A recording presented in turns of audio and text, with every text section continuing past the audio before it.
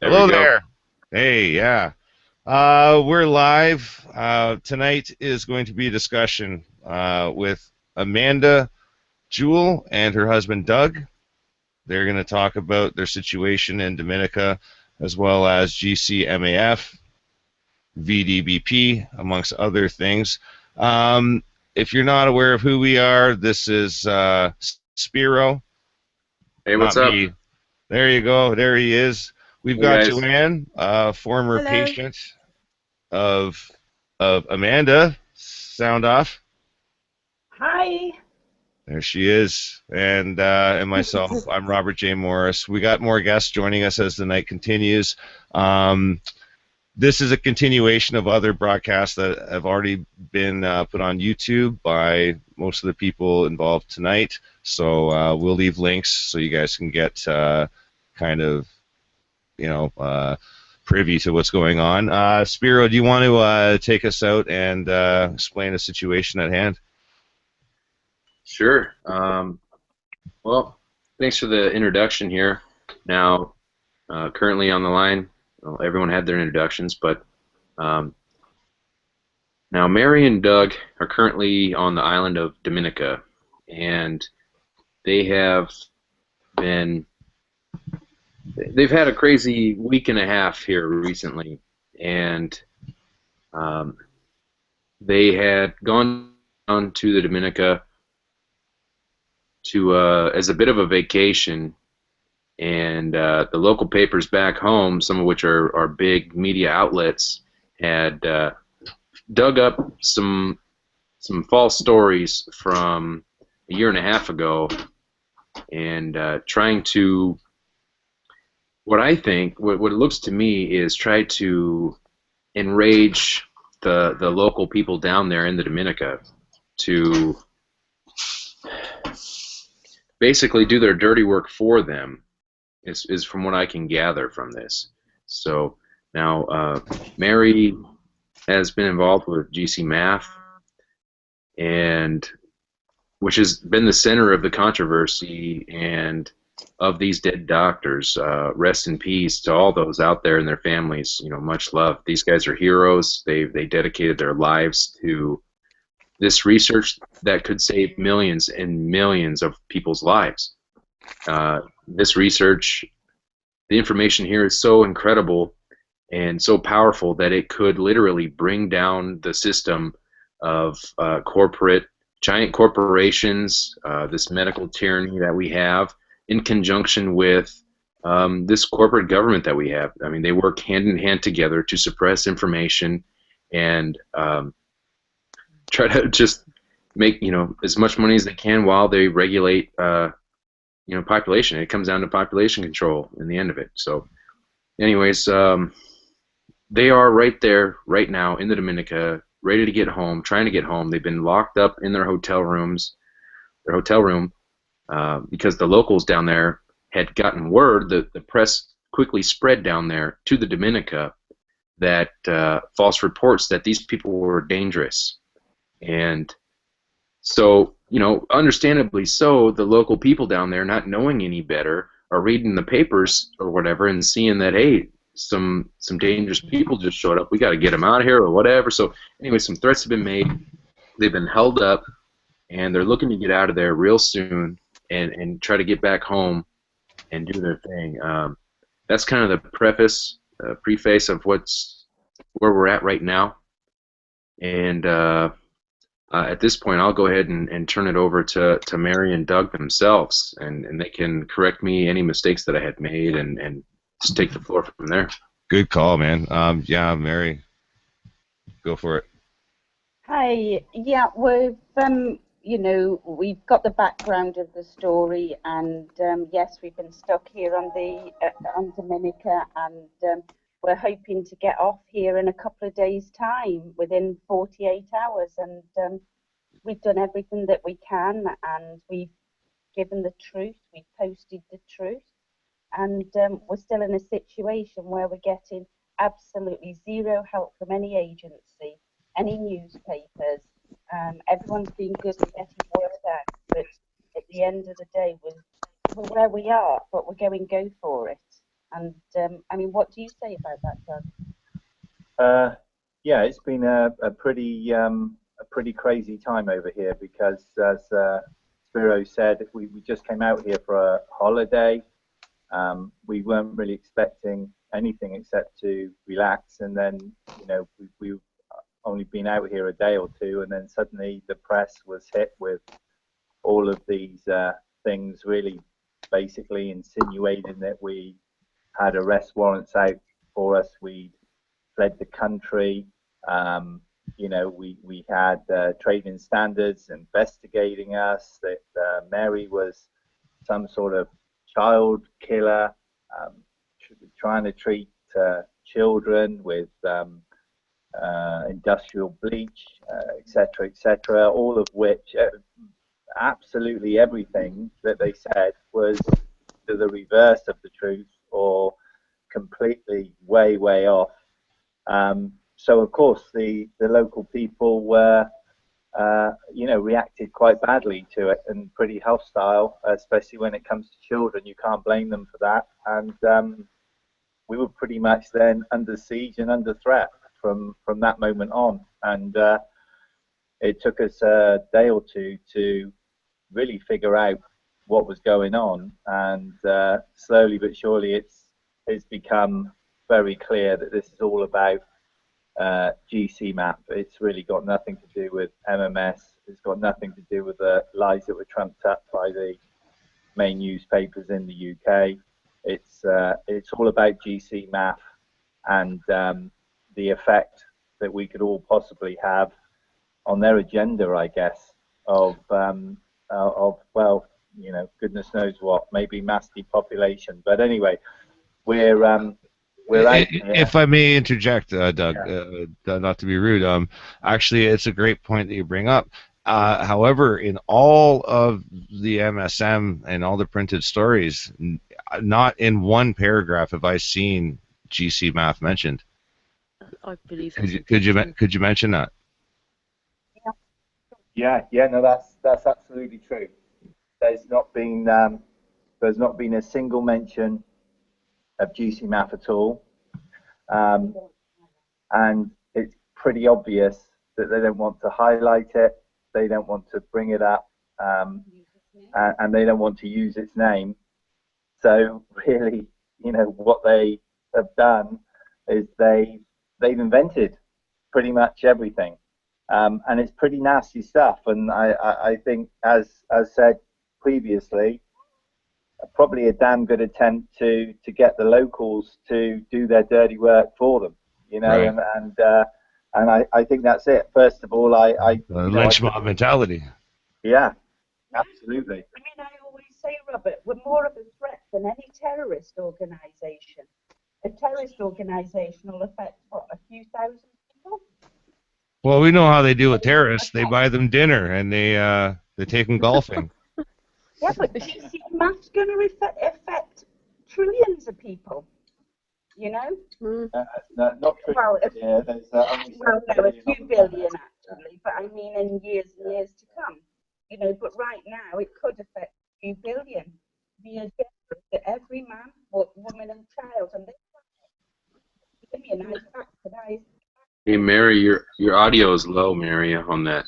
Oh, sorry, honey. Yeah, they're trying to immunise, vaccinise, poison, and give GMOs, chemtrails, metallic poisoning, and so much more. I mean, it's just ridiculous. Right. I listened to your appearance earlier today on the Alan Ritchie show, and great appearance, guys. It's too bad they had a very small time slot. Yeah, you should pick up on that. What you want? Yeah, we're not going to have a problem with that tonight because Google Hangouts offers 8 hours. So I mean, we're going to go as long as you guys can withstand it. So the only thing that I see is that the debates are going on right now. The presidential candidates. That debate is happening right now. So in essence, we're competing with their debate, but we know that basically what that is, in essence, is a puppet show, more or less, and more lies and garbage that they're feeding to the public.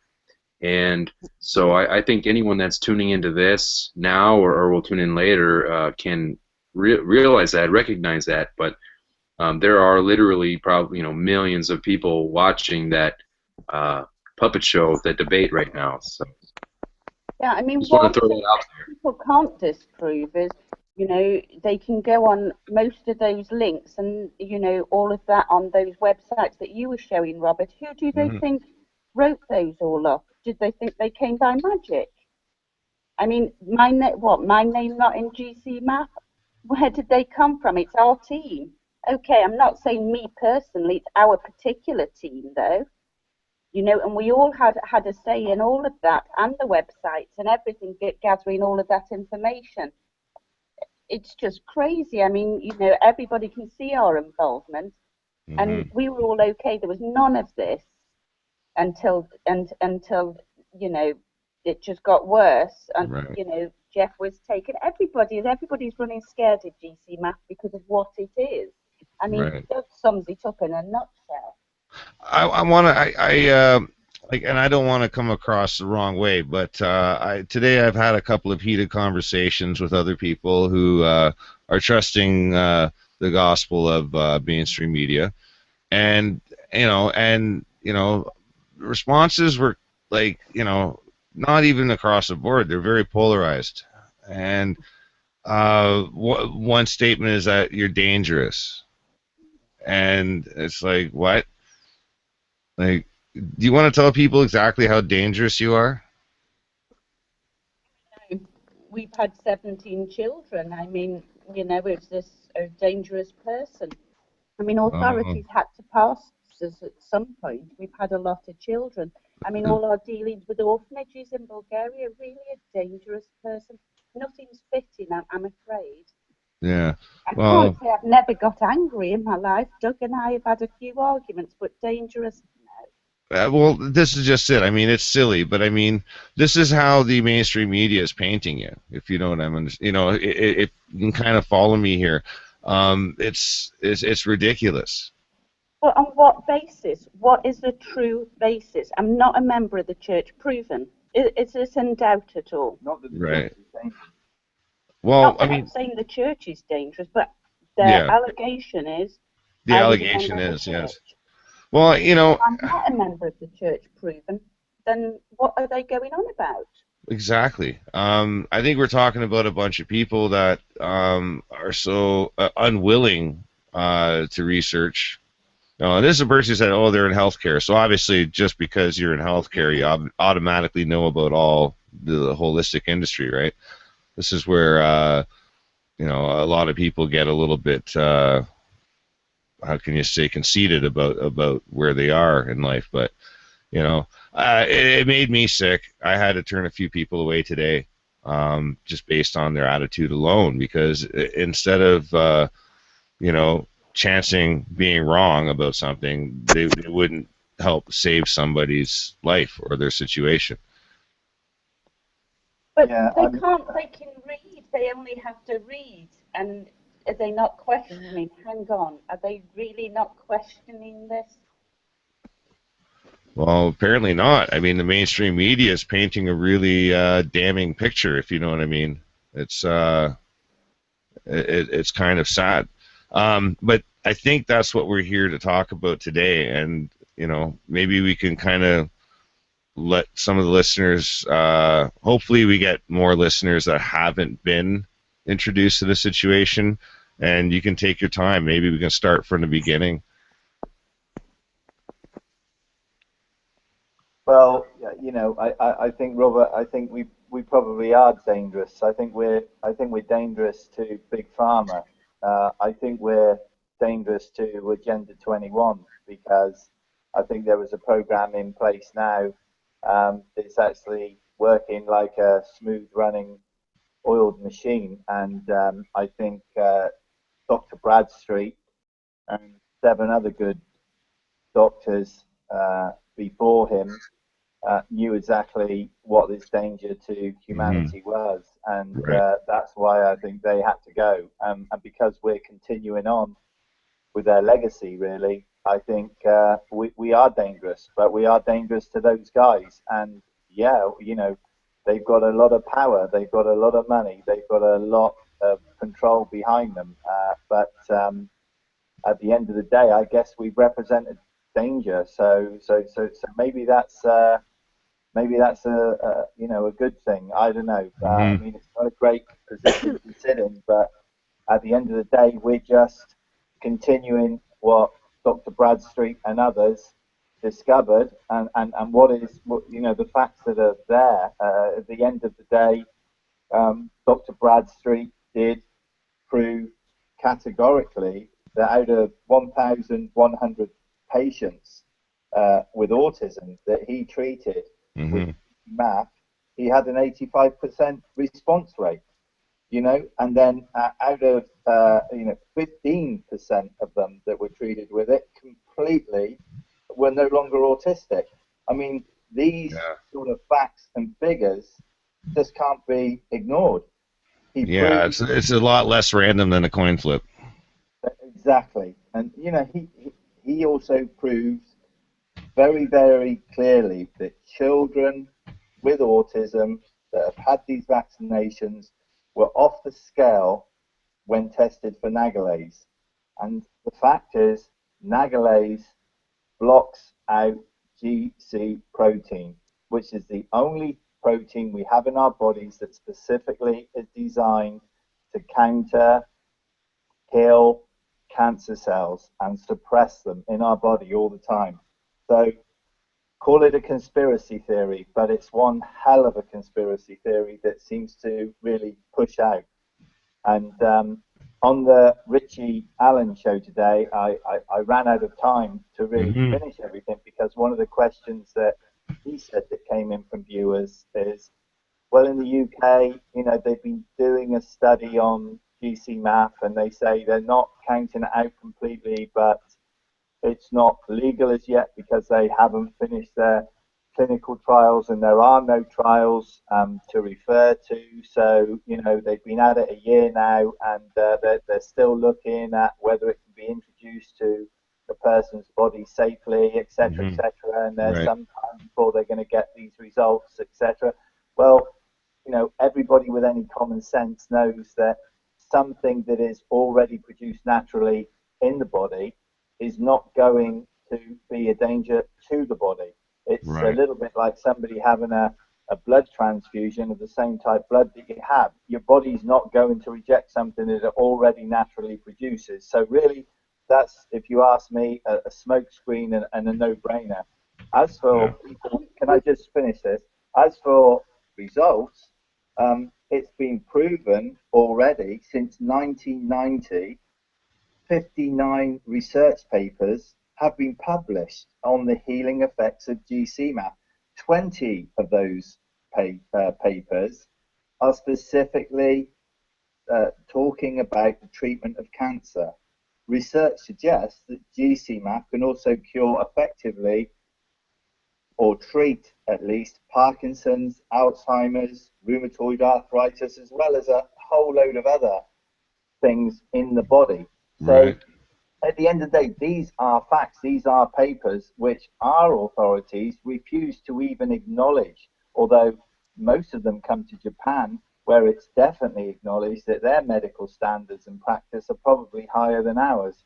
So it's all just a smokescreen to hold this back, because obviously it can do too much good, and who knows, it could possibly see the end to the cancer industry.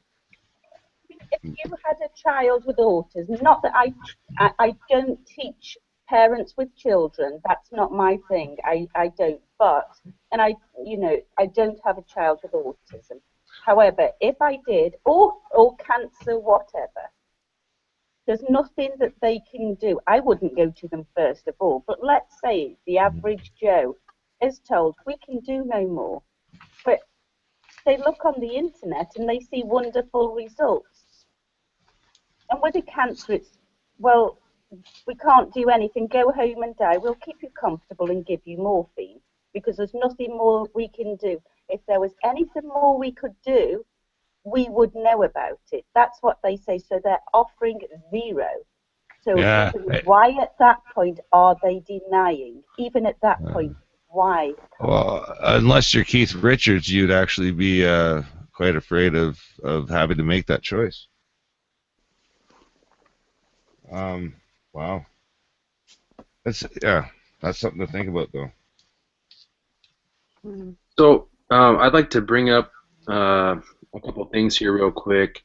Now, Joanne, you haven't really got much into this conversation, but you I've just yourself, been listening intently.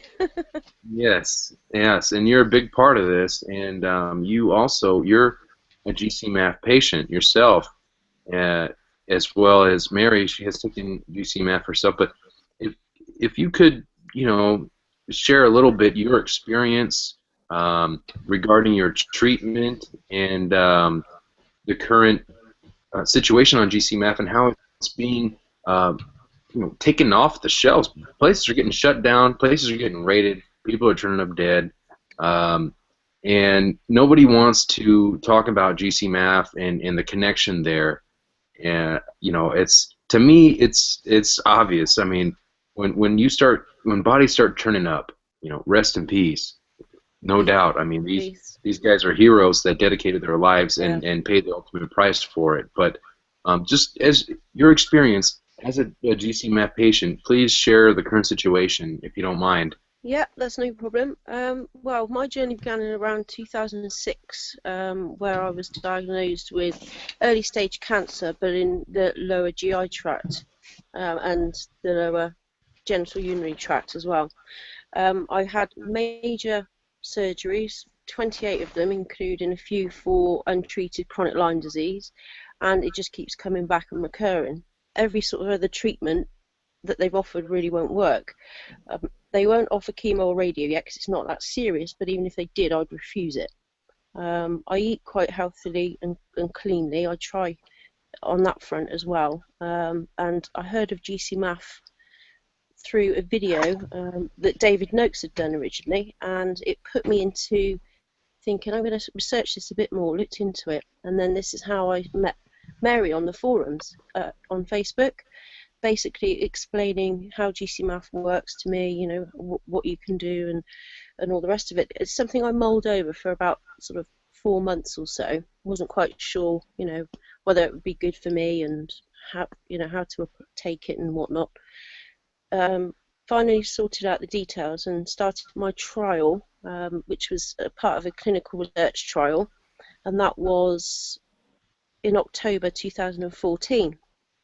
For the first few months taking it, which was sort of once a day, you have to take it on an empty stomach with extra vitamin D3 supplement, ideally as clean a supplement as possible and quite a high dose.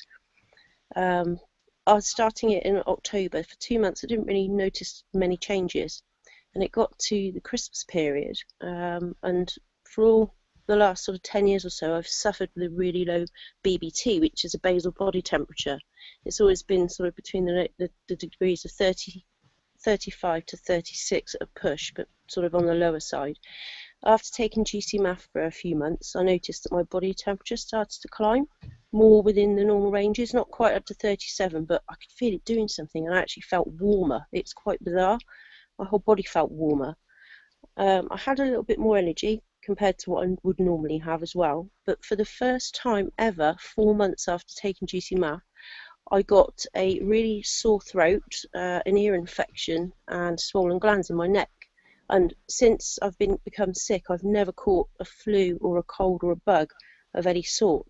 So this seemed like my immune system's trying to do something, because my son had brought home a bug from school, you see, and I caught it then, and it was like my immune system was starting to fire up. I was actually getting some sort of immune reaction, whereas before it was so damped down, nothing would happen.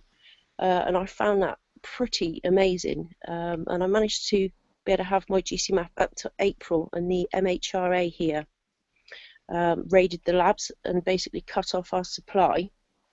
And within 2 months of actually stopping the Gcmaf, which had put me in remission for almost a year at that point, even though I'd only been taking it a short time, it was nearly a year to the day that I ended up having to have my 28th surgery because I had a recurrence 2 months after stopping it.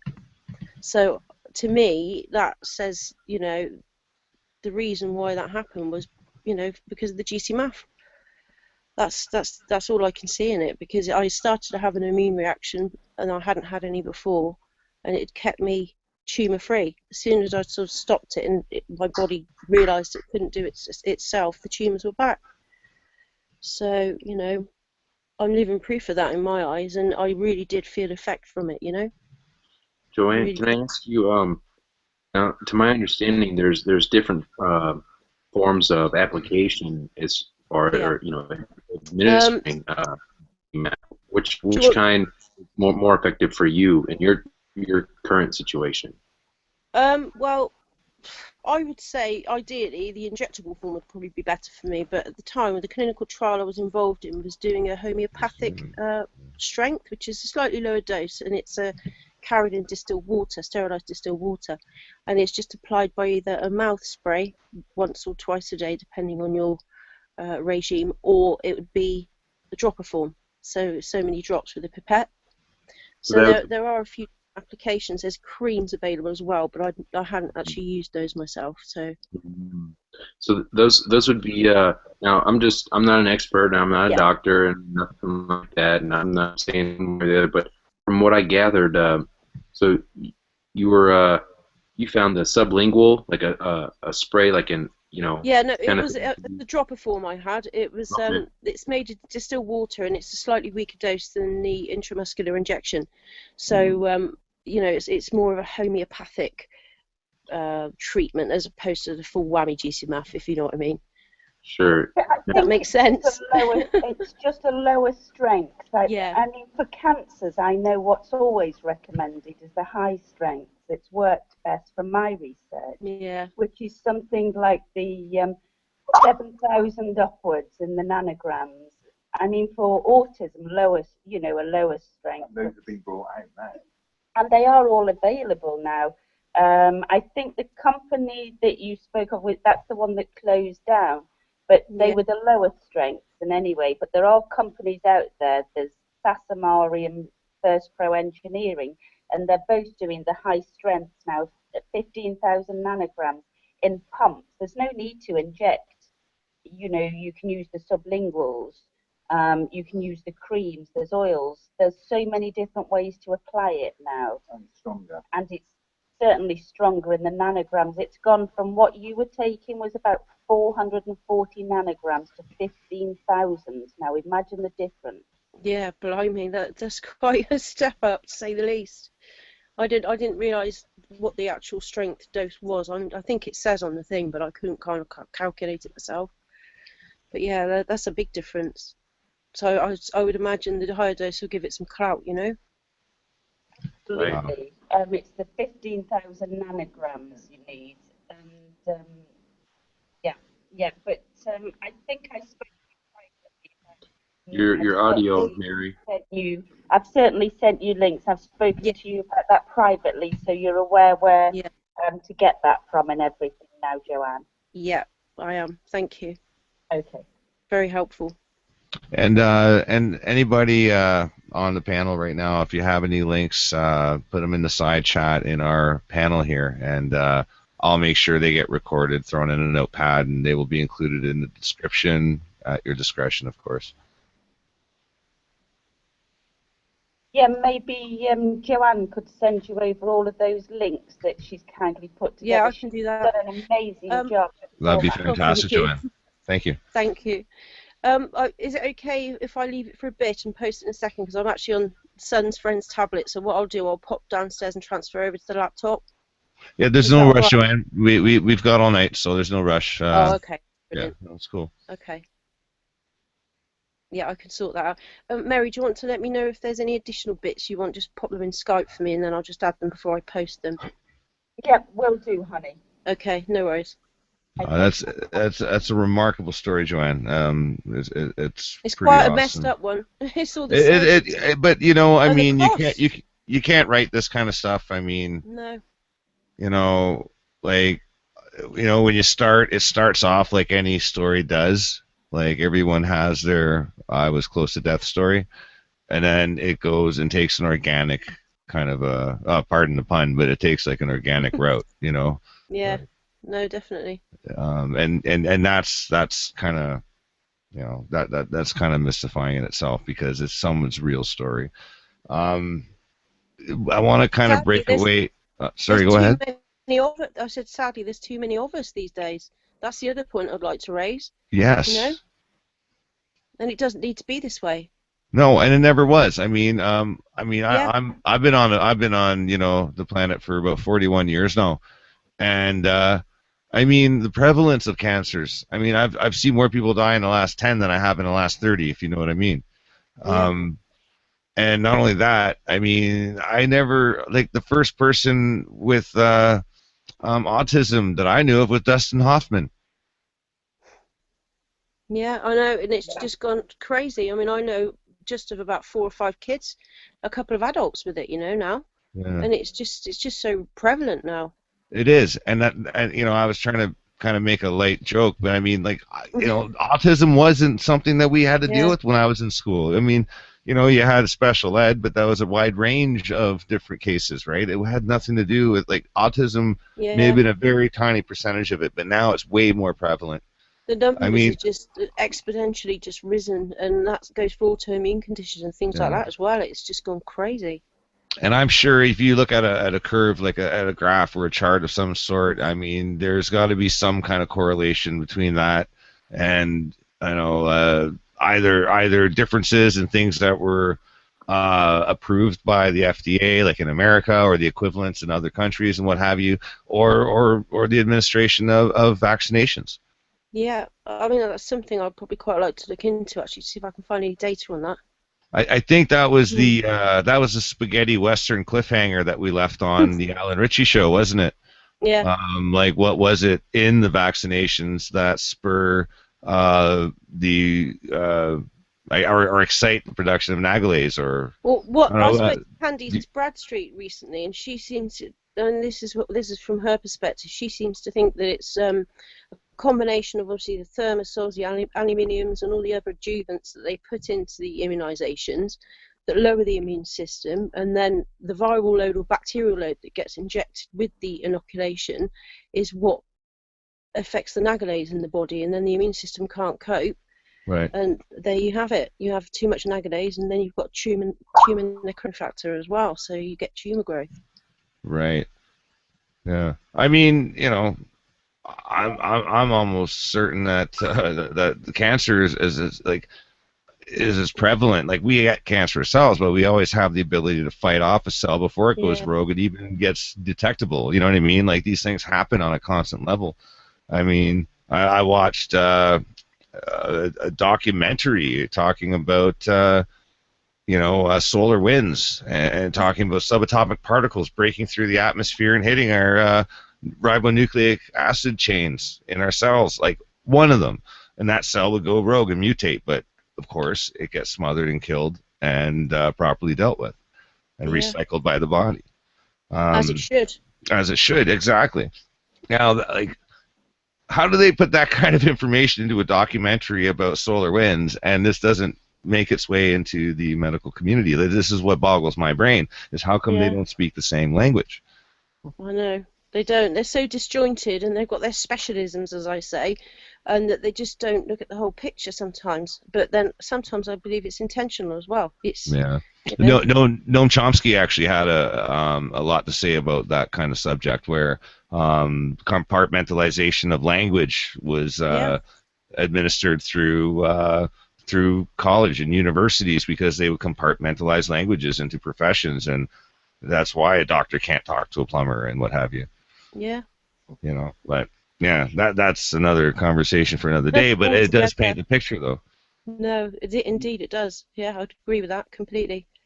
I have a question here for Mary and Doug, and um, you know, through I've been looking into this heavily, obviously, and it's been consuming a lot of my time, and that's good. I mean, I feel that this current topic is such a critical topic right now. Um, I mean, literally millions of people's lives um, are affected by this very topic that we're talking about.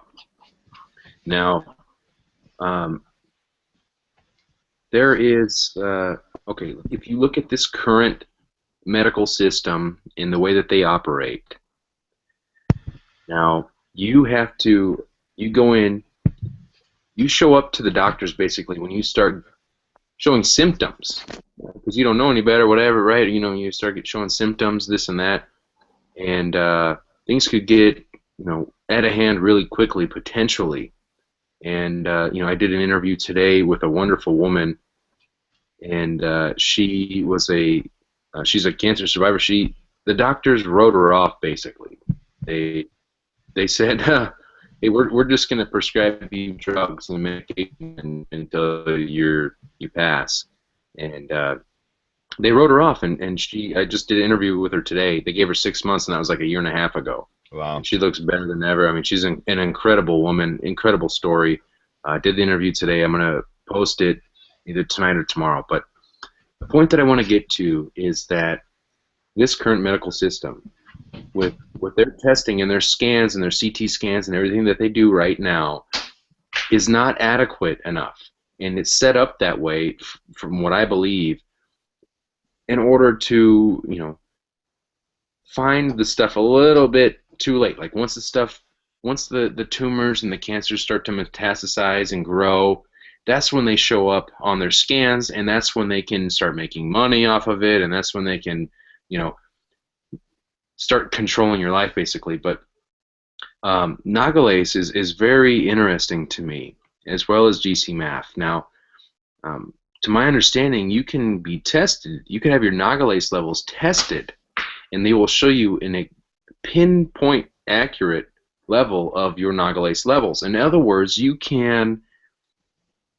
will know, like, to a microscopic level of what your Nagalase levels are. And for those that don't know, I'm sure Doug and Mary will clarify anything that I misstate here if I do. But basically, the Nagalase is an enzyme molecule that's secreted, from cancer cells. I mean, it's the beginning stages, that can be picked up through these Nagalase tests, and they're, to my understanding, expensive. They may take a little while to do, but that's because they're not really being used in that aspect right now. But I'd really like to hear Doug and Mary's point of view on this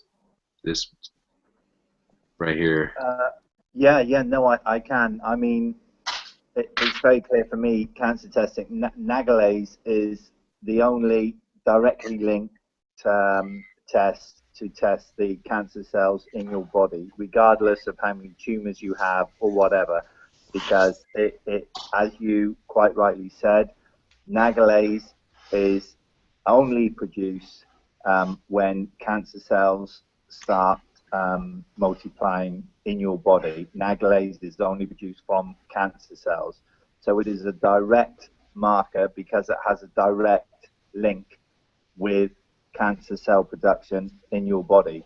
So it is a fantastically accurate and very direct test that is non-invasive and non-damaging to your body. Whereas all of the other tests involved in cancer markers are either grossly inaccurate or actually make your cancer a hell of a lot worse than it started. I mean, let's just go through a few of them. Biopsies.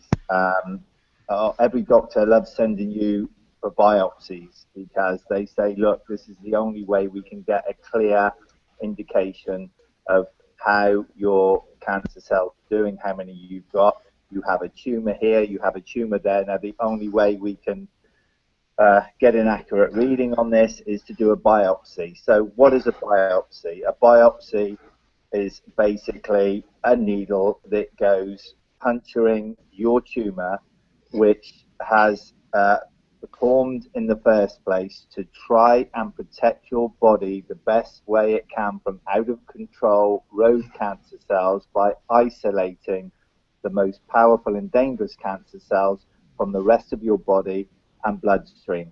That's your body doing its damn best to keep you alive. So what do? They puncture a hole in it. So what happens when they puncture a hole in it? the rogue, high-powered cancer cells leak out and get into your bloodstream.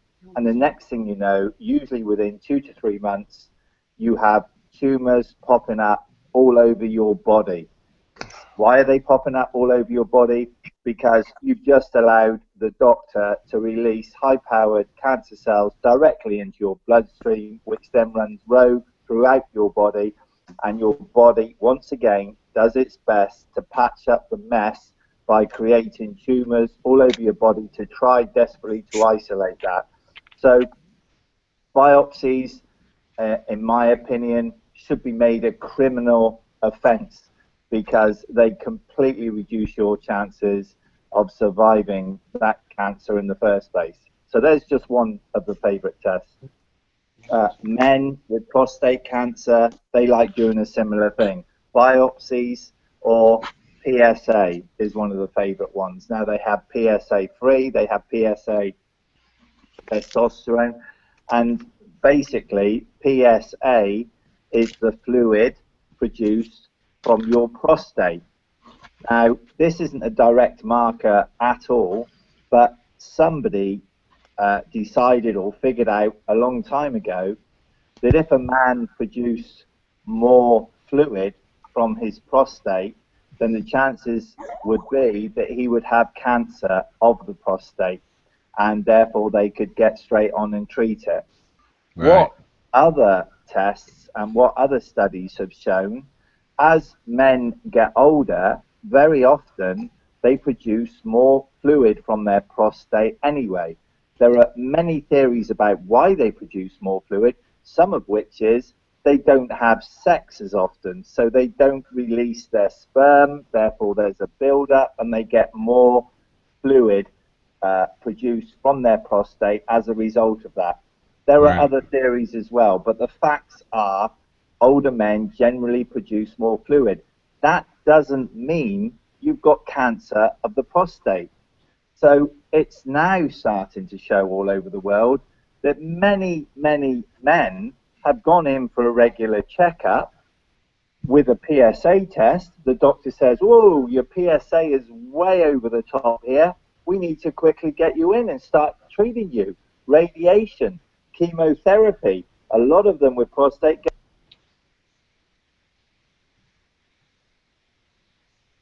Whoa. What the hell did I just do?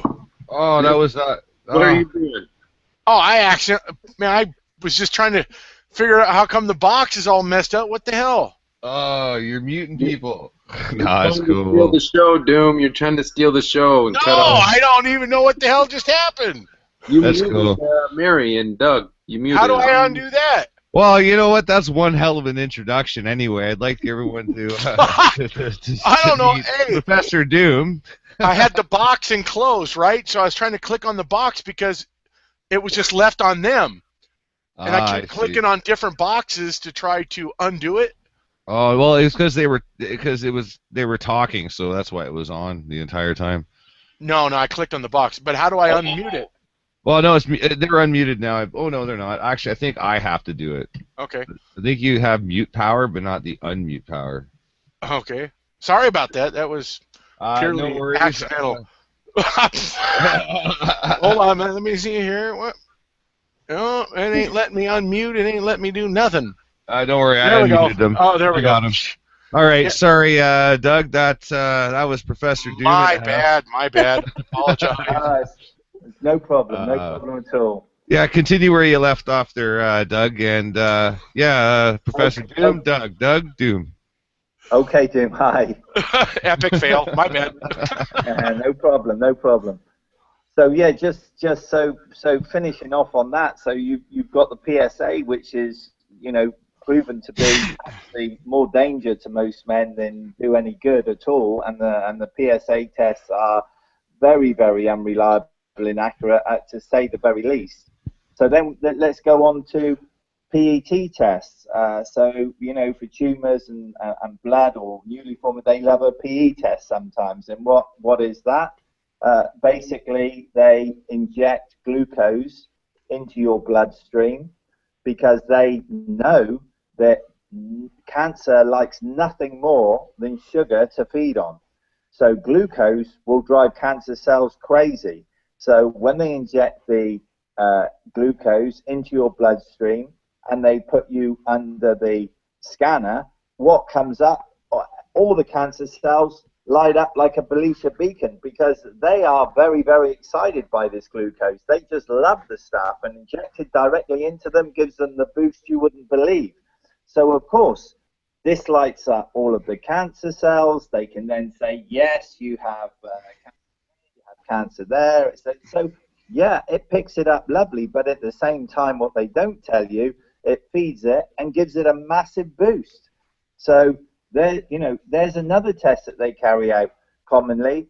And then, of course, we've got the standard X-rays, just dosing your body with radiation, to pick out any tumors there, etc. And then when they picked out the tumors, they decide to do a biopsy or a PET or whatever. I mean, all of the current standard tests, they not only charge people an absolute fortune for, but they inevitably do them serious damage. So the Nagalase test is the only test that is accurate, directly linked to cancer, and makes perfect sense. But guess what? It's cheap. The guy in Holland who designed this Nagalase test and set up his lab to carry it out just charges 50 euros a test. And usually to spin the blood into plasma, it costs another 150 euros. So at tops, it's sort of 250 euros to complete this test with packaging, blood spinning, everything else.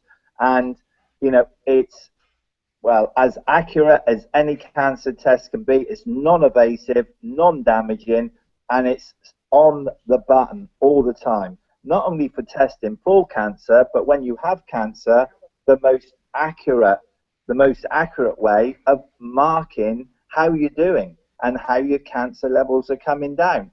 But this guy has morals and has principles, and he's not sold his test out to Big Pharma. He's been approached many, many times, and he's not sold his rights out. He's holding on to it himself, and we've had close consultations with him and talks. And this guy has made it very clear. He'll set up this Nagalase testing to anybody if they can keep the prices reasonable, the level that he wants them, and that he gets a small commission for each test, but he is not open to any big pharma or any other institute taking it over. So guess what? It's basically not available unless people seek it out. So, that sort of more or less covers the testing side of things on cancer. So I hope that clarifies a few things. Well, absolutely. I mean, yeah, you broke it all down there from A to Z on that subject. And when you compare everything that you just said to a simple test for Nagalase, I mean, and then you compare the accuracy and how you can pinpoint down to microscopic levels with the Nagalase test compared to all the very dangerous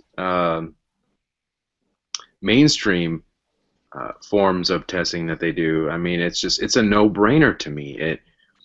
It really is. It really boggles my mind, but it makes perfect sense at the same time with this whole situation. To be perfectly honest, the whole, I mean, obviously I've been really deeply into this and studying it for so many years now, but, I came to the conclusion a long time ago, the whole cancer industry is not set up to save people's lives. It's just not. It's there to actually make sure that people die. But before they die, make damn sure that they're completely broken down, both financially and mentally, before they actually pass away. I mean, let me give you one other example. And as a man, I particularly relate to this and did a lot of research in the early days into it, and I'm absolutely convinced now exactly how this works. Now, I don't know about in the States, but I know very much in Europe that any man that goes into the doctor and is diagnosed with prostate cancer, for very often the wrong reasons, as I previously mentioned, guess what happens? The doctor says, okay, listen, we've got to get you going on radiation treatment immediately, possibly chemo, but it's very, very important that we immediately inject a dissolvable pill into your prostate area that is a slow release pill, and what that will do is that will suppress your testosterone completely. That will take out your testosterone. And the reason we need to do that, Mr. Brown, is because it's been proven that testosterone increases the chance of increases cancer growth in your prostate area. Now, if we block that testosterone, at least we'll slow down the growth of cancer. So we must get this capsule right in you so that it will block all of your testosterone for the next 3 months. Great. So they go ahead and they do it. But guess what? The truth is that what it actually does is the complete and utter reverse of what they say, because all of the studies done connecting testosterone to cancer are completely and utterly flawed. Now, I won't waste everybody's time going into all of the technical detail about why it's completely flawed and the reverse of what they say, but I'll just describe it in a very common sense way that I hope most people will understand. Now, most men understand that testosterone is all about your testosterone levels in a man are at their highest usually in your early 20s. Anything usually between 18 and 25, sometimes later on, but definitely before 30, a man's testosterone levels are higher. And why are they higher? Because a man is generally, with high testosterone levels, more virile, more able to get stronger, have more stamina, etc., etc. This is well known in the sports industry and everything else. Testosterone improves your strength, your stamina, and all of those type of physical attributes. And we all know as well, because this has been proven by studies, whatever age we are, whether we're 30, 40, 50, 60, 70, whatever, if we start getting out there and start working out and start pushing some weights, press-ups, whatever the exercise, it doesn't really matter. Tests have shown time and time again your testosterone levels naturally come up, because your body, when it's building muscle, when it's building stamina, when it's building strength, and it's fine, it needs testosterone to build that muscle, to build that strength, to build that fitness. Without testosterone, you can't do anything.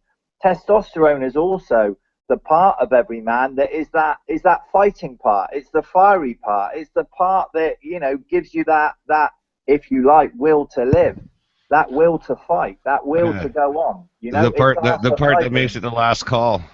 Exactly. So actually, what happens is, and believe me, I've seen this with many, many patients over the years. Everybody that I have ever seen that has had prostate cancer, that has had this pill injected into them to block their testosterone, without any exceptions, they've all died. None of them have survived. And do you know why, in my opinion, they haven't survived? Because the moment they get that testosterone blocker in them, you see the life sucked out of them. They don't have any fight left in them anymore. They don't want to fight. They're not interested in surviving. The life literally has been blocked out of them. And once they've got that pill in them, it doesn't matter what they do, what exercise they do, what anything, they can't get it back because their testosterone levels are blocked. My belief is that we actually need testosterone in our body to fight this disease and fight any other disease. You take that out of a man, you take away half of his ability to fight this. And I've seen it time and time again. And I realized in the end, there was no point in even telling these people to take treatments and to do things to try and fight this, because they were not going to win. There was not a fighting battle. And most of these guys that have had these testosterone blockers, before they die, you can tell they've given up. They want to die, you know? Now, you know, why do they do that? There've actually been studies shown with men with prostate cancer where they've actually artificially added testosterone to their bloodstream. So they've boosted their testosterone levels, and hey, guess what happens? The prostate cancer starts going backwards. It starts retrieving. They feel more energy, more energetic, and when they combine it with exercise, the body starts fighting back.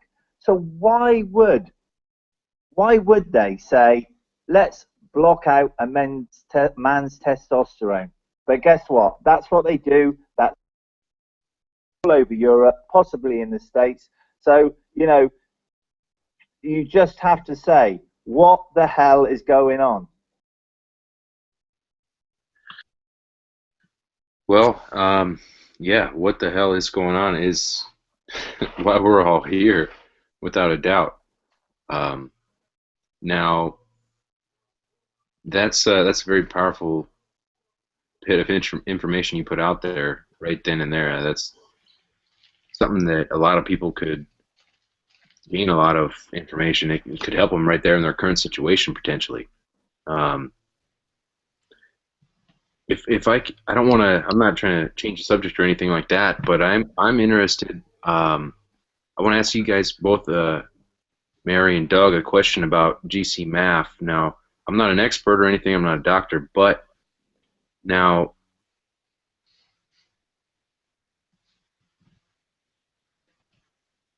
done.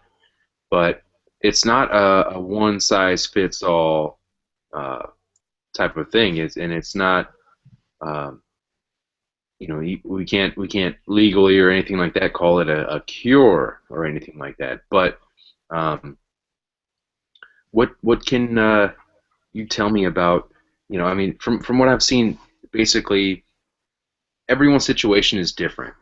Their immune system's different. Their bodies are different. Their conditions are different. Their ailments are different, and everything like that. I mean, from what I've seen, it is possible to assess people's situation and formulate a procedure or protocol geared towards a specific, very specific, as specific as towards an individual, to help combat and fight some of the stuff that we're talking about here tonight. And I was just wondering if you guys could shed some light on that for us. I mean, there's no one size fits all. I'm not saying Gcmaf is the golden bullet. I mean, I speak from cancer. I mean, of course, Gcmaf has many other things.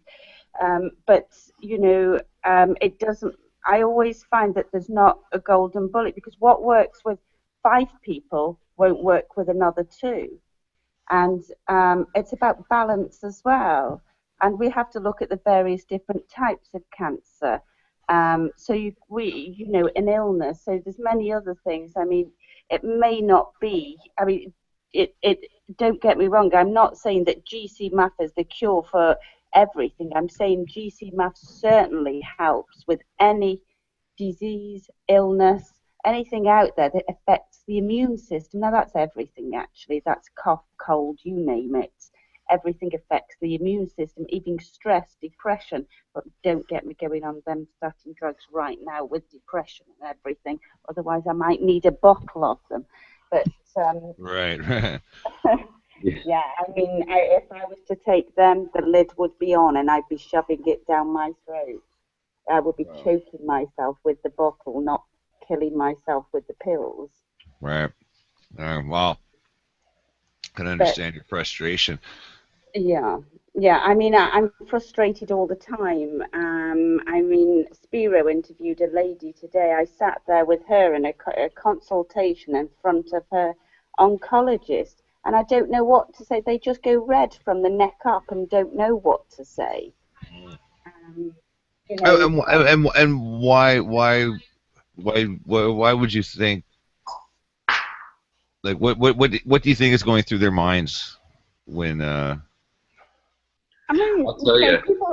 we say to the oncologist, don't you want to know what works? They don't want to know. They say, well, it's not anything that we can use. It's not being tested. If I keep on hearing it's not being tested, how many people have to take it for it to work? I mean, surely it's results. The results are there. Well, I mean, isn't there I mean, maybe it's a fine line, but isn't there a line between like administration and testing? Like, if it's being administered, like, haven't we already crossed the testing threshold?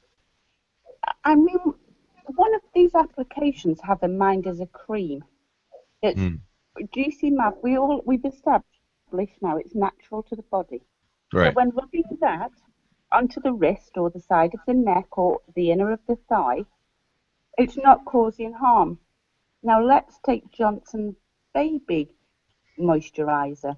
Now that's causing harm when you're rubbing it in, but that's allowed, and that's a baby product. And so the Gcmaf that the mother produces for her baby that's natural in our bodies, please. I mean, mechanics often wash their hands with gasoline. Oh yeah, yeah. I mean, and ethanol, and, if you want to wash your hands and you've got oil on them from working in a garage and you've got some coffee grinds, you rub that into your hands, it gets all that oil off. Yeah, but don't the lighter elements actually make it through the skin barrier and into your bloodstream? Well, your body's largest organ that it has is your skin. Yeah. It absorbs. Things do absorb through the skin. So, we're washing our clothes in chemicals that are sat on our skins. We're perspiring in them, and it's been soaked in. And then we're putting our sprays, our creams. I mean, it's just so abysmal. And then we've got women with their nail varnishes and you're plastering your faces in a mask. I mean, if you've got to wear makeup, I've been researching, must have took me 10 years. Probably. Makeups for women. There's a lady, if people Google Lady May, they'll come across an amazing product. It's one mineral. That's all it is. You can sleep in it. Your skin can breathe in it. It's wonderful. It's out there. But no, women don't want to do that. No, let's block every pore that we've got. Come on. I saw, actually probably the only meme that I laughed at in the last couple of days was one a buddy of mine posted. And it was a makeup-related one. It said there's a difference between wearing makeup and look like you got gang raped by Crayola. Yeah, absolutely. I mean, nobody knows what natural is anymore, for goodness sake. Mm-hmm. It's a world gone crazy. Well, I mean, standards have obviously dropped, but in that context, what am I trying to say? It goes beyond makeup and what have you. I mean, like, it's a multitude of products. A lot of things on the market is targeted at shutting down Gcmaf production. Yeah, absolutely, it is. The vaccines. I mean, we were talking about this, Right. I mean, that was a cliffhanger that you left off on the Alan Ritchie show. Do you have commentary on that? Yeah, here you go. My reasons. Let's just go over vaccines. If your child suffers from any of these or you've got to go and have your child vaccinated immediately. If your child's deficient in mercury, aluminum, formaldehyde, viruses, foreign aborted fetus cells, DNA, or other ingredients proven to cause neurological damage, there's one reason you should go and have your child vaccinated. Right. 2, if your child has an excess of healthy, functioning brain cells, take it to be vaccinated. Right. If you need if you need additional finance, I mean, the National Vaccine Injury Compensation Pay Program, it's paid out over what, $2.8 billion to parents of children injured or killed by Oh, vaccines. oh, There's another reason. so you mean if you have a rough go at a vaccination, you can turn around and sue the administrator?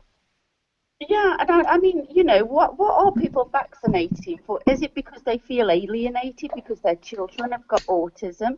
Or is it because the government give additional benefits to parents with autistic children and they want the extra benefits? Is that why they're doing it? You know, there's thousands of parents reported that their children have become autistic within 2 weeks after vaccinating the children. Is that a reason to vaccinate your children? Well, see, I see a couple of inconsistencies, and like, I'm not a scientist. I'm not a medical doctor either. I'm just a guy. I can build websites, and I could change a roof for you. But you know, the inconsistencies are this. Like, I look back at my parents' generation, and my generation. Like, I'm 41. I'm like the tail end of X Gen, basically. But I look at I look at the amount of disease and sickness around. Now, I see the inoculation scars on people from my dad's generation. I don't have an inoculation scar personally, but I'm sure I was vaccinated at birth. Now, the prevalence of diseases, though, seem to spike in the generation beyond mine. Like, I guess you could say Y generation and Z generation. Like, you know, there's like a high prevalence of everything from like, we were talking about earlier, like autism. Like you got kids that are like 6 years old with like stage 3 diabetes. Like, how the hell does that happen? I mean, one could argue it's the foods and what have you, and I'm totally in agreement there. But the point I'm trying to make is that this prevalence seems to go hand in hand with vaccinations. Now, is it Nagelase related, like in 90% of the cases, or do you think it's targeted? Like, do you have any kind of scientific data to correspond with these bursts and the rates of these disease, disease inclines or what have you? Yeah, I have got some data. I'd have to dig that out, actually. I mean, we go walking around and our stomachs are full, yet we're all starving of nutrition. What's that about? We're not eating food; we're eating filth. I mean, crazy.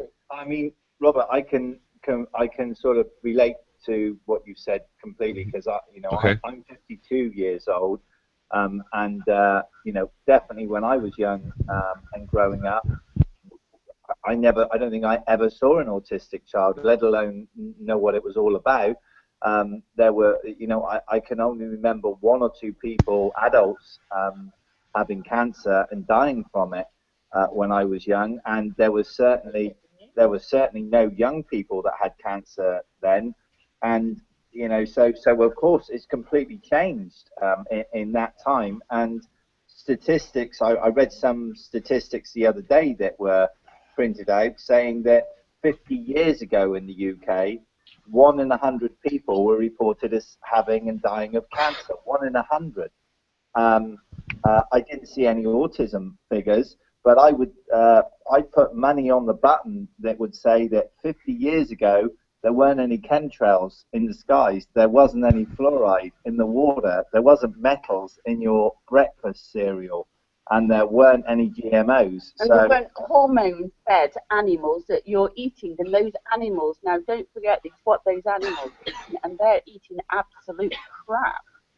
So you're eating that, then it's not meat anymore. It's crazy. Yeah, I actually worked in an industry that made micronutrients for cattle feed, and we were giving them basically supplements for selenium. And and that was to fight mad cow disease. Now, the funny thing is why did mad cow disease exist in the first place? That's not a normal thing. Well, they weren't eating. Cows are supposed to eat what? Grass. They're not supposed to be eating cow cake, for goodness sake. Well, no, I think the problem with mad cow disease back then was they were literally recycling, dead flesh into animal feed, which goes against nature in general. And I think it was a step too far, and they realised it eventually. Hey, Doug, your audio is a little low there, but with that, absolutely, without a doubt, the big part of what I see going on is our environment. Our environment absolutely plays a major role in our health, obviously, from the air we breathe, the water we drink and bathe ourselves in, bathe our children in, brush your teeth with, to the food we eat, everything, the whole thing. Not only on the physical level here now, all those things I just named physically have an effect on us here, but our environment affects us to the extent psychologically with our brains, our mindset, where we're at, everything. I mean, everyone, there's a lot of people right now watching the debates right now and the puppet show and everything like that. Well, I tell you what, that's a bunch of garbage. It's going to be same, new boss, same as the old boss type thing. But it comes down to the individual. What I believe. I mean, the people have the power. Your audio, Mary. Sorry, we are creating a chemical shitstorm in our bodies, honey. Well, yeah, you could say that. And that's a T-shirt if I ever did see one. I didn't even mention all the vaccines and everything else. I mean, just the GMO foods, the toxic air, the toxic water, toxic food, toxic soil, everything, toxic environments. Our mental state, is key as well. I mean, we're absolutely. People have. Well, I mean, brain chemistry alone. I mean, just the simple actions and reactions of your brain will trigger different, nodal responses in different glands. Like, I mean, your whole system is governed by the state of your mental. Our environment. Activity. Like how comfortable you are under your own skin. If you're constantly stressed out, you're going to be in an acidic environment. Your cells will break down in that sense. And then if you have Nagalase suddenly in the picture, I mean, it's a perfect storm, right? Right. And then there's also the EMFs, electromagnetic frequencies, electromagnetic radiation, Wi-Fi. I mean, all that stuff has an effect on the people, on our physical bodies here, as well as our minds, our consciousness. That whether you're aware of it or not.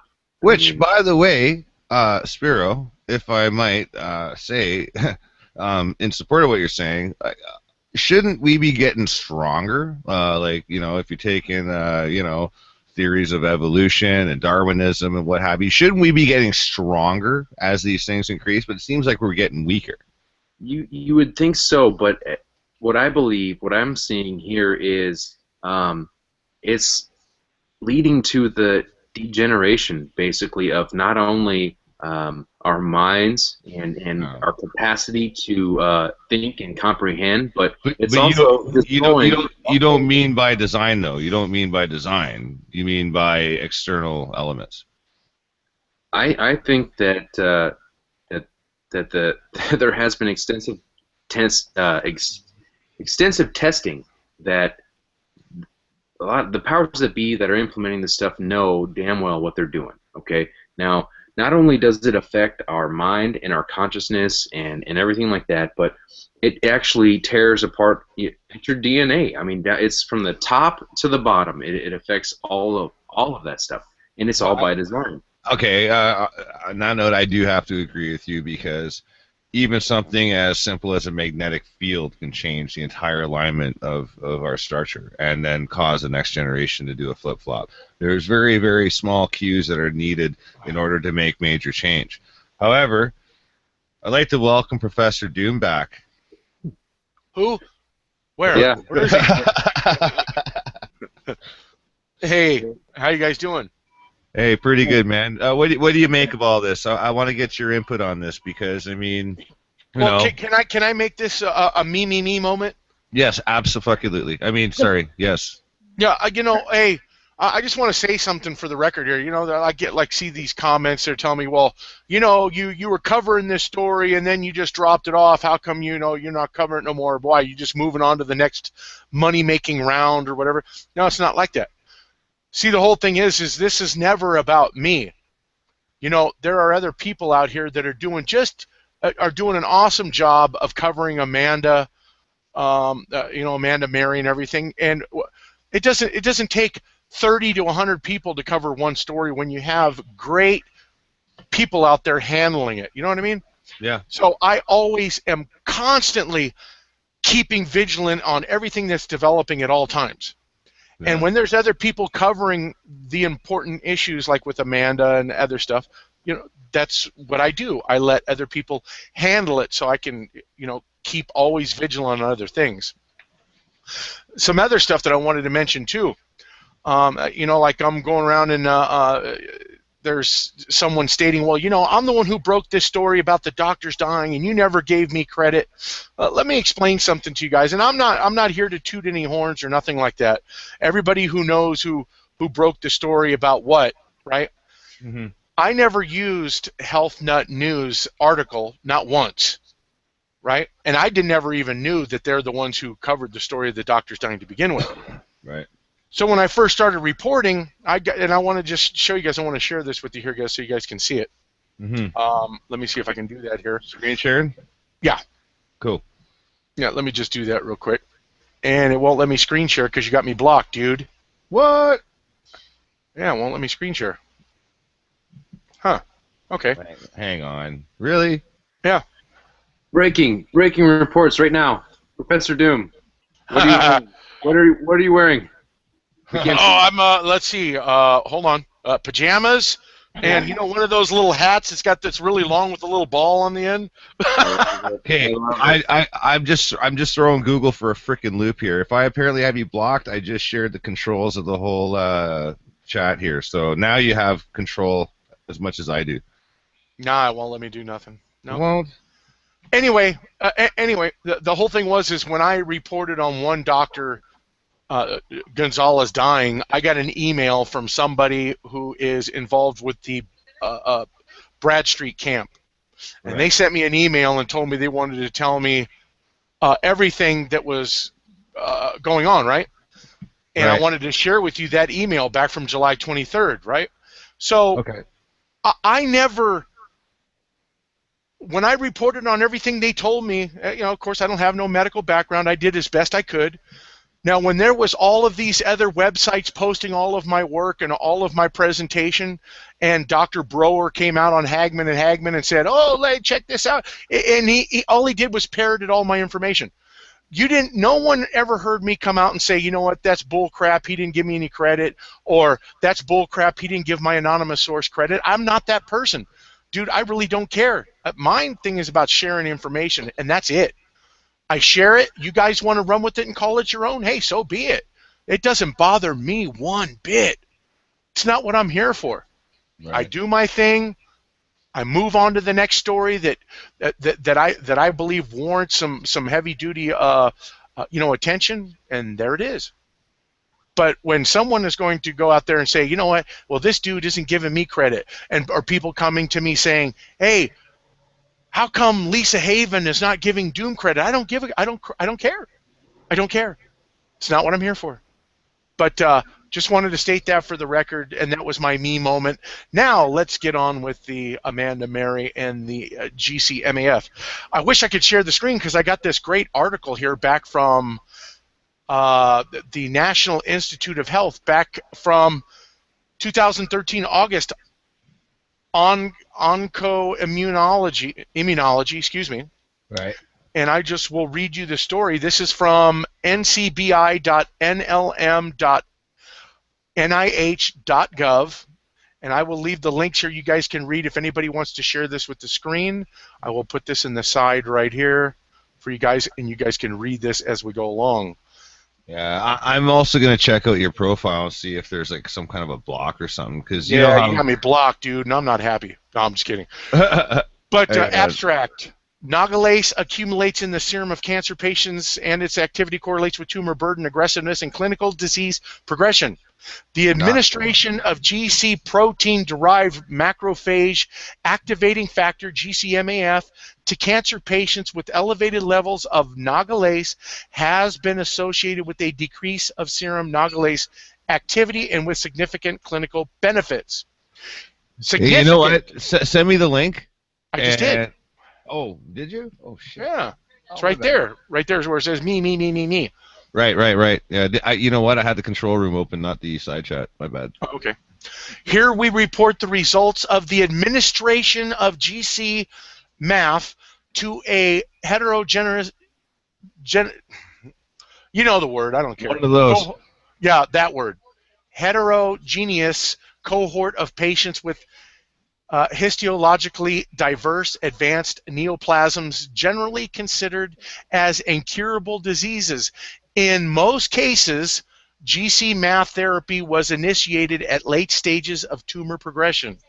As this is an open-label, non-controlled, retrospective analysis, caution must be employed when establishing cause-effect relationships between blah, blah, blah, blah, blah.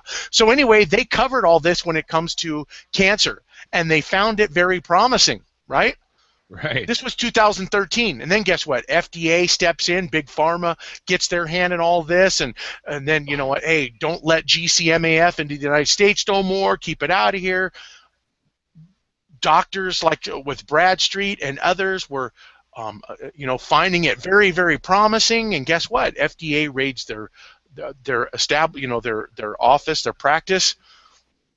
Now you got holistic doctors dying left and right, and they're sharing information when it comes to autism. How is it that the GC macrophage activating factor was how was it involved with the autism? Well, the thing is that the Nagalase was found to be a high elevation levels in the autistic children.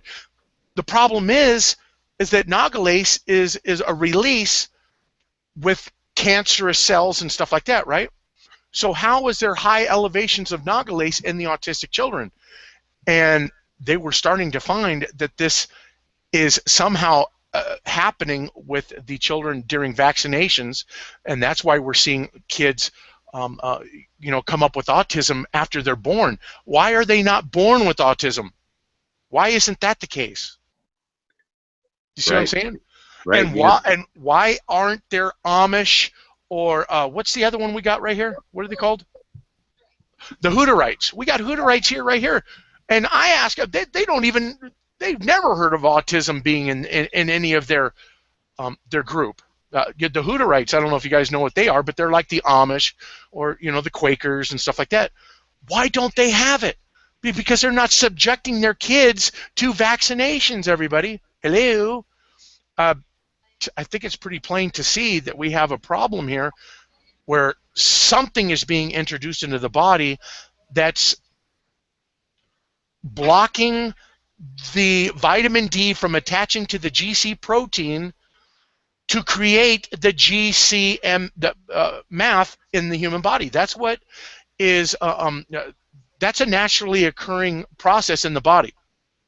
Vitamin D, GC protein, attachments create the GCMAF in the human body. Once something is introduced into the body where these high elevations of Nagalase, and it is affecting the human immune system, and that's what I was getting, the information that I was getting. That's what was happening, and these doctors were sharing information with each other about this, and it had to do with autism, and it was becoming known when exactly this process is being introduced into the human body. Right. So that's where our problem was lying. And you still ain't able to share, huh? Nope, still can't screen share nothing. Hey, Robert, I just I don't mean to interrupt, Doom. You're killing it, brother. Good job as usual. Oh, no. I just got a message from Laura LaRue. She recommended that we get Dr. Rima Leibau involved here in this roundtable, and I think that's a great idea. Yeah, I'd like to do that. Go ahead, send this guy the link. Absolutely, I'll get on that right now. All right, Roger that. Doom, do you have another account maybe to log in on? Because I don't. I've gone and checked you out. I don't have you blocked personally. Like I don't. Yeah, I can't do anything. It's not letting me. Oh wait a minute! I can click on the control room. Woohoo! But you don't have a little green share thing. What about add tools? Yeah, I click on it. It doesn't do anything. Doesn't shit. do a thing. Hold on, wait a minute. Hold on. Nope. Doesn't do a freaking thing, dude. You want to try logging out and back in? Maybe it just didn't load right. Okay. I'll let me make sure that I have something here. Let me do this. Cool. Let me make sure I have access to get back to the thing. Oh, there it is. Okay. I can't find you on Hangout, so I tried to send you the link that way. I had to invite you through YouTube. Okay, let me see.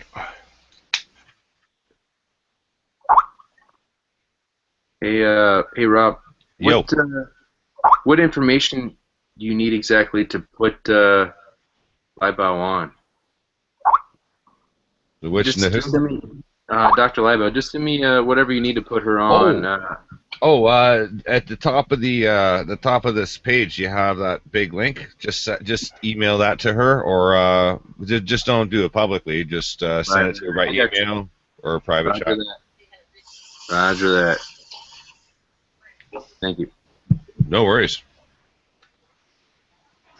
Joanne, how are you doing? I'm good, thanks. I'm just trying to sort out this index listing that we can post in the room with all the links and everything on.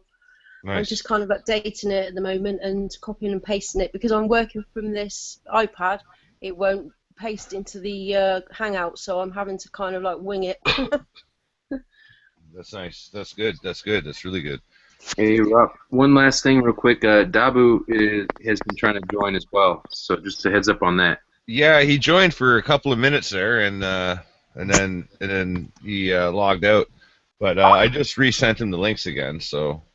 Right on. Hey, send me one more link too. I'll try to get it to Rima Leibau. Thanks, Sorry? brother. Send me the link too, so I can get that to where I need to. Appreciate it, brother. Yeah, no worries. Actually, I think it's already there at the top of your Skype convo, but I'll send it again. It should not have changed. No, it's identical. Yeah, it won't let me share nothing. Jesus, I'm crying out loud.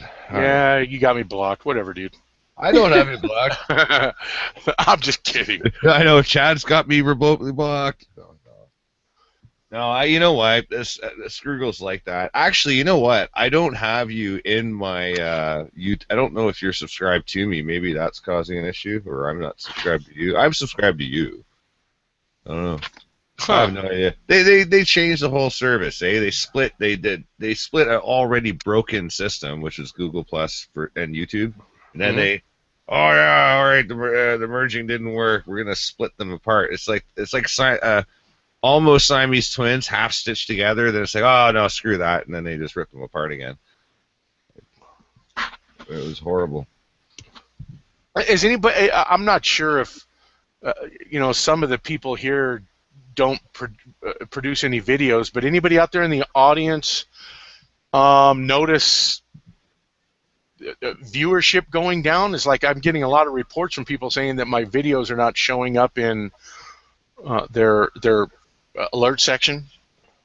Anybody else noticing that? I can tell you this: I get a lot more crap videos from other people I've never heard of. Oh man, yeah, I don't know what's going on. I'm not one to complain. I mean, hey, I do my thing and just keep pressing. That's all I can do, right? Just click away.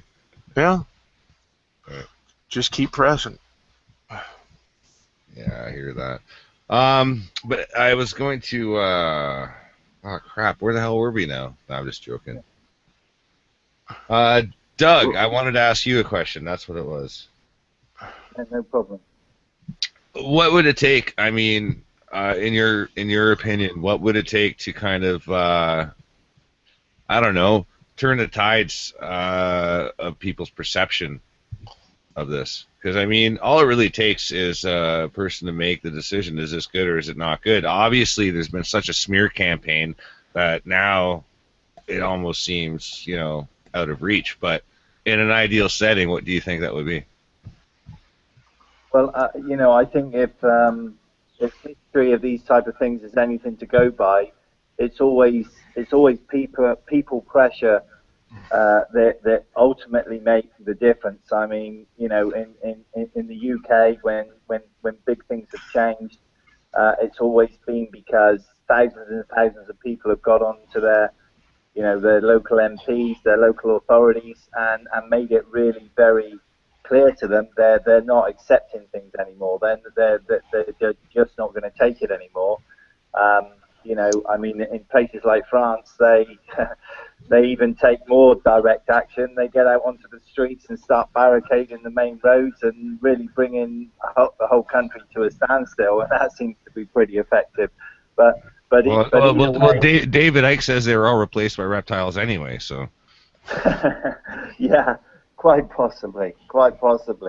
But I mean, you know, I'm convinced in my own mind that it is all about people power and getting out there as best you can. And yeah, on the you know, looking at things from our perspective, I guess you think, well, Jesus, you know, what are we compared to big media, big TV? You know, nothing. But you know, I have a higher belief and a higher feeling that you know, we're not alone here, you know, and if humanity is meant to be saved, or a good proportion of it's meant to be saved, and these corrupt governments of ours, big pharma, are to be overturned, then you know, you just need a spark, and maybe we're that spark, and you know, I will, to the rest of my life, I will always be convinced that, you know, that's all it takes. And at times when you feel like there is nothing left and there's no way, you keep going, because those are the times that something comes through. But ultimately, for me, it's people working together and people power that can turn this around, you know. Yeah. Listen, I'm gonna ask you a question here, and it's, I don't know, I've been battling this all day because I've had some pretty horrid arguments with some old friends of mine, just trying to get this out, to break this out of people, and they won't listen. They're so adamant that they know what's going on, like they know the story because mainstream told them so, and it's very difficult to have conversations with these people. How would you address them? I mean, they want to see inexplicable and incontrovertible proof. They want to see facts, and they want to see them quick because their attention span is like gnats. Like, they can't pay attention for very long. Like, what would you say to these people? Because these are the ones that we want running out in the streets in support. You know, we're trying to save them too, right? Yeah, no, absolutely. I mean, you know, I would say, or I always say to people that I know that are of the same mindset, that just believe the media and everything else, I say, look, if nothing else, just look at the plain statistics of, you know, what are the success rates with cancer now. You know, I mean, you know, just look at those. And tell me, is there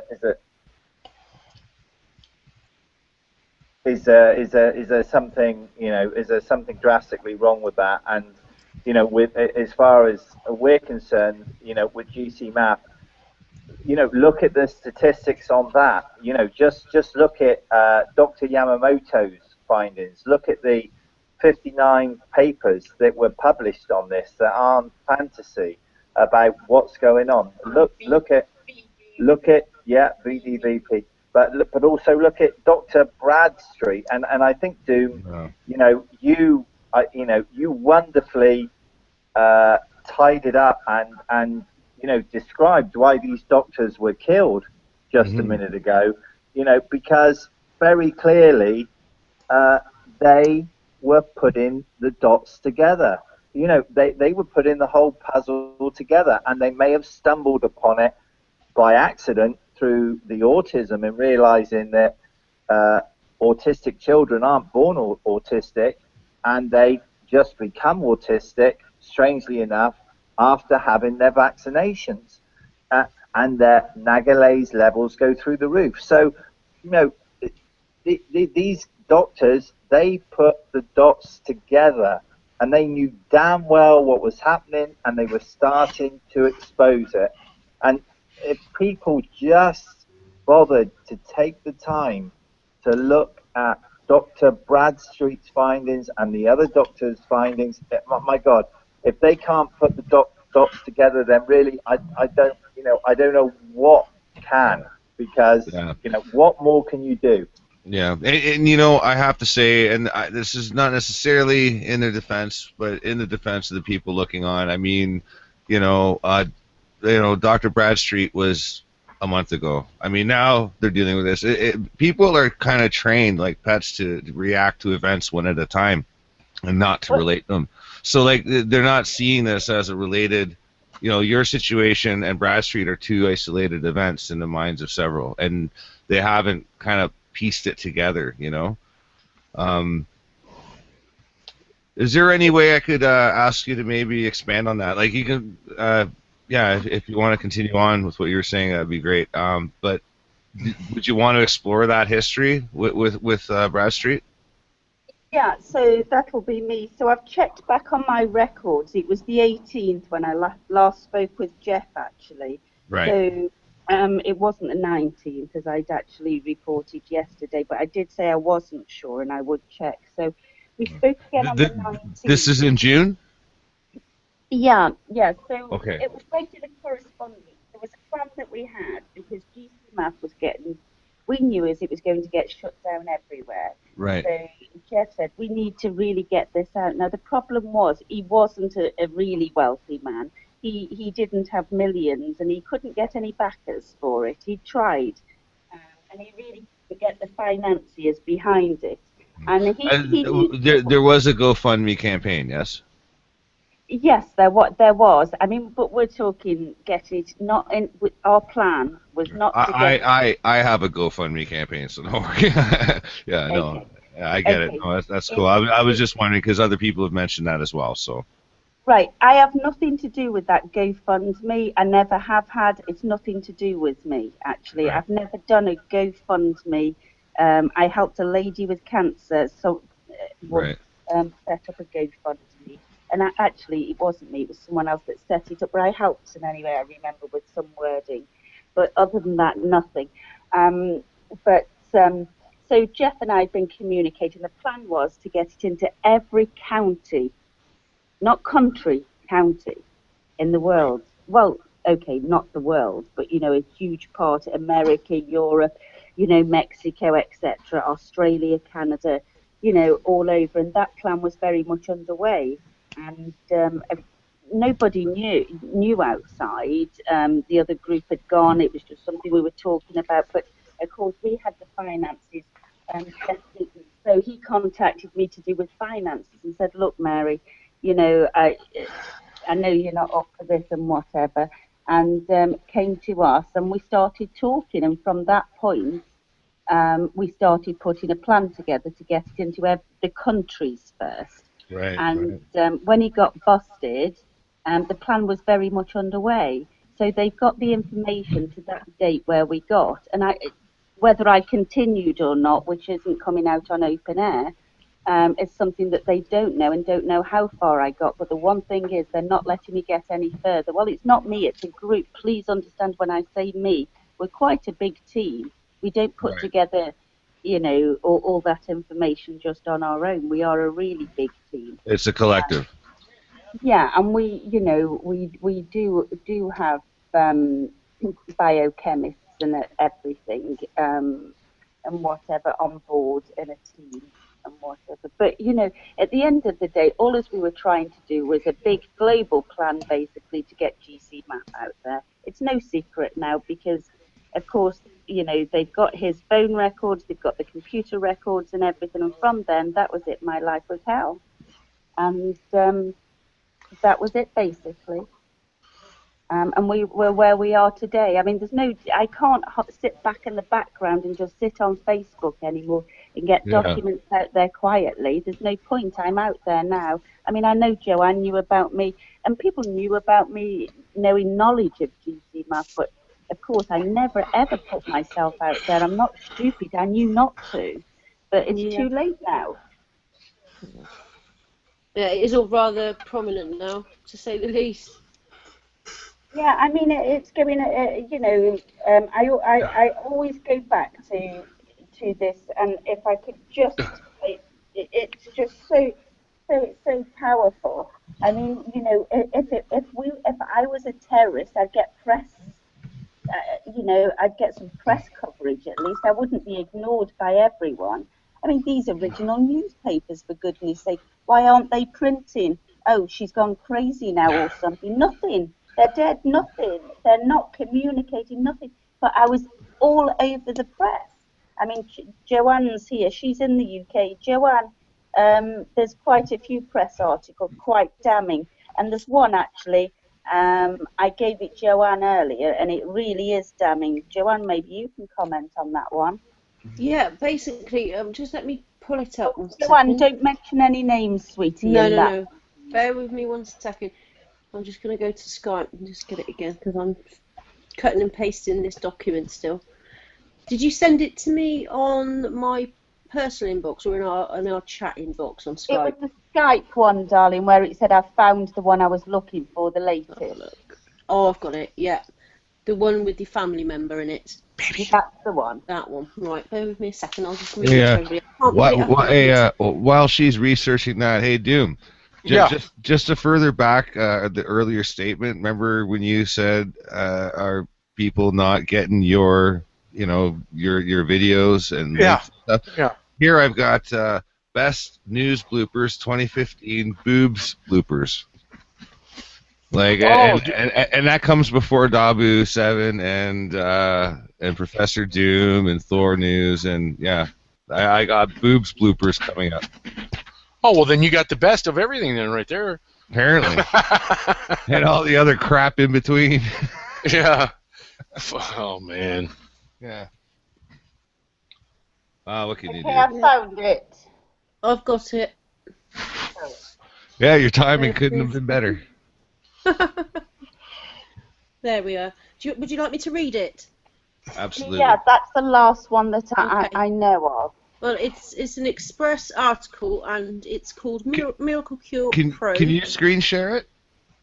I can't, because I'm on this iPad. I don't know how to do it. So I apologise for that. Would you like me to read it, or? Go ahead, yeah. Okay, it's the Express article, and it's dated Sunday the 26th of July, and the heading is Miracle Cure Probe, Woman Sets Up a New Caribbean Base. A woman under investigation in Britain after potions containing bleach excuse me, were sold as miracle cancer cures over the internet and is planning to open a new healing centre in the Caribbean. Bear with me. Yeah, that was a story that was repeated back to me today from someone who was vehement that I would support such a thing.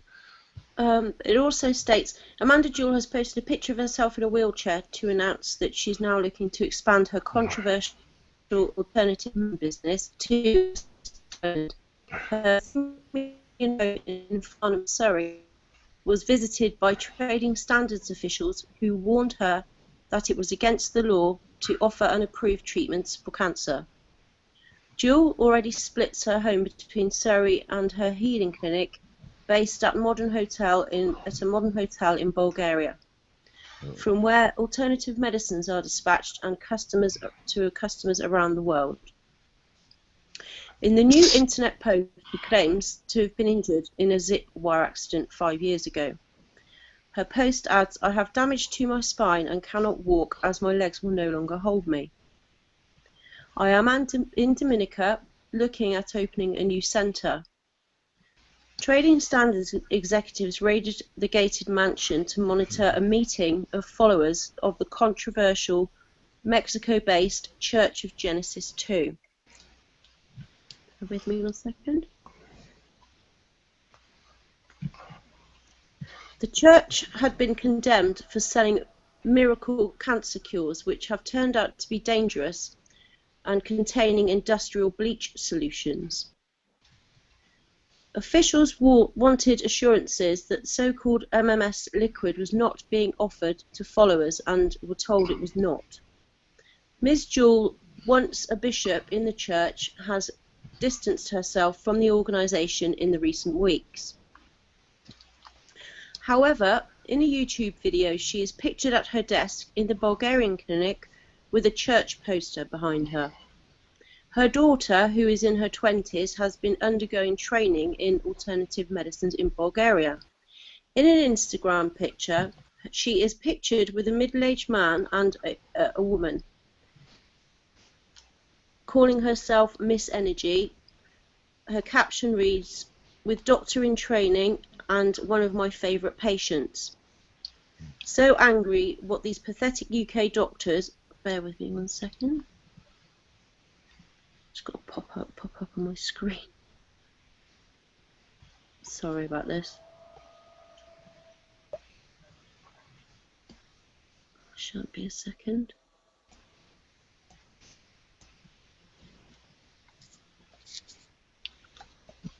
The screen's frozen a second. I won't be a minute. There we go.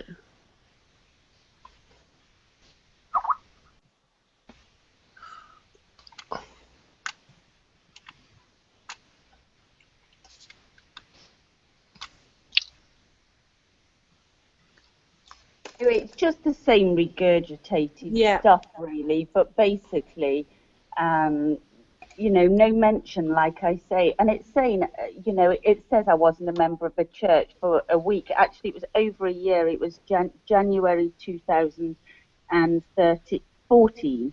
So I think anybody can check. I was publicly humiliated at the time, so that can be checked. All information can be checked to prove that it's all a load of bullshit. And there's no way they'd have got that in a newspaper without, they wouldn't, without checking facts. They knew the facts weren't true before they printed it. Right. Something like that. And I can't sue at the moment, not until I have that damn document. Well, I can. I don't own the house. Doug's never lived there. Yeah,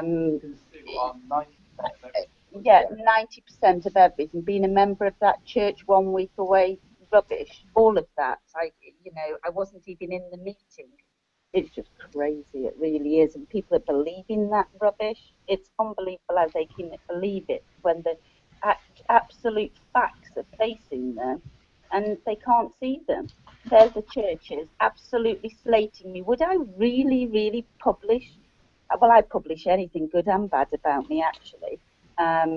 Because I think it's good to get both sides, and I did. I was straight out there with it. Yes, a public bashing. Here's what I got, and it's like people can't see it. It's like they're blind. Well, it's all there to find. You know, if you just dig a bit and research, it's all there. That's the madness about the whole thing. You know, from my perspective, anyway. Well, you know, and you know, I kind of share your. I share your opinion in a sense, because like it's very easy for people to misconstrue something based on one aspect, like and that's how the mainstream media pitches things, right? Yeah. They spin it in one direction, people see one thing, and then it's like, what an asshole. They get their blinkers on, and that's it there. That's right, yeah. And then but at the water cooler the next day at work, then they're all like, what an asshole, you know. But I mean, nobody's actually looking at anything. No one wants to do any research. They're just collectively, you know, just thinking that way about whatever. But in this case, man, I think we have to send a message out to these people at the water cooler. What would that be, Mary? Well, I mean, I saw something good out there.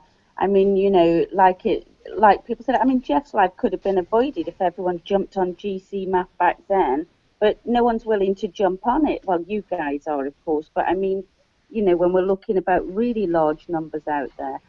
They just want to wait until the death. Then they'll share it. When I'm dead, they will hit that share button. Trust me. That's Hey, excuse me a second. Hey, Robert, Yo. you got booting capabilities? Yes. Wango Tango and Truth Cult Denied. Get them out of here. Yeah. And when you're going to start calling everybody names and yeah, you gonna do it? Well, I mean, I have an unmoderated chat. I just have the philosophy: if you want to swim with a bunch of retards, then you might get, you know. Well, it's time to boot the trolls, from what I'm seeing. Yeah. So, Yeah. It's either that or I'm not gonna stick around for the bullshit. I don't. Well, I don't need it. Hang on, I'll just hang on. I don't even have it open, so I'm not reading any of it. I don't want to be tempted by it. But all right, hang on. Let me get in there. I'm gonna give you guys moderator status.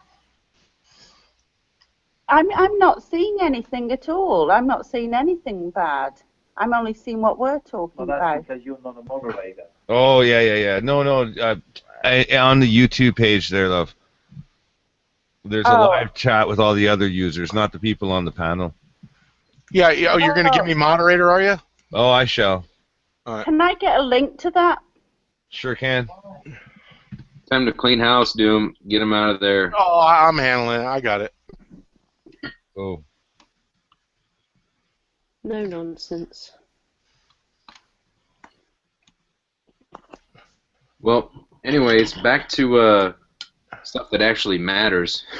Right. Yes. Agreed. Okay. How do I work this? Hang on. I haven't got there yet, dude. All right. Give me a sec. The system's grinding.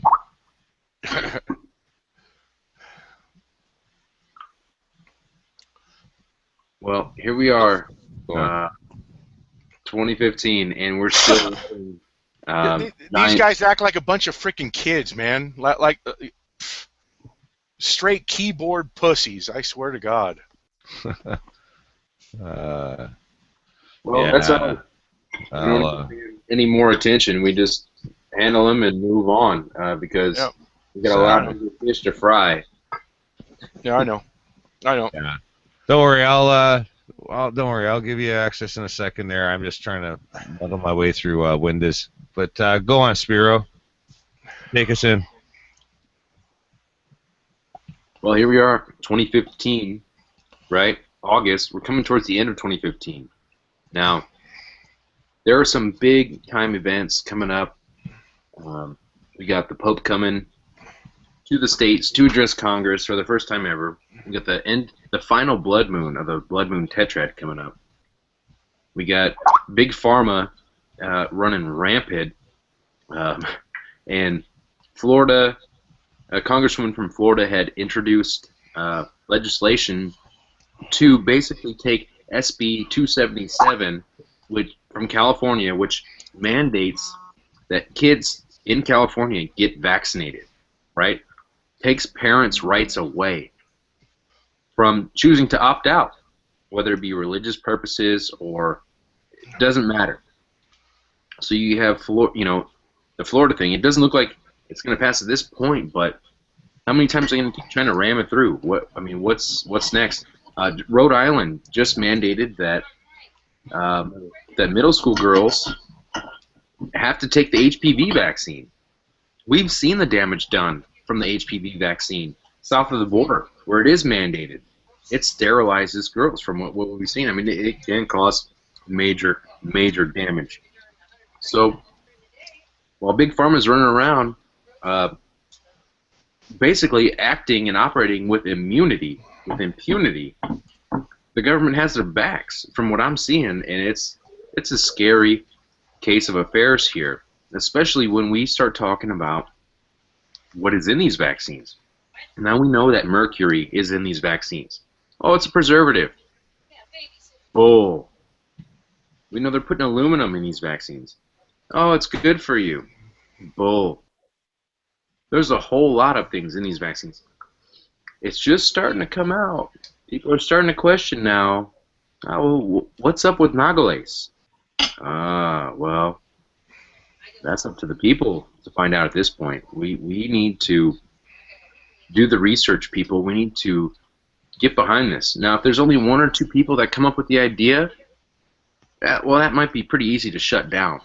But if you get thousands of people, hundreds of thousands of people looking into this, doing the research themselves, doing the testing, getting it certified, locking it down, this could blow the lid off of everything.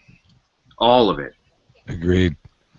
Prof, what's your email address? Just throw it in the side chat here. No, Sorry to interrupt. Well, no, I'm just saying, I just want to convey and express that this system that is in place right now is so huge, right? But I tell you what, the bigger they are, the harder they fall. And I mean, all it takes is blowing the lid off it, and it could be anyone that does it. Any one of you listening, someone that don't even know. I mean, yeah, they're gonna try to suppress the information. Yeah, they're gonna try to they're gonna kill people. Whatever it takes for them to maintain their $100 billion plus year revenue that they're bringing in. But people are becoming aware. People are taking notice. People don't want to get vaccinated. A lot of them don't. Even though they make it cool, like it's the cool thing to do. You can't go to a pharmacy store or any kind of convenience store hardly anymore, Walmart, whatever, without seeing giant banners that say, "Get your flu shot today." Vaccines here free. It blows my mind every time I see it. It's just like, I feel like stopping people in the parking lot and being like, "Hey, you know, be careful. Be careful. Just do your research, people." Everyone is an individual. They have their own, choices of what they want to do, but people need to be educated, and we need to rally behind people that have put the work out. People that are really here right now, even in this room. I mean, Mary and Doug, you guys have done a lot already, and I want to put the focus on you guys right now, as well as all these other current events going on right now. But here you're coming up. Here we are, August. What is today? 6th? I don't even. Yeah, it's August 6th. What's going on here in your plans, your future? What can we do? Where are we at? Give us an update. Well, to be perfectly honest, at the moment, I think we're just taking every day as it comes. Of course, we want to go back to the UK and see our kids and probably set these newspapers right. For one thing, definitely whatever it takes to get the retraction on them. Difficult given the facts that we have behind us. Your volume's a little low for me. Sorry. Yeah, and sorry.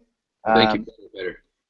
You get that last bit with the newspapers. I mean, we obviously want to go back to the UK. We need to see our kids and try and sort things out as much as we can there.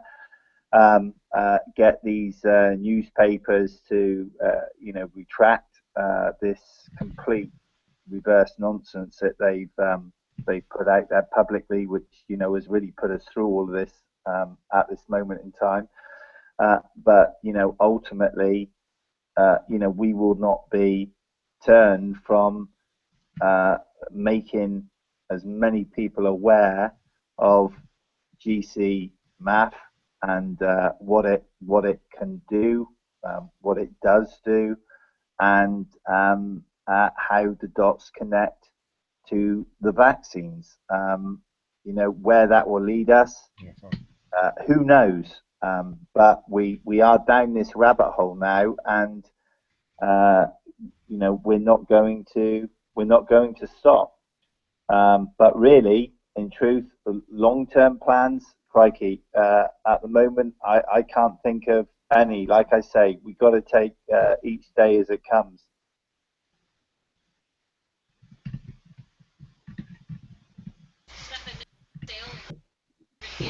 Well, yeah, we're going to take each day as it comes. All of us do at this point in time.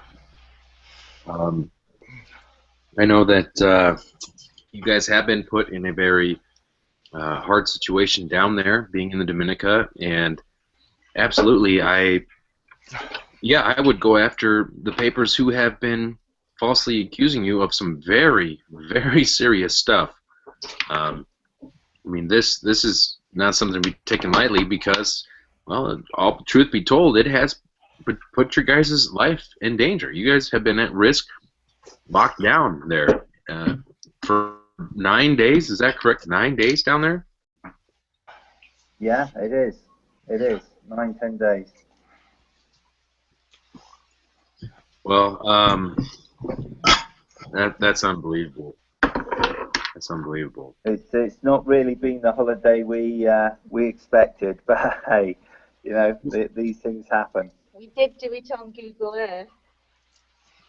Well, you know what strikes me as being a dead giveaway, so to speak, is when you look at the timing of all this. Now, okay, in the past month or so, there have been a lot of good people involved with these treatments, specifically regarding Gcmaf. Now, obviously, we all know of a lot of those people have met their demise, and you guys were directly involved with them to some degree with their work and their research, and I'll leave that up to you to clarify all that. But when it comes down to it, is all that stuff happened very recently here. Now, all of a sudden, you guys, while this is going on, go down to the Dominica to do your honeymoon and / birthday part, thing, and do normal things that people do. And then the mainstream media from your back home where you're from picks right now to bring up some false accusations from like a year and a half ago. So when I look at the timeline of all this stuff, to me, that's what jumps out at me personally. Is why now? Why now would the Daily Fail or Daily Mail or whatever it is, why would they choose right now to target you and come after you guys? Yeah. Just Yeah, no, it's a very good point, and it's a very logical point, and again, it's another one of those dots to be connected. And if I may, Spiro, just divert a second, Robert. Going back to something that Robert said, and it's just clicked in my mind. Robert said earlier that he's had a lot of arguments with friends and everything that are obviously programmed into the mainstream media version of and everything else, and they have a hard job getting onto what's really happening rather than what the mainstream is happening. And I can't help thinking how more obvious the things need to be for people before they start to click, before they start to realize what's going on. I mean, these people don't necessarily hide things from us. I mean, look.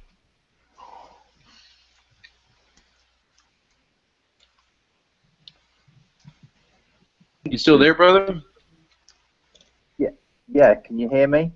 Yes. You cut out for a second there. Oh, sorry. Yeah, I mean, I was just saying, look at the Georgia Guidestones. Look at the public statements that Bill Gates has made about depopulation. Look at the various politicians in the Bilderbergers, etc., around the world that have publicly said we need depopulation of 60 to 70%. And this is public. This has been through certain, mainstream sources. It's there staring us in the face. These people don't, they don't care about revealing this stuff to us because, quite frankly, they think we're too dumb to pick it up or make any difference with it. So, you know, how can anybody, you know, that hasn't been lobotomized not see that they're not hiding anything from us? They've made it very clear, both in tablets of stone and public announcements, that they are going to depopulate this planet. So why would anybody be surprised to hear vaccinations are actually time bombs to kill you from cancer, autism, or whatever else? I don't understand why people are confused about this, because they're not hiding it. It's there. Well, that's right. You're absolutely right. It is right out there. It's hiding in plain view.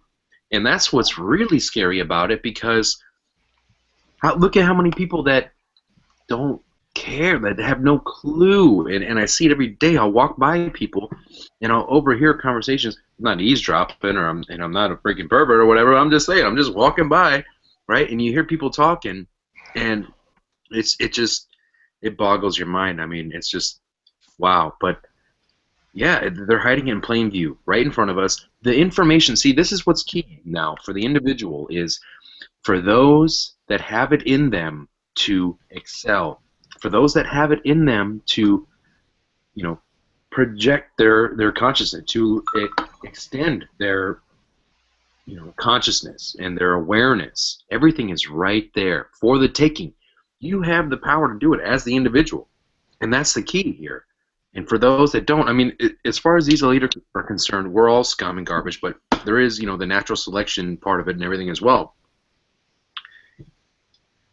Your destiny is right there for everybody to choose. Here it is, you know. We all have And the funny thing is that, you know, those sort of responses from people, it only really proves their theory completely right. That, you know, the majority of us are just cattle. You know, we are just.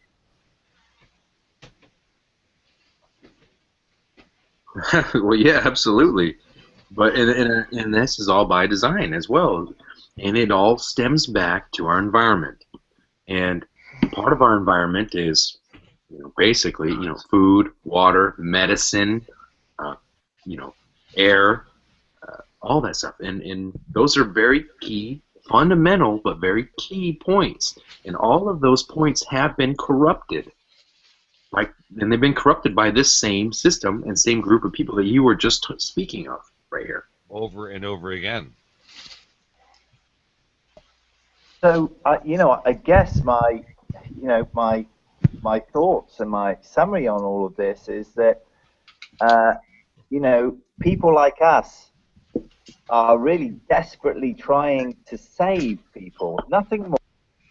We're desperately trying to save people, or at least prepare people to be able to see through this bullshit, so that they can, you know, they can do something to look at themselves and their families. But maybe, you know, there is absolutely no way of saving, you know, a good proportion of these people, because they are so programmed or so busy in their everyday lives that they just don't. And, you know, don't get me wrong, I'm not going to give up on these people at all, you know, because I do see the good side of humanity. I do see the good side of everybody, and I think everybody's worth saving.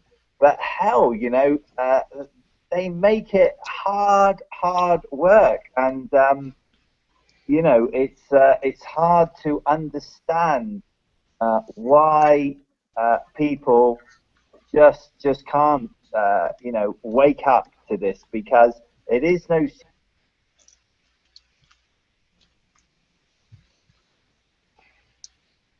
obvious instances over the years of where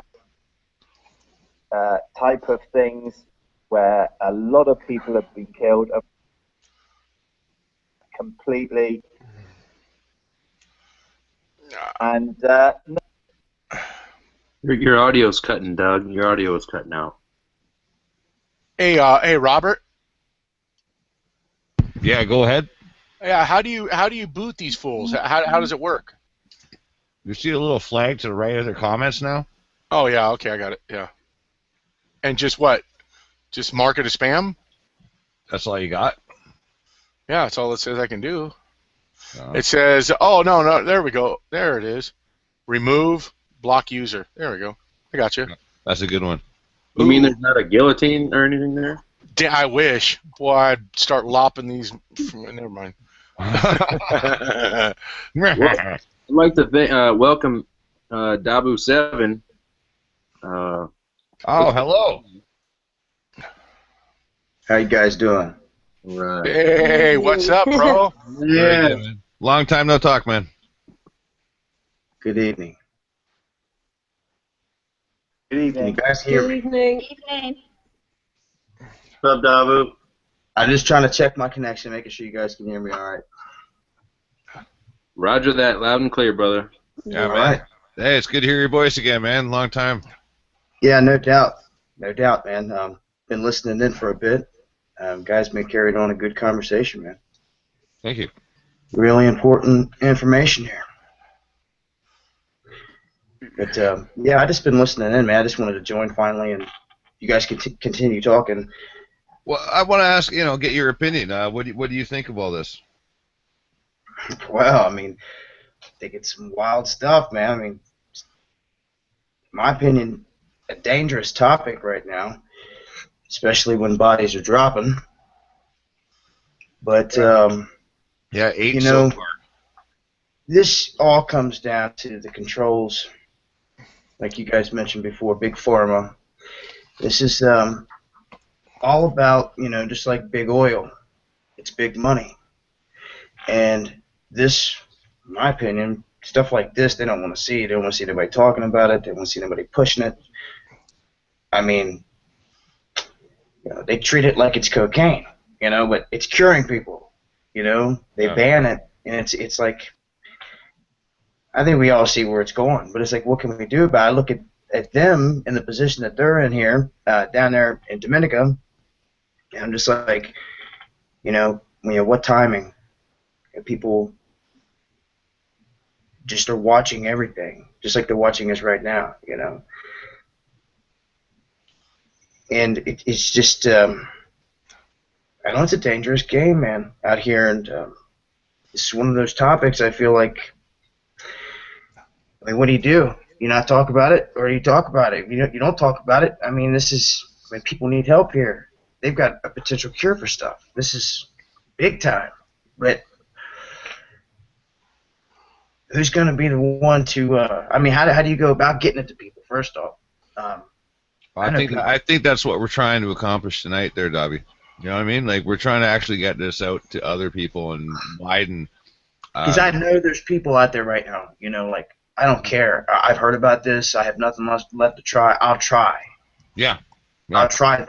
And, I mean, I think they should have the option. But you see who's controlling the game, the same minions, and that's what we're up against.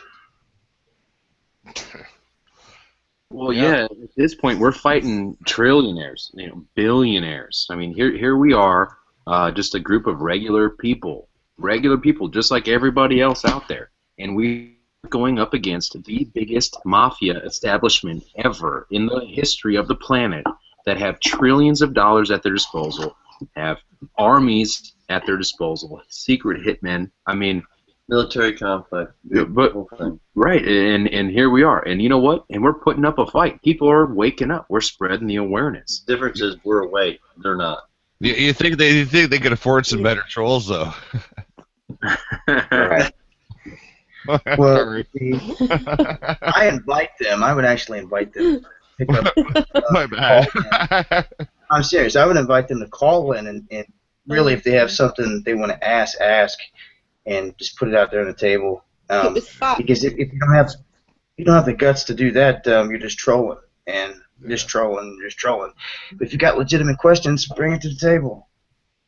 People make accusations, want to call people names. To me, you better have a lot of proof about whatever you say. If you don't have none, then it's garbage. People can make up accusations just like they are against These two down here, killing kids with bleach and everything else, they can say it all day long, but with no proof, Yeah. it's nothing. It means nothing, exactly.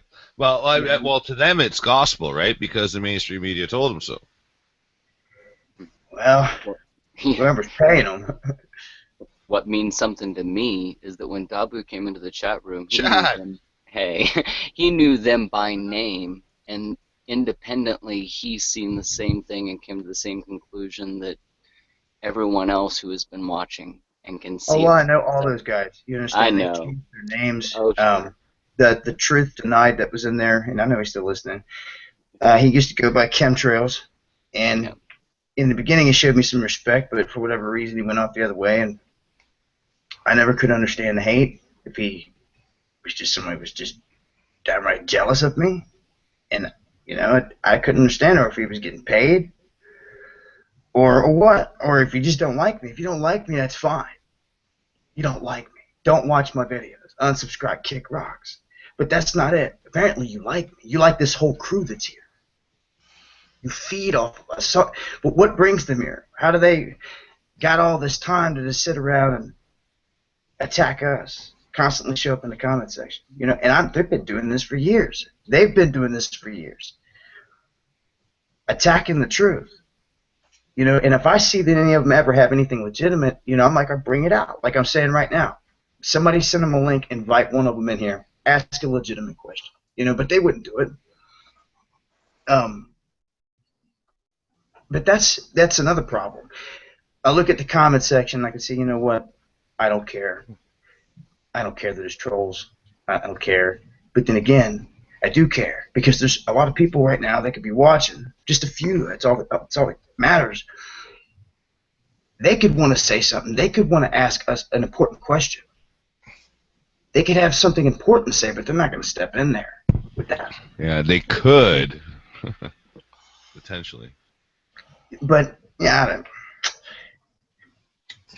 Well, no, you're right. You're right, Justin, because what it comes down to is people are afraid at times to step out and, to speak out. And if they see the majority of the people commenting are being haters and stuff, then they might be reprehensive to speak their true thoughts, and that's a manipulation of the mind. I wasn't trying to be rude and cutting you off there, Dabu. Sorry, I was just going along with what you said there. But yeah, for the most part, that's the reason why they're out there doing what they're doing. Is for that very fact. It has nothing to do with so much for hate for us. It's a matter of just messing up the whole chat section. You know what I mean? Propping the whole thing. They are the sway. Without them there's no one. And the powers that watching are going to have somebody on you. Listen, I've dealt with the Calibers, the Truth Deniers here. All these guys for years. All their 20, 30 channels. I've ran through the mill with all of them. And they all know each other. This is a game to them. Exactly. This is what they do. They take pride in doing this. My thing is if there's any righteous ones of you out there listening, why don't you take your powers and put them to good use instead of coming over here attacking something that could benefit all mankind? You see, why don't you do something right? Why don't you go attack Mark Dice, Jones and them, the real CIA agents? Yep. But you ain't doing it. Or how about just them making some video? Show us where we're wrong. Make a video. Show us where we're wrong. But no, they want to come up. Trying to give you a. Oh yeah, and use character assassination techniques. It's all about manufacturing a perception. Yeah. And even if that's why the 30, 40 accounts, so they can do the thumbs down game and manufacture the perception of outside people who don't even understand that these games are being played. Yeah, you know what I find so funny is this term they're throwing around so loosely all the time, is that the fear monger, and the whole thing is, it seems like the only one who seems to be throwing it out are the ones who seem to be scared. They're the only ones who are scared. Yeah. The other people got half a brain to see what's going on and prepare, do whatever they need to do. They're not scared. they know this is all real. You know what I mean? Yeah, and even if something scary is coming along, I feel better knowing that it's coming along. Even if I can't do anything about it, I don't care. I'm just one of those crazy people that just want to know what the hell's going on. I got a question. Where does this whole Gcmaf thing? It's illegal by the FDA, right? Mm-hmm. First and foremost, is that where it sits? Pretty much for the most part, yeah. Yeah. Okay, so we're dealing. What do you guys? Anybody know a classification on this? Like, Well, the FDA is classifying it as we don't want it in the country. Period. right. I know. I'm trying to. You know how they classify drugs and give them different levels and all this crap. I'm just wondering, like, what is their particular classification? And I'd like to see their defined description of why it is bad. I want to know what they have in writing stating. Yeah, I want to. Can somebody, I need I know links. what you mean. Yeah. Yeah, I want to look at this and see, what their excuse is here versus the other countries of the world that are using it openly and independently, and why are they all of a sudden clamping down in different countries, kicking in doors, chasing people all over the place, and people like these guys facing what they're facing, And is it for the same reason that all the other countries in the world don't put fluoride in the water and we do? Right.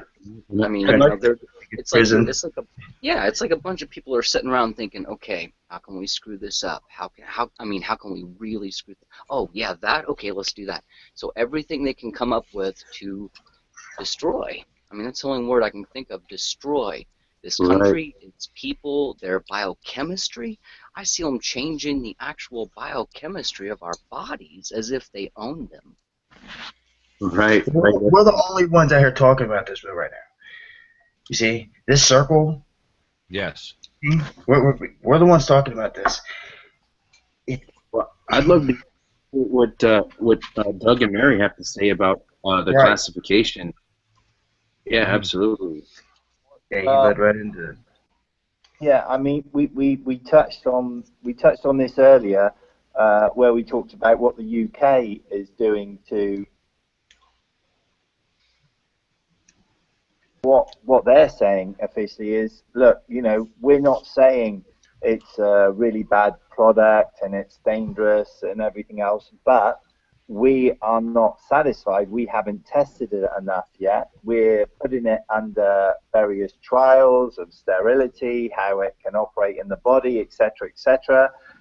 We're way off from coming to our conclusions on that. And until we're fully satisfied with all aspects of this, we are not going to allow it to be used in the country as a treatment. So really, it's just their way of saying, hey, look, we're not completely banning it and saying it's, the devil's lotion, but hey, we're not going to let you use it or put your hands on it until we fully finished all of our studies and are fully satisfied. They find a way to monopolize it themselves, just like they do everything else. Well, that's a potential for sure, but I think that this is they don't win out the bag. Right, exactly. This is something that obviously they're willing to put people in the ground for, and again, rest in peace. I don't use those terms lightly. I understand that these people have families, and Doug and Mary, I mean, they know the families, they know these people. Right. But yeah, I mean, this is the one thing. That's why what struck me is that these mainstream articles, and I don't want to keep beating a dead horse here, but what struck me, one of the things is that these mainstream articles that were targeting and attacking Mary was that they kept hammering the MMS. They never once mentioned Gcmaf, not once. Not in any article. Right. So they won't even utter those words. They don't even want to speak the magic words. Right. Right. See, if somebody mentioned, I'm sorry. Go ahead. Go ahead. as somebody was mentioning in the chat right here, is that they've been talking about Gcmaf since like '99, since the 90s, and that's true. They have been. The thing is when in regards to cancers and stuff like that, when the nagalase is being released due to tumorous cells or cancer cells, that's right. But what has put this in the forefront of our attention right now is that it was discovered that the nagalase high levels in autistic children, and when they are not suffering from cancer and they don't have tumors and they don't have cancer cells, where's the nagalase high elevations coming from? And it has to be because it's being introduced through some kind of vaccination, because the children are not coming up with autism until after they're receiving shots. They're not born with it. Well, it's like you said earlier. Look at the populations that don't receive the vaccinations, that are not getting it. That's right. And also, I think it all is about, like Chad said, painting the picture in the minds of the people. They're not going to talk about it's out of sight, out of mind. Exactly. The sheep are all tuned into the boob tube, and it's only those that My thing is, what about? Hey, I just want to say hi to whoever just joined us. Hey, that's Press Reset. Press. Hey, what's up, brother? What's up, guys? How you guys doing? Hey, Good. what's up, buddy?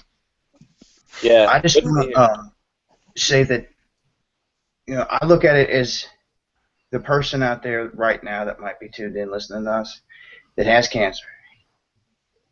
They're hoping, they've been listening here, hoping to find out, am I going to find out tonight if I can find a way to cure myself, to survive? Yeah. And I know that ultimately is what we're searching for here. Am I wrong? Absolutely. Yeah, no, I'm trying to help these people, but I mean, what do we do is the question.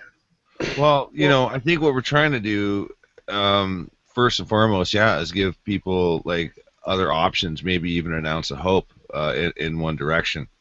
Right. I'll tell you what. And then the secondary motivation also is to help rescue a woman who's been involved with this, and her husband, and the kids who have been smeared by the mainstream media as well. So I mean, yes, I mean the many do outweigh the few. However, we have to keep everything on point here, because we have a chance to make a difference in somebody's life as well.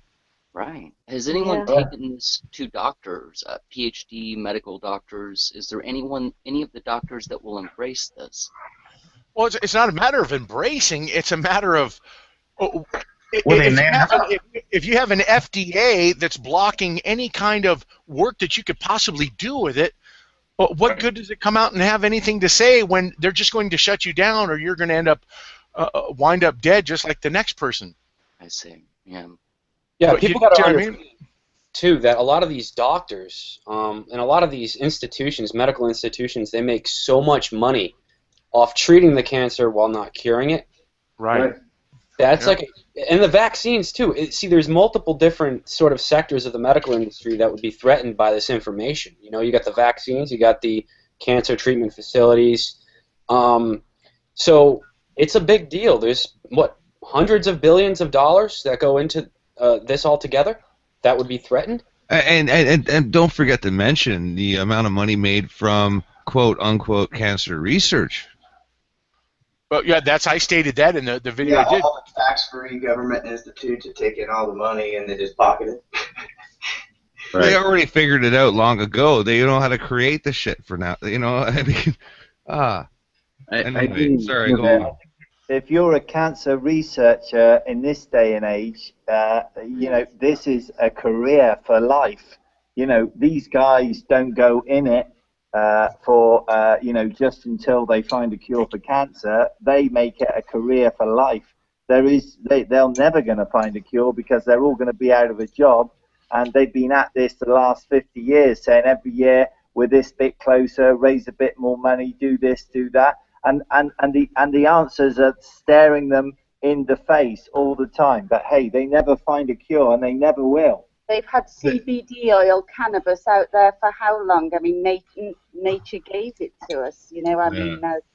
There's one. I blog about that all the time. It's a little bit like a snobbish community, much like the science community and astronomy. You know, they can never agree on one thing because they don't want to go against the books. They don't want to risk their careers. You know, another huge concern I have, this California mandating the vaccine. They wrote into law. You know, Jerry Brown just. Yeah. Well, the article that they quoted him from, he's saying, you know, that all medical treatments have their, you know, their risks.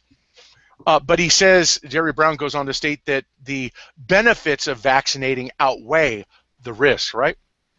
Well, the whole thing is if there's any kind of risk to the public whatsoever, even minute as it may be, how could you even contemplate forcing vaccination on somebody when there's even the slightest risk involved? That should be up to the people to decide that. You know what I mean? Absolutely. Does that make sense? Yeah. I mean, it can be like, I mean, it's a very intrusive idea, sticking a needle into somebody forcibly. I mean, I don't know about you guys, but, and this is what people have to understand, especially in California. The constituents really supporting this initiative to mandatory vaccinate people. There are people who would rather take a bullet to the head than a vaccine to the arm. And I'm borderline one of those people. I don't know if I was in that situation, I might actually give in, but, you know, really, generally, I think, you know, I'd rather take a bullet because it's just so intrusive. If if it's not wanted, you know, I don't know. It's weird, the whole thing. I mean, can I tell you guys a couple of experiences I have had in the past with vaccinations? Now, Go for it. This is just excluding the Nagalase bomb, which we know about now. But before that, before we knew about that, many years ago, we, with our kids, we basically refused to let them have vaccinations because even back then we knew they weren't really good for you. We knew there were problems. We knew there was mercury and aluminium. You know, this is back 10 years ago. We knew that. So we refused to let our kids have vaccinations. One of them slipped through the net and did have a vaccination. She went deaf. She went deaf, and it was the MMR. And anyway, she had to have several operations, and now she can hear reasonably okay. But that was the one that slipped through the net. Now, at the time, even then, I was under, both Mary and I was under quite a lot of pressure from the authorities to take our kids in and have the vaccinations. So in the end, one day, I'd had enough of this, and I knew our local doctor pretty well. And I knew because he had two boys that were in the same school as our children and actually in the same class as one of our. So I went in to see him one day and I said, okay, listen, this vaccination rubbish, I'll tell you what I'll do. Tomorrow, you bring your two kids in and I'll bring 3 of my kids in and we'll all...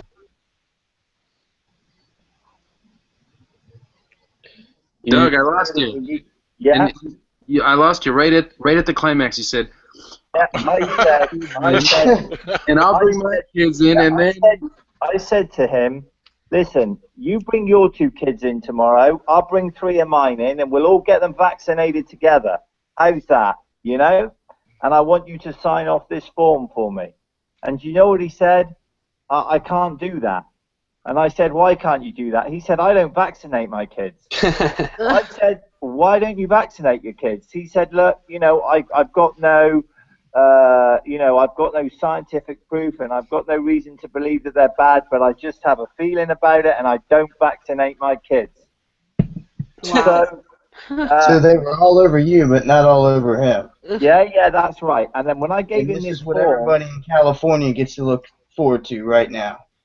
yeah, so I said to him, okay, then fine, I'll give you the, and it's a disclaimer to say that you fully understand that there is this level of mercury, this level of aluminium, this level of barium, and in these vaccines, and you feel that it's safe to inject these into my children. And I gave this form, and I said, I want you to sign this before the vaccine. He wouldn't sign it. He refused, point blank.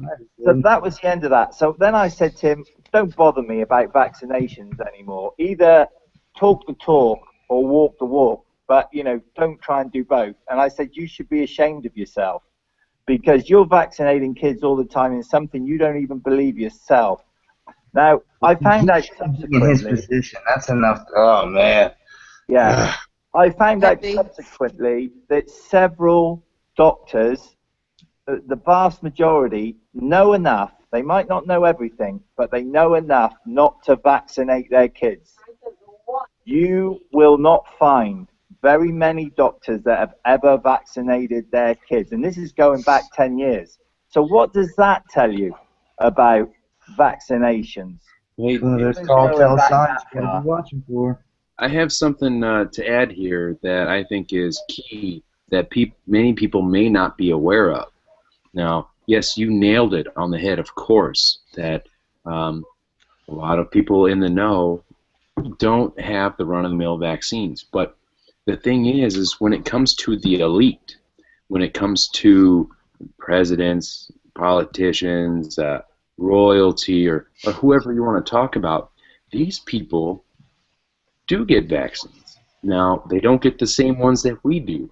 Now, vaccine technology is not in itself, in essence, evil, but the method that it is being applied to right now on the masses, I believe, is. Now, the elite, to my understanding, get, now, the quote-unquote elite, but to my understanding, they have, the vaccines that they get is like a one-time use, like a drop stick, like a stab stick. You pop them once with it, and that's it, and it's disposable, and you get rid of it.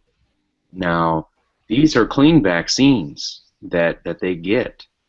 Now, the rest of us get it from basically from under the garbage, you know, out back behind the alley, and it's in a little vial, and they use different needles, and it's a whole different game. So the technology itself isn't you know, bad, but the application is evil.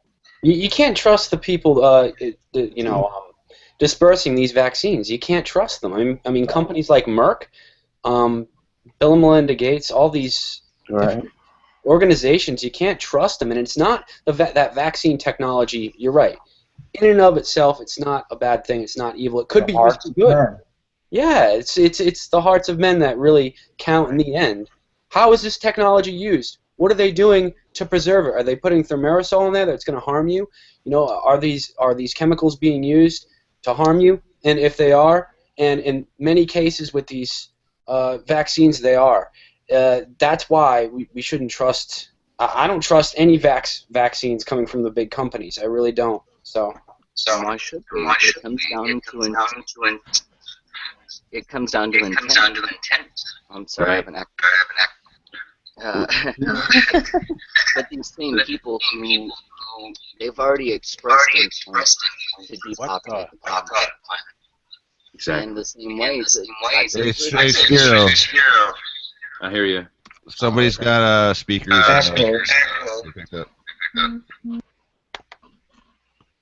Go ahead, Chad. Oh, vaccines are just a tool, and it comes down to the intent. These people have already expressed an intent to maintain the population of Earth at 500 million. Okay, so they've clearly expressed that intent, and now here comes a tool that can be used for good or evil like any other tool. I mean, with a hatchet or an axe, you can build a log cabin, or you can chop someone in the face. I mean, it's just intent, and that these vaccines are the same way. And if they are giving the public vaccines that geoengineered them to be perfect little robots, which is what it looks like to me. That's what it looks like to me. This stuff is about breaking people down, even on the core basis, but breaking them down and either reprogramming them or outright destroying them. Yeah, it's a long-term depopulation agenda, but it's also coupled with that. Yeah, making the good little slaves. You know, those of And us the money. Don't forget the money along the way. Oh, It is a moneymaker. Well, here's the thing that a lot of people probably overlook.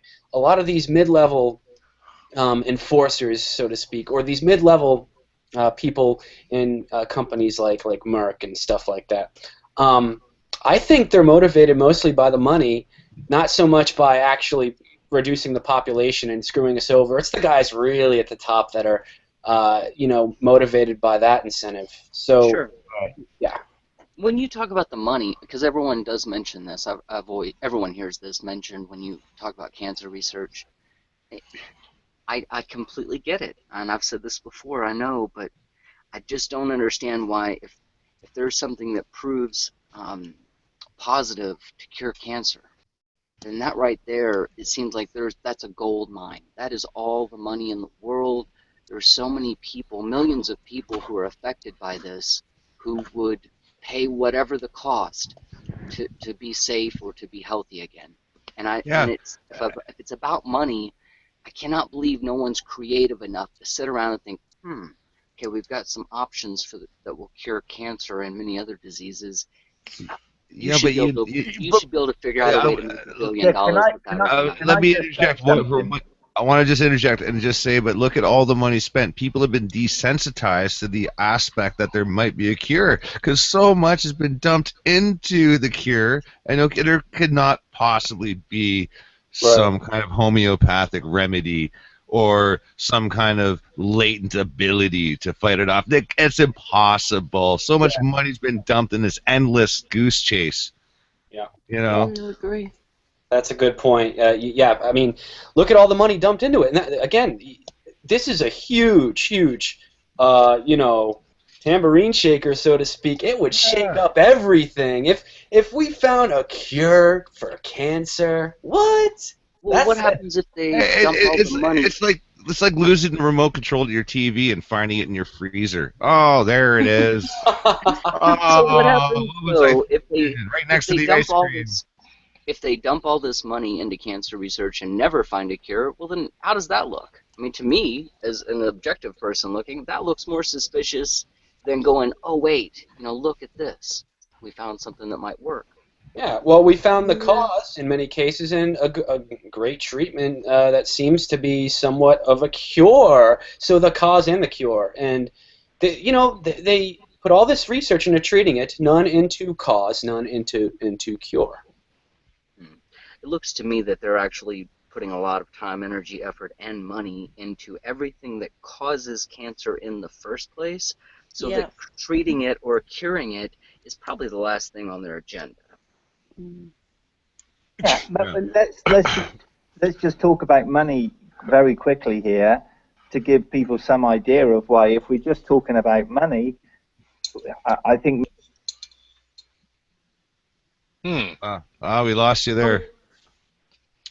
I guess you didn't want to talk about it.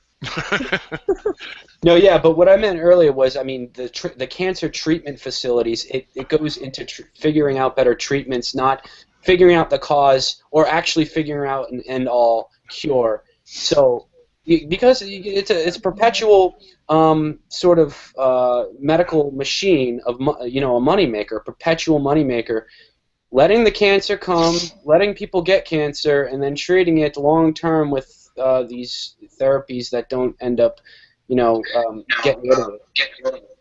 Well, here's the thing. The treatment for cancer and these degenerative immunodeficiency diseases is a $100+ billion a year revenue. I mean, they're getting over $100 billion a year to feed you these very toxic forms of treatment. And that's all it is a treatment. It's not a cure. It's not none of that. No, it is a treatment. Now, it's a Band-Aid.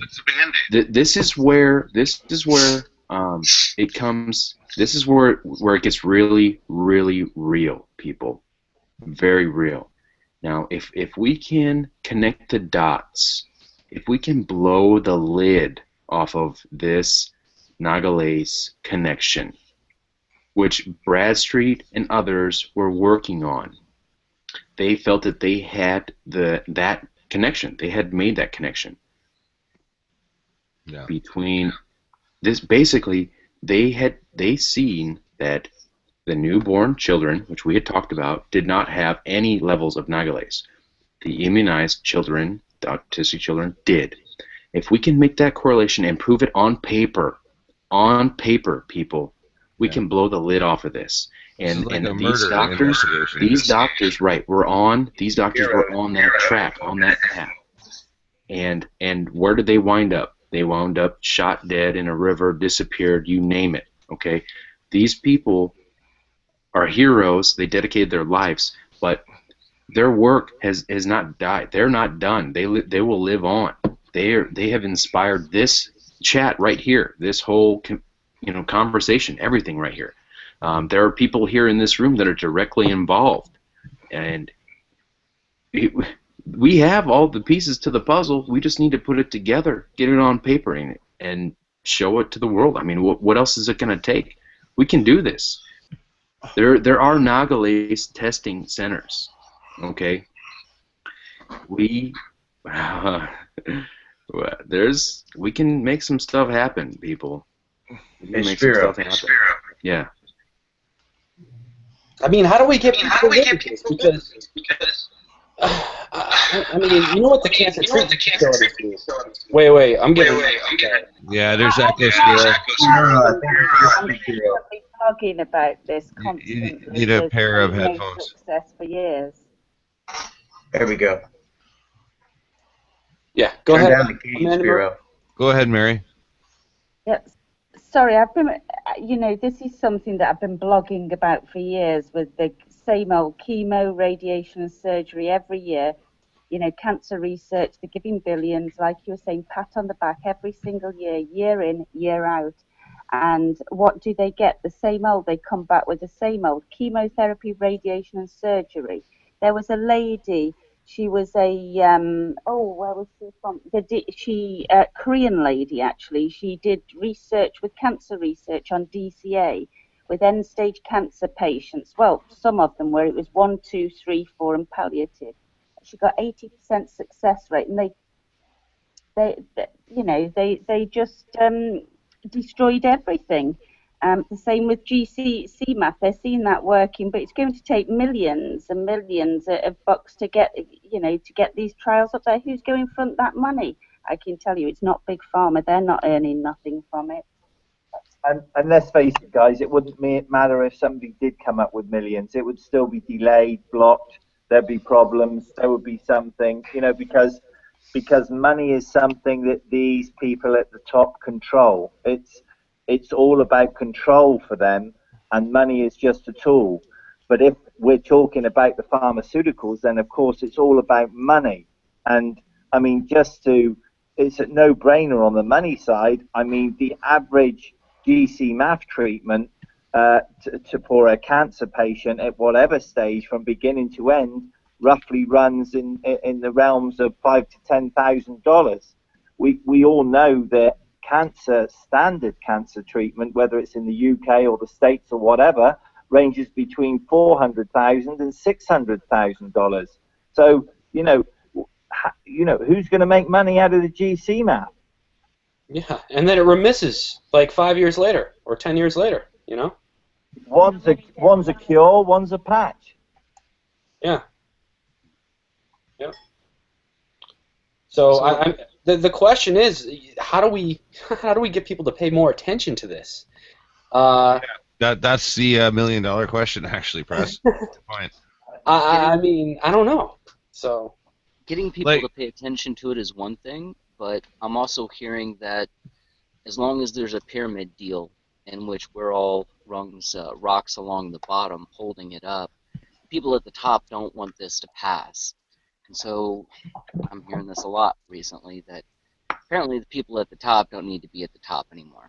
Because if there is going to be a structure like that, if we want to work inside of a pyramid deal, fine. But I want somebody up there that's got the best interest of everybody at the bottom, who's actually holding the structure up. Because, by the way, if we all up and decide tomorrow at 3 o'clock to set it down, there is nobody at the top anymore. Because we put that pyramid deal down and walked the other way. nothing anybody at the top can do about that, is there? And it sounds like that's what needs to happen, because I'm hearing there's a lot of good things in the world that are trying to become a reality. People with bad intent are stopping it. Yeah. Yeah.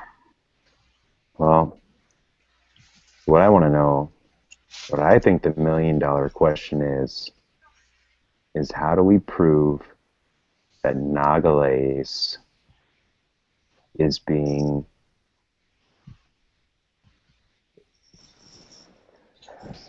injected, or where is this Nagalase coming from? That's what I think is the $1 million question. Yes. Now, I read on a website there related to this that said that it does exist somewhat naturally in the intestines for the use of digesting proteins. Right, but not at elevated levels. Right. It's the problem of when you are testing these kids with autism and they have 2.9 and higher levels of Nagalase. Right. Where does it come from? Where is it coming from? And this Nagalase is what's blocking the vitamin D from combining with the GC protein to make the naturally forming GC MAF, the macrophages. Right. So that's where the problem lies. You know what I mean? It's not so much that the Nagalase is being injected. It's something that's being injected that's making the Nagalase explode in high levels in the body.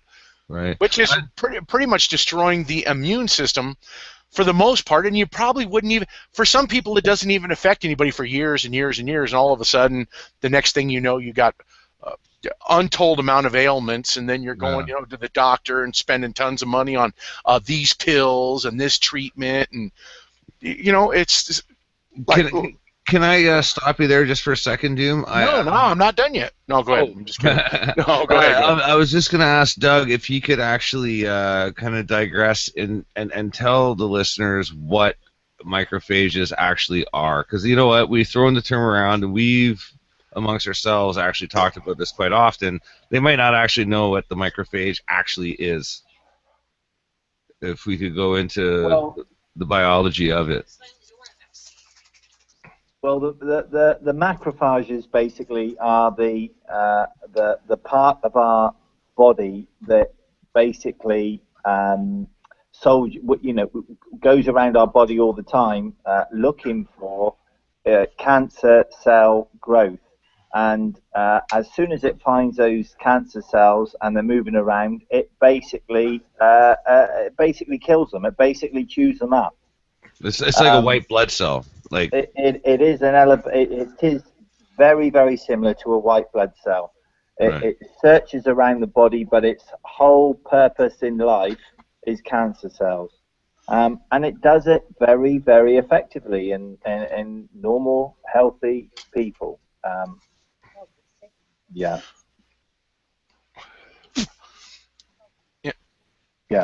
It's really simple as that. Okay, great. Okay, because I think it's kind of. I was just thinking about it, and a lot of people listening might not have known that as a preface. So I appreciate the explanation. Sorry, Jim. Go on. Oh, I was just kidding. I pretty much wrapped it up, I guess. No, but he's right. Like I said, those the macrophage, however you want to pronounce it. The way I understand it is that's exactly what it does. It fights the cancer cells. But when you have something that is exploding in your body like this Nagalase, and it is not allowing your body to process the vitamin D and combine it with the GC protein, then you pretty much have no naturally occurring Gcmaf in your body. When you don't have that, and when cancer, from whatever outside source it is causing your cancer, there's nothing to fight it off, then your cancer cells explode. Yeah. that's the way it was explained to me, and that's the way I understand it, even though I don't have crap for, a medical degree or nothing, but I do have a handle on things pretty simple, you know what I mean? Yeah. Well, I like one of the arguments I got into today was with a buddy of mine's wife who's a healthcare worker. So obviously she, has some insight into all these wonderful things and knows everything.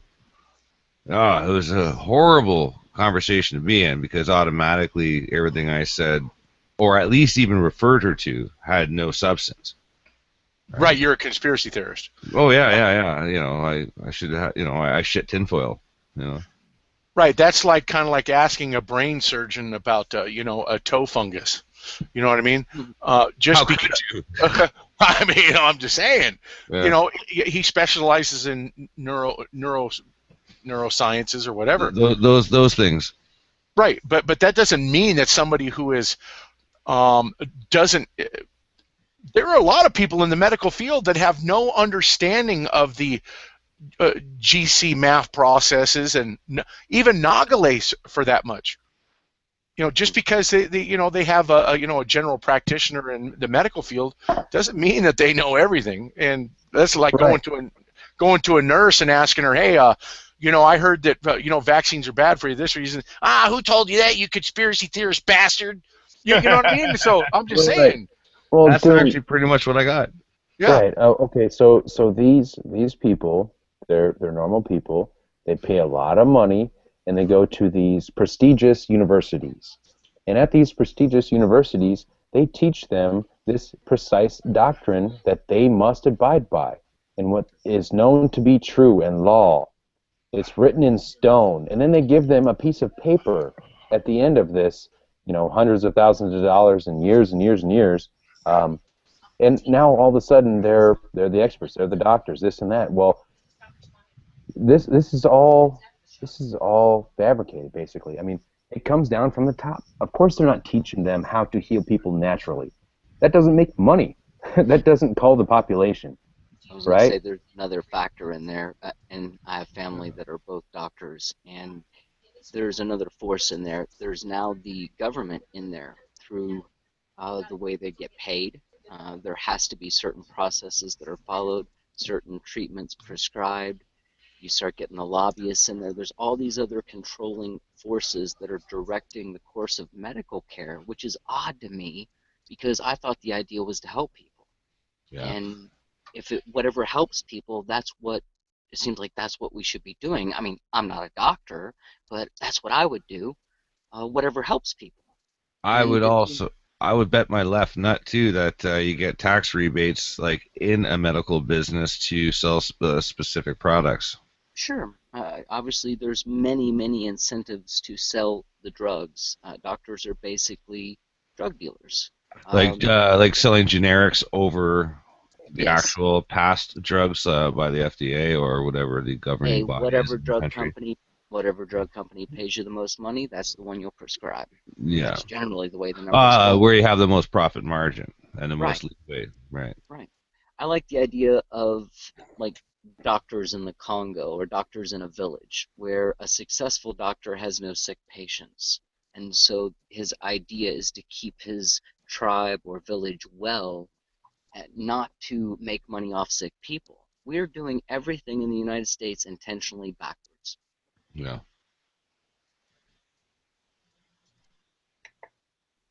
Right. It's a business. Come on. Come on, forget about it. I mean, you gotta. It's very similar to what we see. Like I've been covering a lot of the sort of race baiting propaganda. And a lot of these race baiters are social justice warriors, people like Al Sharpton, but they subconsciously promote racism to keep themselves in business. Because if there's no more racism, who is Al Sharpton? He's not relevant. Well, and that's very much like what we were talking about with the cancer funding. I mean, everybody wants to drop in a quarter or the change from a purchase into the cancer bucket, but I mean, all that money going into cancer research makes you think they haven't figured it out yet. Exactly. They have to keep the ball rolling. Every single cancer bucket is a psyop. Like, really, it is. Yeah, they got to keep the ball rolling, and a lot of these cancer funds too. These places you donate to doesn't even go all to cancer research. It goes to pay off more advertising, to stuff like that. So yeah, the boss is Lexus. I have a question, and you guys might be the best panel to ask it to. Does anyone know the first documented? When did cancer first arrive on the scene? Around what time are the first reported cases of cancer in the human body? I don't know, to be honest. I don't know either, and that's why I'm asking. I think it might have always been around, but it's just obviously a lot more prevalent now. How can it always be around when there's tribes now in the Amazon who've never seen white people that they don't eat McDonald's either, but they don't have cancer. It's just not. They don't even have a word for it. No one has ever had it.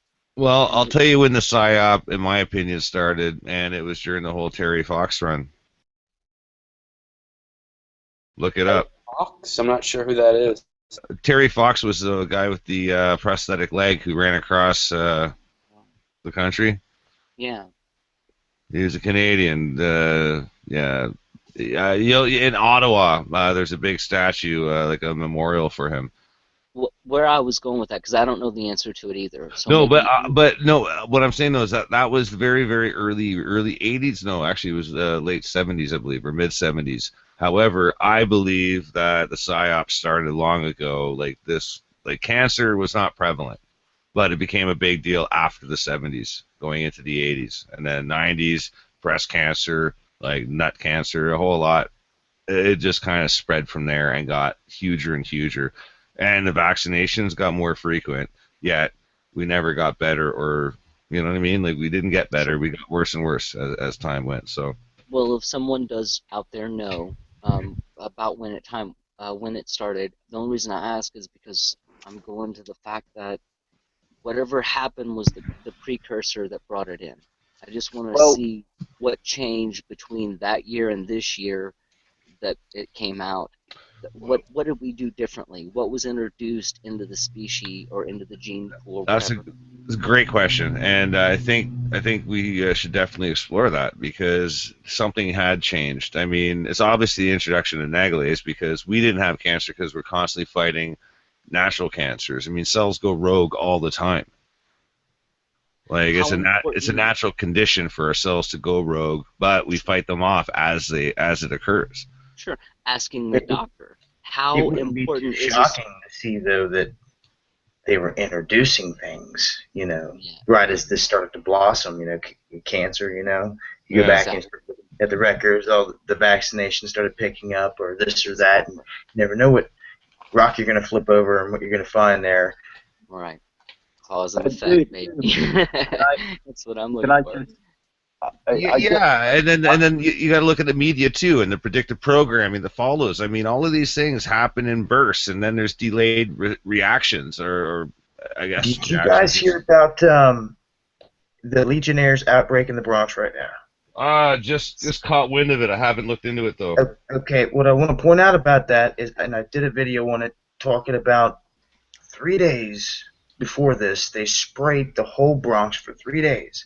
Right. With a spray that they said was going to combat West Nile against all the mosquitoes. For 3 days. Sorry. This was July 7th, 8th, and 9th. On July 10th, the Legionnaires broke out. This is like 1999 all over again.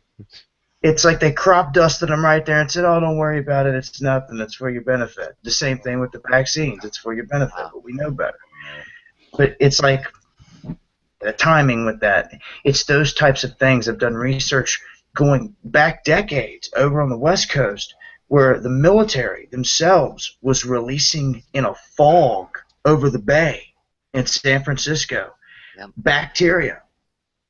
And it's all been documented. And this was part of their first trials of doing things like that. And hell, look at the chemtrails and everything else in the air, everything we're ingesting.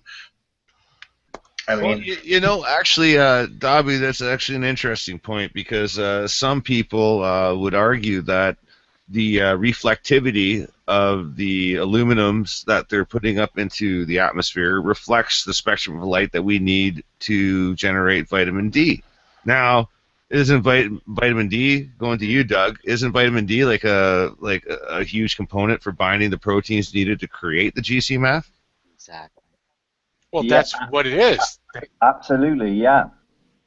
Absolutely. Without vitamin D, nothing would work. That's why it's a vitamin D binding protein. We need vitamin D. But have in mind that's being blocked by the chemtrails, and in your vitamin D now, when you go into the store to buy it, you've got to be careful of magnesium stearate. 3 grains of that stuff will block the absorption, so you can take as much Gcmaf as you like, but without vitamin D to bind it, it won't be useful. So be careful in magnesium stearate, people. Check the ingredients. Pure, clean products, people. And also just to very quickly go back to what you just said, Doom, back there about in the 70s, things started to change. Well, you know, it's very coincidental that it's a documented fact that just in the early 70s, Big Pharma took over medicine in the US. well, Oh, there yeah. you go. There's your Yeah. connection. There's the parallel I was talking about. When you start to find those, I'm sure you're going to see those happening time and time again down different avenues. Yeah, it's when somebody who has an interest in the money-wise is when things start going wrong. Really, you look at Tesla and J.P. Morgan. J.P. Morgan was funding Tesla when Tesla told him, "Oh no, I'm going to plan on giving this for free." He said, "Well, I'm not going to supply you with money anymore because there's no money to be made." So it's always about money. Right. When you have these special interests like Big Pharma, if they're going to be losing money, someone else is Just going to like lose. big oil. Yeah, It's exactly. big components here to these elites. This is just one of the many strings that they're pulling to make their billions and trillions. But this is a big one because, you know, I mean, hell, I put out the videos.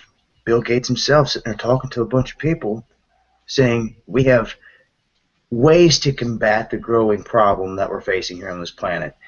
The population's rising, but we can fix that. Through vaccination, we can help reduce the population by 15%. This is out of his own mouth. And it's like all the sheep are just sitting there nodding their head like, yeah, yeah. It's like, did you even hear what he just said? Yeah. Out And of you his know, own mouth. and they won't start with them. With the I'm sorry. population through vaccination, and that should be it. You should see it's game over at that point. That's the agenda. Yeah, he said, Bill Gates, he said we can reduce the population through like Planned Parenthood, but also through vaccines. Yeah. And everyone's like, I mean, people like us, people that have a mind of our own and can think critically. Right. What the heck does he mean by that? Right. You know, and you can't come up with an answer that doesn't prove to be cynical, or should I say, sinister. Sinister, yeah, exactly. Yeah, there's no sugarcoating it. Well, he's not doing it for no altruistic reasons. I mean, they're not going to start out. Why don't they start out with themselves first? Show us how it's done. Put your money where your mouth is. Well, that's a good point. As Doug was saying earlier, from now on, they want to say do something like, well, you do it too. You meet me here. You bring your children. You do this. Start holding them to the fire. Go to the governor's mansion. Bring out your children. Let's all go get vaccinated right now. Yeah. See, yeah. Yeah, from the same vial even. Yeah. That's where they get you though. It'd be from 2 different vials. I know, that's what I'm saying. They go, well, okay, I got my vaccine. No, you didn't. You get it from the same vial, motherfucker. Yeah. You know, that's what governors and state representatives and all those people should do. They should be at their local Walgreens, Walmart, wherever's offering that flu stuff, and they should be in line, smiling, getting their picture taken, getting the same thing that the public's getting. If it's in fact safe. Absolutely. I can think of actually one senator who actually did that, Rand Paul. And obviously, you know what that's to do? It's to promote the vaccine so that the big pharma, his donors, right, get more money in the end when he's advertising it. He's like, look, I'm getting the vaccine, right? That reminds me of the scene from Total Recall, and Buddy's sweating. You see that drip of sweat? Yeah, he's all like, "Oh man, I hope this doesn't go wrong." Yeah. We're right in the middle of their decade of, it's called Healthy People 2020. The decade of vaccines. It started in 2010. It's going to 2020. We're halfway. Halfway through, now we're starting to see the push in California, mandatory. Florida, drawing up bills. All children should be vaccinated. Other people talking, adults too. You start hearing these echoes. How far will it spread before people make a stand? Is it going to go coast to coast? Does it start on both coasts, just like with the gun issue, and work its way in? Yeah. When is enough going to be enough? I mean, we can sit here and talk all day, but until the people get up and do something about it. Well, this is true. I mean, and that's a great point. Like, how do we ignite a reaction? Because I mean, I you know what? I lost more friends today than I've gained in a week. You know what I mean? Just by having conversations with people, and they're completely polarized on this whole issue. Like, they've created an atmosphere in which people are ashamed to not vaccinate their children, even if they. Because I worked with this girl, and she's pretty awake. This girl I knew, and she she had a child going into first grade, and the doctors wanted to vaccinate the child. She didn't want to vaccinate the child. Right. And she, but she was so pressured by other people in her family, by her peers, by the doctors, by the school, that she gave in, And she's pretty awake, like, pretty much just as awake as any of us. I mean, maybe not as in the information quite as much, but she's she knows what's going on in the world for the most part, and she gave in because it shows you how easy people will fold with pressure. How do you think the cops feel out there? Everybody doing their job, all of them. They're like, well, if I don't do this, I can't feed my family. That's the position they're all put in the system where they're all living paycheck to paycheck. It's groupthink. Yeah, it's groupthink. And to be honest, to fix all these problems, it's going to have to be done after this whole system is done away with. And since we already know there's a collapse coming, we might as well start to plan for it and plan for a new beginning. And it's all about timing. That's a great. All about timing. Yeah. If we can time it out right and have our own plan and own agenda, we would have to implement it at the collapse. It's either that or you fall into chaos. And they're going to be standing there as the good guy for all the sheep to run to with a nice warm meal and a hot shower for you. Yeah, they'll be waiting at the FEMA camp entrance with a vaccine and a nice hot meal. Come on. I mean, you know what? That would be some chow line discussion. Can you just imagine that? Yeah, how the hell do we end up in here? I have no idea. It's like, where did they put your RFID chip at? Why don't everybody stop and think about for a minute? What's going to happen in your neighborhood if the lights just now went out? Everything went out. What are people going to do? People are going to take to the streets. People, right. There's going to be a lot of panic. Look what they're doing to us left and right. I mean, everything we're talking about here, people are not taking to the streets. People don't care. They get their cell phones, they get their cable, they get this and that. But when the lights go out, that's when they're going to take the streets. Yeah, and it's going to be really interesting because that's coming, and I think it's coming in the form of an economic collapse. The economy is something I've been interested in since I was like 18, and I have a BA in finance and stuff like that. There is absolutely no question that this is coming. So the question becomes, how are we going to deal with it when it happens? And I think you're going to see a real mixture of things. You'll see some communities coming together and actually living, sharing and trying to help each other out. But you'll see a lot of the obvious and most notorious sort of rioting and all that bullshit. You'll see a lot. I think you'll see a lot of. So how can we make that easier? I mean, right now we have these tools at our disposal, and right now on this panel there is more reach and influence on the internet as we know it than I've probably seen on any other panel in a long time. And so how do we use the reach that we have? You start to replace people. Each and every damn one of them, one by one. Accountability. Okay. You got to start somewhere. Somebody's got to start with an example. start replacing people. That's it. What do you mean by Everybody that? in their pockets, man, keeping their mouth shut. And until somebody puts their feet to the fire, nothing's going to change. Yeah, no, I know what you mean. In the system, you got to start replacing people. Yeah. But you need you need everything. You need a new monetary system. You need a new way of everything. You need a whole new system. You actually need a whole new government. You see, righteous people need to step up. We did lose Mary and Doug. I've just sent out an invite to Dr. Rima Lebeau. Oh, there's Mary. Mary and Doug are back. Yeah, I just sent out an invite to Dr. Rima Lebeau on Twitter. We'll see if she joins us. Did you want to try and get in touch with her there, Spiro? The word's been put out, and we're just kicking back. The time zones, there's a whole lot. I mean, there's people from all over the world joining, and you know what I mean. So, Roger that. But the word's been sent, brother. Thank you. Okay, no worries. I just want to say much love to everybody, all you guys, everybody listening. It's for real. Much love to all you guys. Ain't none of us promised tomorrow. Hey, thanks, man. But I truly do love all you out there that got righteousness. I can hear it. I can feel it. I mean, you're here for a reason. Well, yeah, absolutely. I mean, Dabi, that's a great point to bring up right now. Thank you, brother, for that. 'Cause what it comes down to is not only everybody here in this room, but everybody who has shared any of the information, whether it be in tweets or YouTube or Facebook or whatever, just telling your friends.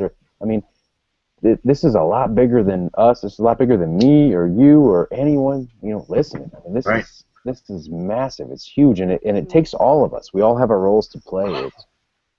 This is right now. I mean, the time is right now. You know what? The one thing that I long for the most, with all of these the hoaxes and false bullcrap that's going on, just once they screw it up and they get caught red-handed. Yeah. And it blows every single one of their hoaxes right out of the water. That's the dream, to derail it. And if you could derail anything, the big one. But how can you derail someone that's 100 miles away and got their finger on the switch of the whole country, and you can't get nowhere near close to them, or even know who they are, where they are? I have an idea. I have an idea. What if, this is just purely hypothetical, and as I am not an attorney, I cannot advise anyone to do anything at any time, but I'm just saying that what if some of us applied to be some of these crisis actors who get to be involved in the making of these things that end up on the news? Well, one thing is most of us that are here, they know our names, our real names. So when we go there, they go, wait a minute, listen here, punk. I already know what you're trying to pull. You're being sent to Hey, Chad, they might have already extracted your DNA and created sock puppets. Yeah, they already got our ticket. But we probably have clones running around somewhere, Well, that's where the public comes in. That's where the people come in. Right. Okay, so the mainstream media isn't doing their job. They're bought and paid for. We're all well aware of that. Okay, so that's where the public needs to step up and do their part and document and film and report and just spread the message. I mean, if they see something going on in their neck of the woods, in their neighborhoods that they don't feel is right, something's weird, then, get the information out there to any one of us or anyone out there, whoever. Just get it out there, and it'll spread like wildfire, Yeah. Actually, I have to agree with you on one hand, and on the other hand, I'm going to play the devil's advocate, because, again, we have to put up with people's stubbornness to resist the mainstream mind control. I mean, I'm getting... Okay, we've already, we've gone balls deep into all these articles, right? The mainstream articles, because this is, how we figure out what they're saying, and then we see what else is going on, and then we find some kind of common ground in between, right? That's kind of how we roll. Turn through all the BS. Right? Yeah, so I'm already privy to the facts that are in the mainstream news, and I'm hearing it being used as a defense against what I'm trying to say, and I'm like, are you kidding me? Well, this and that and blah blah blah. I'm like, yeah, I know that. I know that you think that. Oh God, it's like, right away it's almost like frustrating. yeah, it's daunting. Like as fuck. Anyway, yeah, right. The only point that I was making, and I guess I probably already made it, but I'll just. Yeah, no, you did. No, I was just what I was trying to say was that it's like really difficult just to reach people, which I guess what we had been trying to accomplish tonight was to get a scientific, a spiritual, and an analytical view of things. Because I mean, how the hell are we going to relate to these people that you were speaking of?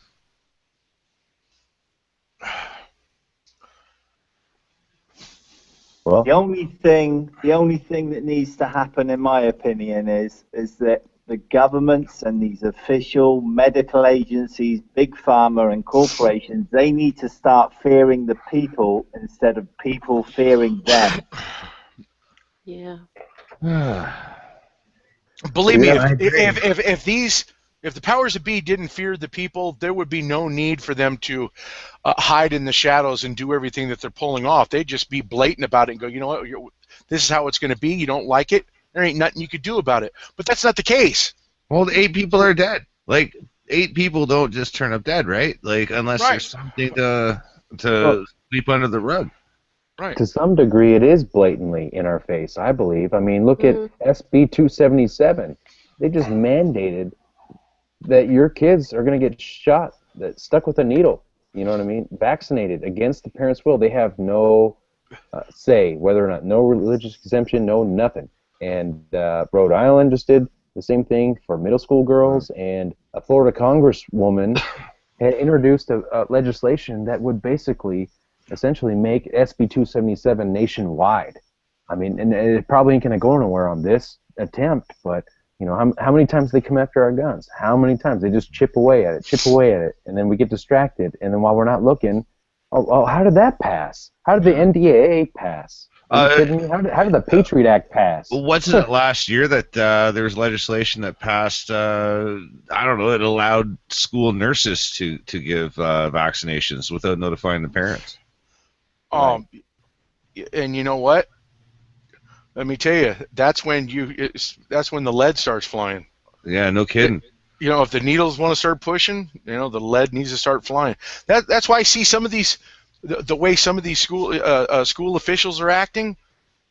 And I was just thinking, all it's going to take is one parent to go in there and go postal on their ass. And then I guarantee you, these other schools are like, I don't want that shit happening to me. I'm not even going to go for that. You know what I mean? So I'm not even going to do what they did. Well, I'm sure they spend more money on educating the parents and making the vaccination seem like a good idea than they actually spend on educating the kids for things like math and English. Sure.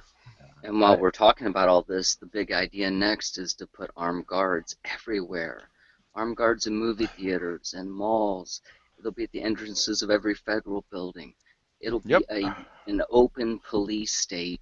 And then that scenario that you're talking about, like even in a school, it wouldn't even be possible because you'll be facing an army when you get to the door. But you know what the sad thing about all that is, Chad? Is that they're doing it in a way where the people are going to beg for it. I know. They are going to beg for that kind of security. Yes, we need that. And it's being done to them. And it just irritates me to no end that they can't see it.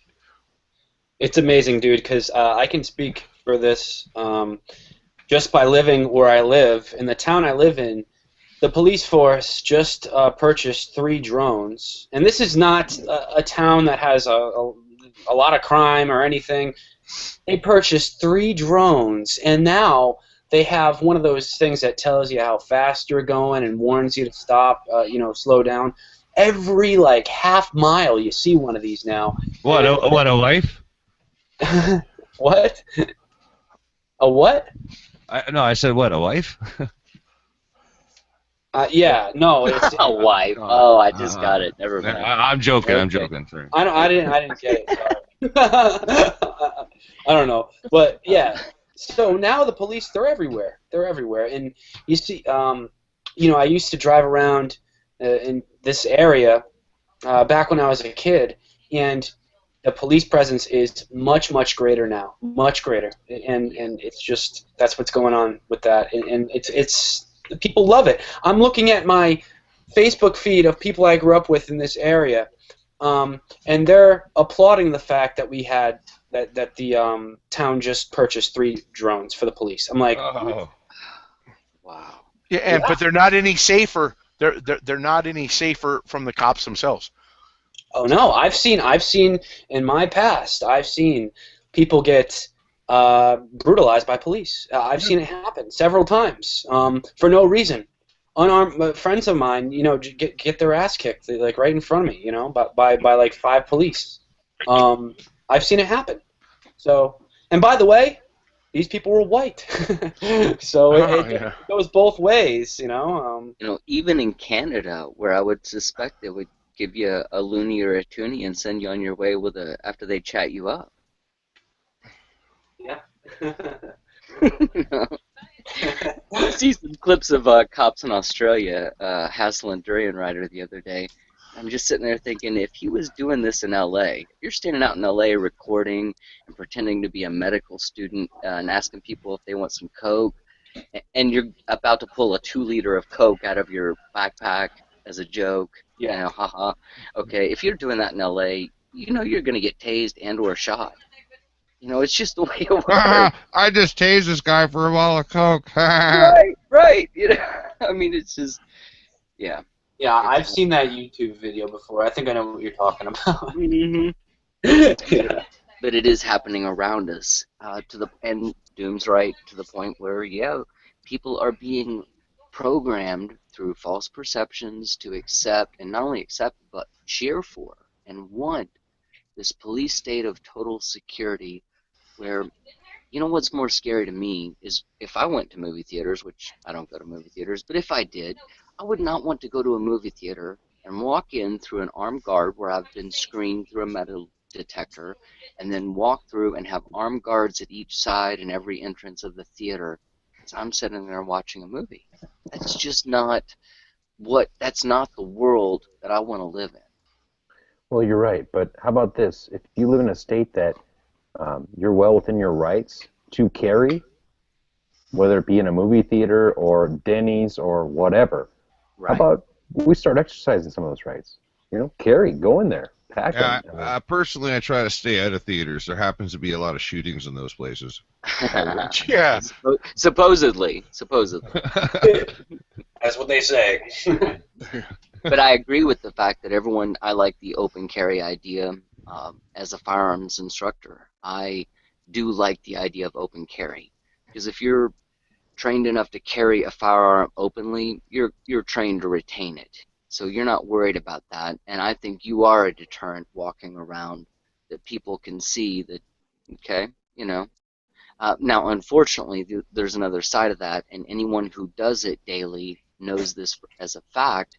Even here in Washington, where it's legal and lawful and all that good stuff, you will get hassled, and you get questioned, and that's not how it should be. Hey, Jan, I don't mean to cut you off, but we got them wanting to cut out here for the night. I just wanted to say good night to them and thank them for coming out here and talking with us. Hey, I'm really, really sorry. I didn't sleep last night. I was trying to get that video uploaded. I'm so, so sorry. And I know Joanne's going to be absolutely exhausted too. So, Oh, I'm cool. yeah, we should. Joanne, you've got to sleep, sweetie. You're not well, darling. Your immune system. You really need to sleep, honey. I worry about you. I'm okay. I know where my limits are. I managed to sleep through the day today. I've got it planned out. I'm gonna have to disagree, sweetie. I saw how much you were on the internet, darling. Come on. That's right. You're grounded, I will Joanne. get some sleep soon. I'll stay on for half an hour. Hey, listen to Mum. You're grounded. You're grounded. Go to bed. Okay. Right. Well, love and light all, and thank you so much. Really. I mean, thanks for just trying to get this word out, and hopefully, you never know, numbers might form. We may get an escort to the airport. We may get home all good, and we may be prisoned in the UK. But hey, we're with our kids, and we can always chat to you guys. Yes, absolutely. Yeah. Always. Are you leaving us now too, Mary? Yeah, I haven't slept now 48 hours, honey. I'm absolutely fragging. You must be knackered. Yeah, go get some sleep. I'm feeling crackered, guys. We can carry this on, and so glad to have you guys and telling your story a little more less rushed. You did a great radio show on Richie's station. That was really great. It was just too bad it wasn't longer, but that's why I thought we'd do this tonight. Well, thanks again, and Yeah, thank you so much. Yeah, Yeah. thank you, Thank guys. you. It's just been great talking to everybody. Hey, thank you. Hey, Doug, you guys have a great night. Get some rest. You're going to need it. Yeah, much love. and if I don't have yours, I don't have your details, honey. Could you get them over to me? I've heard Yeah, of Dabu. absolutely, Mary. Yeah, we can get you that information. No big deal. Thanks so much for spending the time, Mary and Doug and Joanne and Thank you. everybody on this panel, as well as all the listeners. Well, we don't Without have a doubt. we don't have to call it the end of the show. No. We can take it from here, though. Absolutely. I'm so sorry we've consumed so much of you guys' time. I really am. I think that's what the whole show was based on, was you guys. So, I mean, that's what it was supposed to be. Yeah, I'm glad. No. But we can kind of continue on, and we can still go over other stuff. I mean, regarding this. Well, absolutely. But we can have a little recap. Yeah, and we're all going to continue to keep an eye on this current situation and your guys' situation and the coming days ahead. And all of us here are well aware of the situation. So, but we definitely appreciate, you guys sharing the time with us. You guys had a long day. You kicked butt today on Richie Allen's show. And oh, yeah.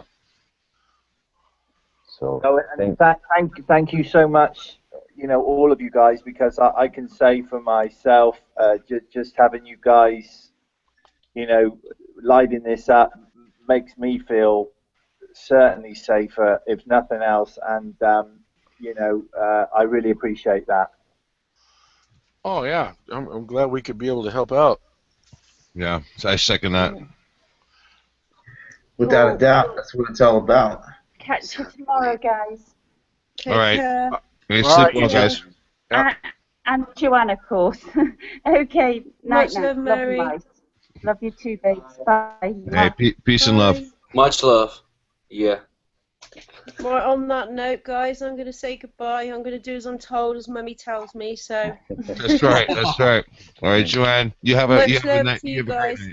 And sorry I didn't contribute much, but I was just a bit tired. I've been flat out for the last sort of 4 or 5 days, so I know. No, it's better with your presence there, hon. Thank you. Hey, all right, Joanne, you take it easy. Joanne, I will. Take care. Much love. Good night. Night. Just for the record, everybody out there, Joanne has been a key part of a lot of the stuff that I've been doing and that Mary has been doing. She has really gone above and beyond.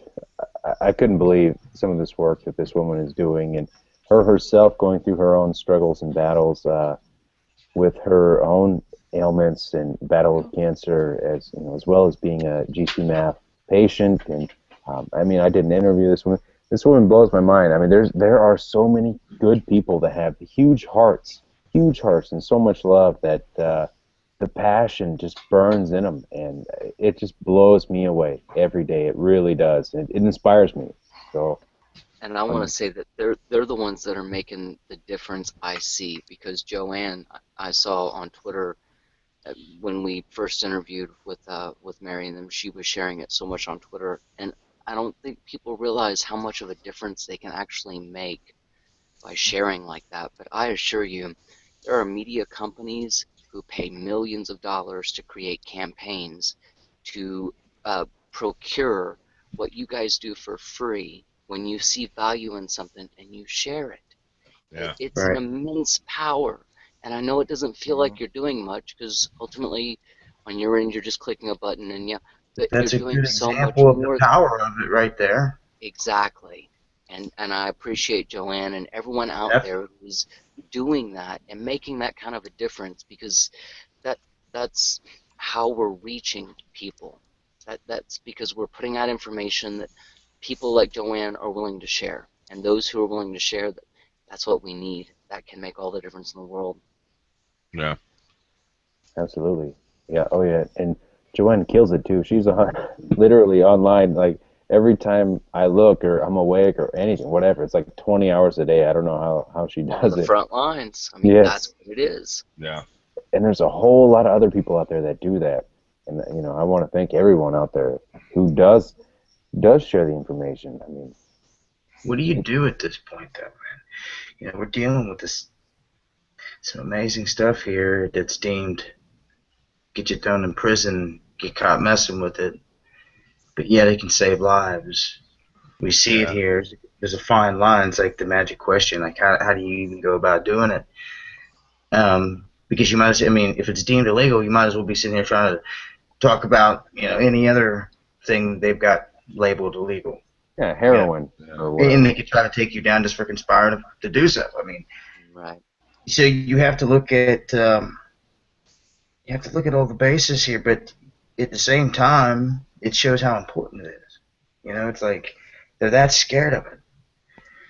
Well, that's a good point, and that's exactly why they didn't mention Gcmaf in any of the articles relating to the deaths. I mean, they do not want us even say, like, they do not want to talk about the white elephant in the room, Right.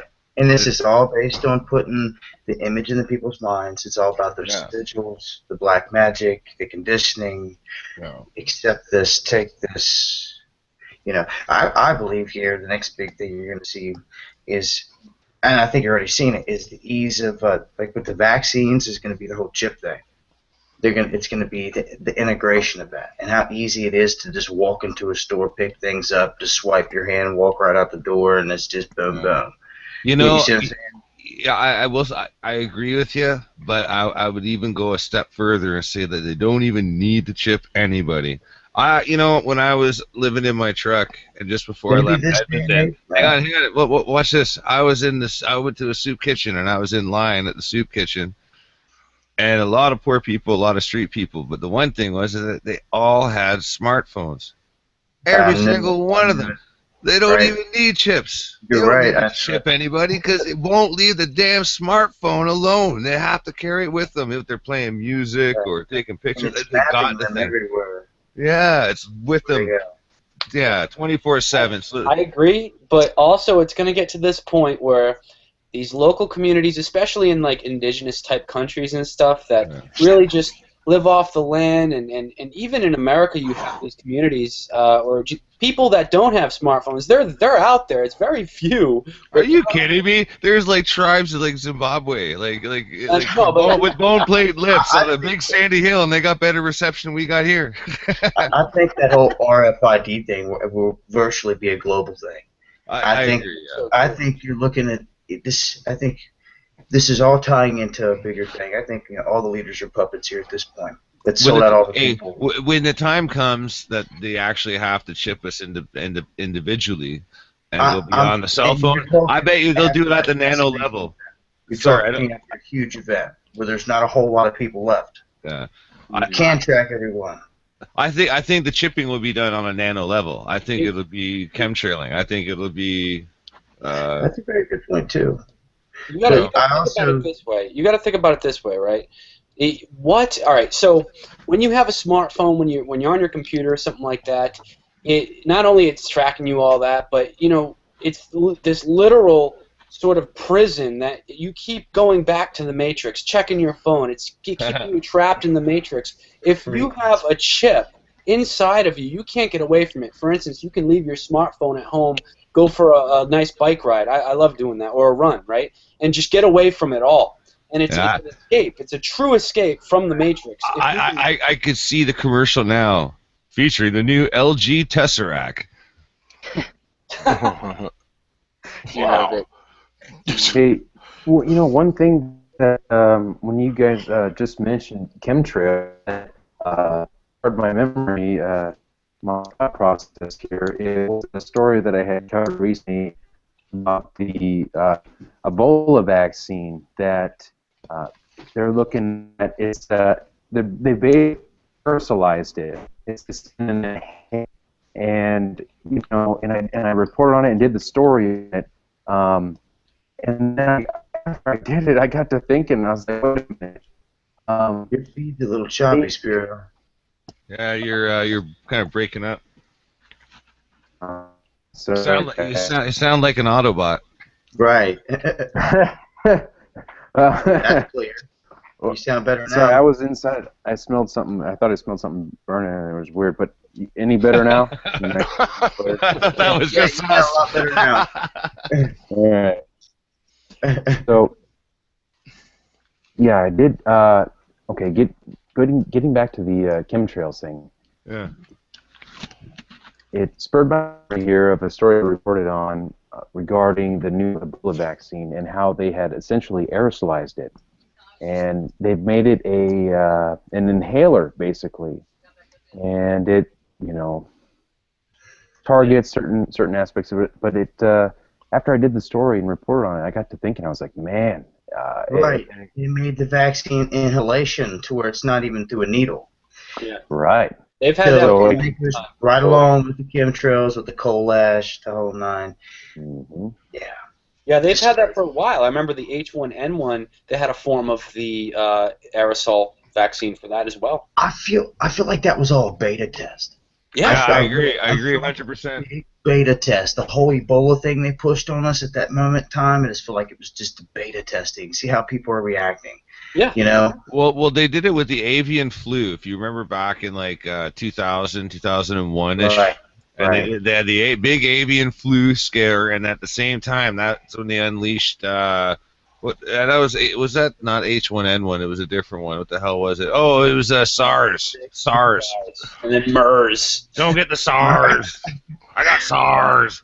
Not Maybe one single person through the 6 degrees of separation. Not one single person I know, and through all of that 6 degrees, have I found someone who knows anything about SARS. No one's ever seen SARS. No one's had SARS, but everyone's wearing masks. That was a social experiment, in my opinion. I think SARS is one of the big medical social experiments. Yeah. It was a total terror kind of a experiment. You know what they're doing, and I think you all sort of hit the needle on the head here, or hit the nail on the head when you said that they're testing us, because I think, and you alluded to this before, Roberts, the Jade Helm AI connection, right? Yeah. So I think that they're literally sort of gathering data and gauging how we react to all these different types of scenarios. Absolutely, yeah. I believe that 100%. Yeah. I'm working on a video right now explaining what quantum computing represents, like what that actually is. And that way people can understand when this machine gets the knowledge that they're feeding it through this Jade Helm exercise, it's going to be... Yeah. We're talking the worst parts of Minority Report here. Yeah. Right, it's going to be predicting outcomes all the way down to what people are going to let you on their property and sell out, down to which ones are going to rally and start firing back. That's right. You know what? I equate it to this, and it's like people will talk about artificial intelligence, let's say in a game of chess, and you have to be 12 steps ahead while the computer's, let's say, 30 steps ahead. Now, quantum computing is entirely different. It plays the game 12 times and then determines how you're going to move next. It's entirely different. It's a whole different ball game. It could play out scenarios like in leaps, like in memory cycles. It can play the entire scenario out. Yeah, and I think that's what they're doing. And in the end, it's about collecting as much data as possible so that when the real big false flag or the real big psyop comes, they know how to pull it off and how to roll everything out. And they understand exactly what our reactions will be because of all the data they have. The more data, the better. Well, you know? Yeah. There's a huge, freaking huge, just, I don't even know what you want to call it. Go ahead and call it the beast type system sitting out there that all these countries are feeding their data into. It is just massive. Like you're talking about, like got its own intelligence. It's just this huge supercomputer that's just taking in all this information, feeding off of everything, knowing everything. And kind of like I got a 5-word statement, Dabu. I got a 5-word statement. It's a DARPA hard problem. I thought you were gonna say it's in Utah, motherfucker. No, this is a DARPA production, man. Like, it's using the ARPANET, which was created, and this is part of I'm doing a massive series, and it's taken so long. This is it's over the top though, because this started from way back, and they use acronyms like IMP and little magical imps. What do? They control clusters. They're reprogrammable. This is the structure of the internet, or the ARPANET as it was called before they were defense. They were just ARPA, right? But yeah, man, this whole thing, this has been a manifestation from the very beginning. And recently Dabu did a video about the software, the company that's monitoring social media profiles and determining threat scores. You know what I'm talking about? Yeah. Yeah, it's based out of Baltimore. It's basically a company that was monitoring everything and being open about it. And they were saying, look, this is what we do. We do the mining of this data, and we're tracking hashtags. And it wasn't just hashtags. I mean, they're tracking everything, obviously. But they were specifically working with other groups, and this was my problem, to where these groups that they had on the street, let's say Black Lives Matter, would come up with these hashtags and put them out there, and they would be their own creation. Okay, so and when they hit the street, they had this hashtag. They would follow all the information that people were hitting with that hashtag, and they were watching for threats, anything and everything. Anyone hashtagging that, they were watching it, and anything that they deemed a threat, they were throwing you in the threat bucket. Jesus. And that's how they're still doing it. Wow. But I mean, it goes along with everything else. Those are shill tags. They're listening to us right now, though. What do you do? Oh. Stop talking? Yeah, exactly. You can't just completely fold. They're listening and watching. You've got to do more outside of this realm. Meeting up. I 100% put myself out there. I'm not hard to find. I'm easy to locate. My name is out there. Dox me. You know what I mean? I don't care. I'm right here. Come find me. So, I mean, what's going to be next? Is it going to be about the thought police? You can't even think what it is that you want to say. That's a good question, because it really just depends how fine the resolution of data is that the machine gets. Right. I mean, during this whole operation, how much resolution is there in the fuzzy metadata that it collects? I mean, that will determine at the end of the day how determinant the machine will make decisions at. And you got to remember, it's a command and control system. So what it's going to actually do is going to green light groups of people. Let's say the RCMP here in Canada in some city XYZ, or the municipal police in another city in the States somewhere. This is just a command and control system. So it'll just tell a group of people before they even know they have to respond. So so it'll still be people doing the dirty work. And what this machine is intended to do is to replace the 3 hours of lag time for a federal decision to be made for a municipal problem. So what this thing is going to do is basically just, boom, green light a situation based on the input that it already has, because it's all interconnected. It's messed up, guy. You know what it is now, too, and I just did a video on this. It's going beyond just the social media, tracking and recording everything that happens on the internet. Now, everything's so connected to the internet. Like Windows 10, for instance, obviously it just came out. This operating system actually tracks, records, and logs onto a cloud everything you do, whether you're on a website or not. So if you're just typing an essay or something, you're in college, everything you do is tracked, logged, and recorded. How long you use the apps, what you're typing, what you're saying, everything. And as far as I know, this is the first system that is actually doing that. Admittedly, at least, you know, who knows what's really going on, but admittedly, Windows 10. They know when you go to Pornhub. Oh yeah, but I mean, like now, it's like even when you're not on like a website, you know, any of the programs you use on that computer, if you're using your video editing program or whatever, it's all tracked, recorded, and sent to a cloud, all of it. And they even admit that a lot of it is to improve their advertising service. Right, right. And they're mapping you. I mean, it was My Mapper. It had a name to it. Where it was, you could see it on the phone. It was tracking them everywhere and logging everything. And their excuse was, "Oh, well, this helps us better." You ever been sitting there talking about something and hop on the computer? I mean, it's happened to me a couple of times where I haven't even done a search for it or anything, and then you just like hop on and like it's being advertised. You're like, all right, how did they pull this one off? They're literally listening. Like you have a conversation with somebody, you know, about Furbies or something, and then suddenly, you know, like Amazon.com is selling you old recycled Furbies. I have a story right here, real quick. A quick one. I was going back to work from a break, and I worked near an airport, right? So coming back, and there was an air show there, and there was like the Civil Aviation, you know, Airmen Group or something. It's a group of volunteers that now I ended up looking them up after, but they work with FEMA and all these guys and everything, and they were dressed in full-out camis. I mean, they looked like military. And so when I rolled up, I was recording, and they asked to see, you know, ID, this and that, whatever, badge to get in to where I was going. I was like, what? Well, who are you? And he's like, well, we're with the Civil Aviation Authority, blah, blah, whatever.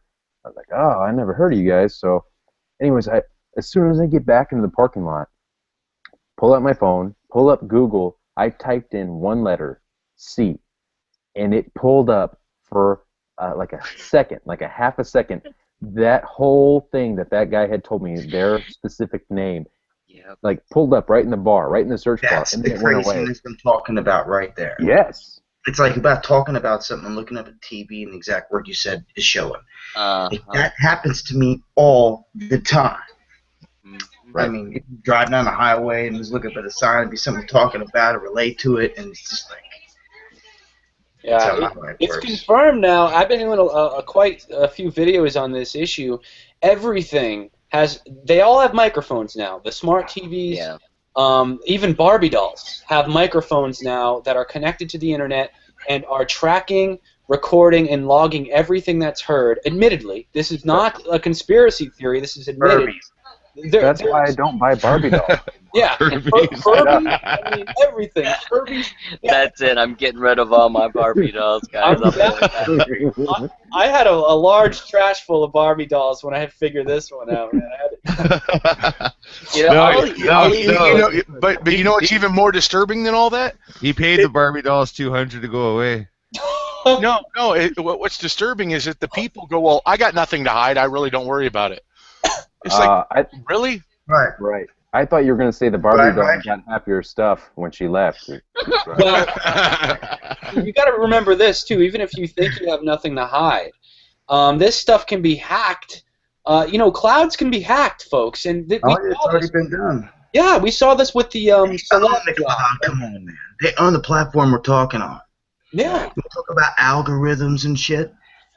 They've got. I bet you if there was 50 people watching us tonight, damn 25 of them's them. Yeah. And I'll even go a step further. I think who else is talking about it? Nobody. I think sometimes that they're watching to the point where the algorithms, like you're talking about, even some things you think when you search for some real austere type stuff where it's not common. And all of a sudden, it knows the next, just by typing the first letter, it gives you the entire... It's because it's tracked you so many times every day. It just knows your patterns, right? Everything. Well, you're right. It's tracked your financial statements, what you've bought, everything. It knows your pattern. It's a cycle every day, so it's predictive. It feels like it's listening to me. I mean, I can think some stuff, like you said, the TV commercials. I've seen that many times, too. How many of you have been putting out things and then see that something you've said 3 weeks later on a commercial? Well, it's real time is what it is. I mean, like I said, that Civil Aviation Group or whatever it was, I had never even heard of them, and I recorded that and talked about it, and he said it, and I said it, and then I go to search it, and it popped right up, and then it disappeared. It went away. I entered one letter, the letter C. It popped up and then went away. I was like, what the hell? It tripped me out. I mean, it's real time stuff. Well, hey, it's no secret. Google, in partnership with NASA and I think a university, I'm not sure the name of the university, but anyway, they have a partnership and they own a D-Wave quantum processor. And it's the 1,000 qubit processor, and this thing is like, it's a quantum processor, and they even proved that it uses quantum entanglement, and it's a goddamn quantum processor. I mean, and like Google's already known for its predictive algorithms, right? Well, you run that through a quantum D-Wave. I mean, this thing's going to think of things before you do. Is quantum, if I'm not mistaken, and I don't think this is quantum, but isn't there this new chip that they're working on that's not based on silicon but based on carbon? And you know, it's supposed to be a lot more processing power because of the carbon. You're talking about a carbon nanotubes. Yeah, something. Yeah, I assume. Yeah. I know that it's basically switching from silicone to carbon, which is going to make the computers 10 times, a million times freaking faster.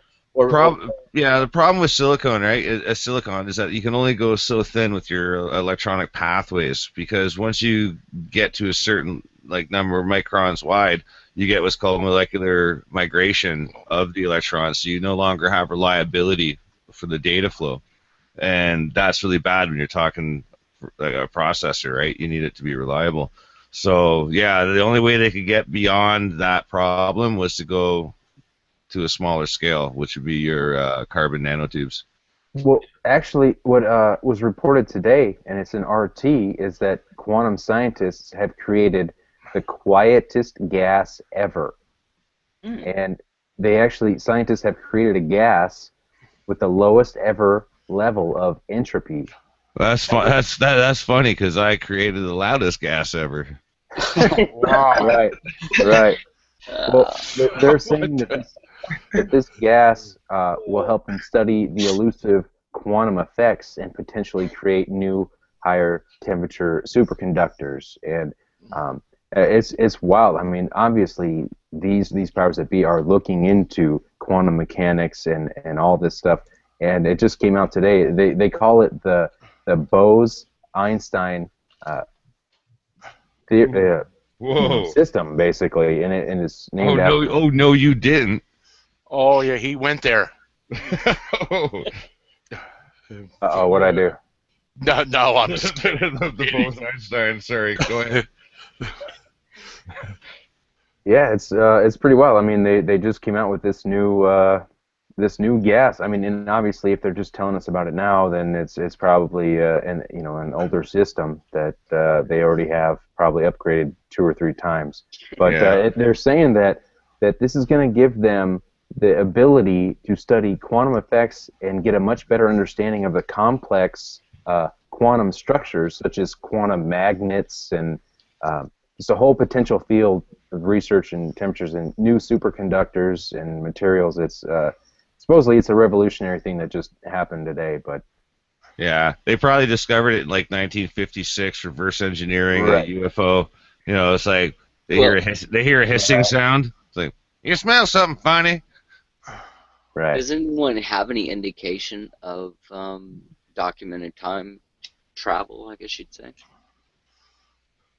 Documented time travel? I don't know. How can it be documented? I mean... Yeah, I don't. I mean... They probably go back in time and remove the documents. Right. Yeah, no, but I will say this, you know, it wouldn't surprise me if a lot of these technologies they've had for quite some time, you know, obviously a lot of people think that, you know, fiber optics and a lot of different things came after the Roswell crash, right, in the late 40s. And, you know, it's possible maybe some of this stuff is still being rolled out to the public, fresh and new, so to speak, but really they've had it for quite some time. You know what? That's interesting you bring this all up, because one time I was watching a Dabu 7 video, and No. right.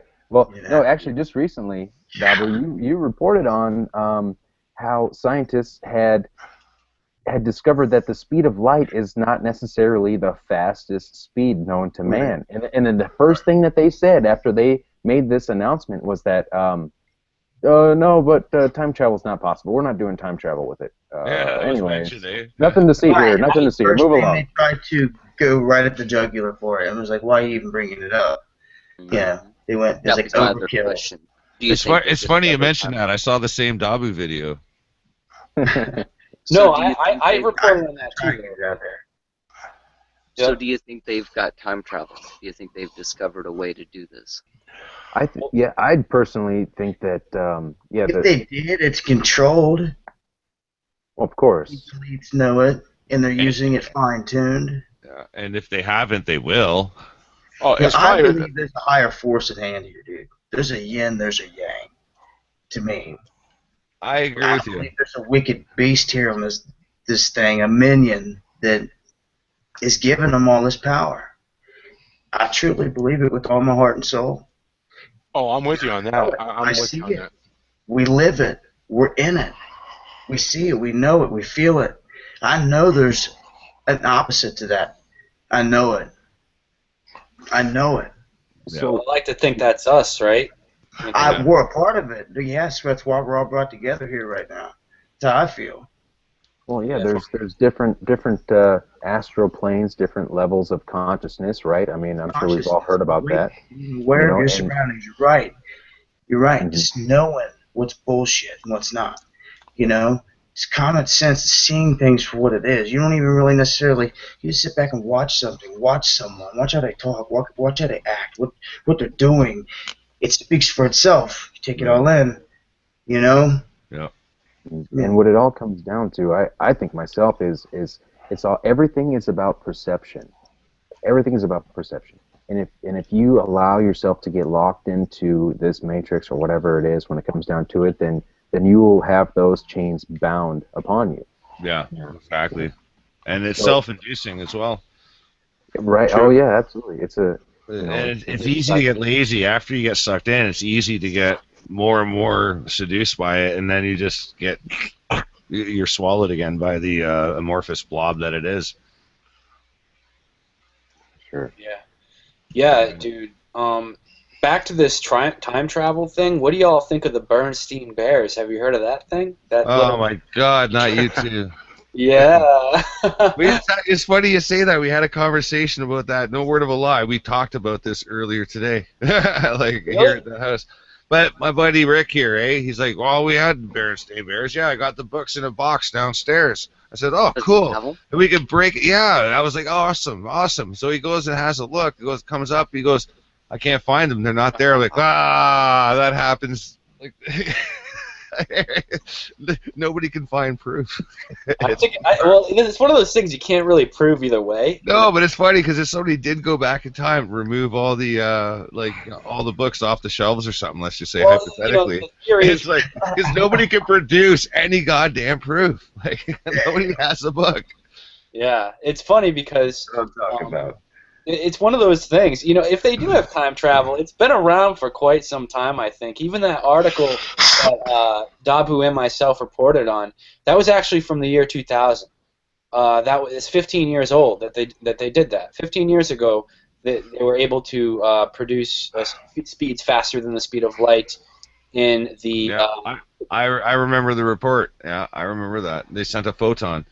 Yeah, and it was the gas they used. What was it? It was... I can't remember now.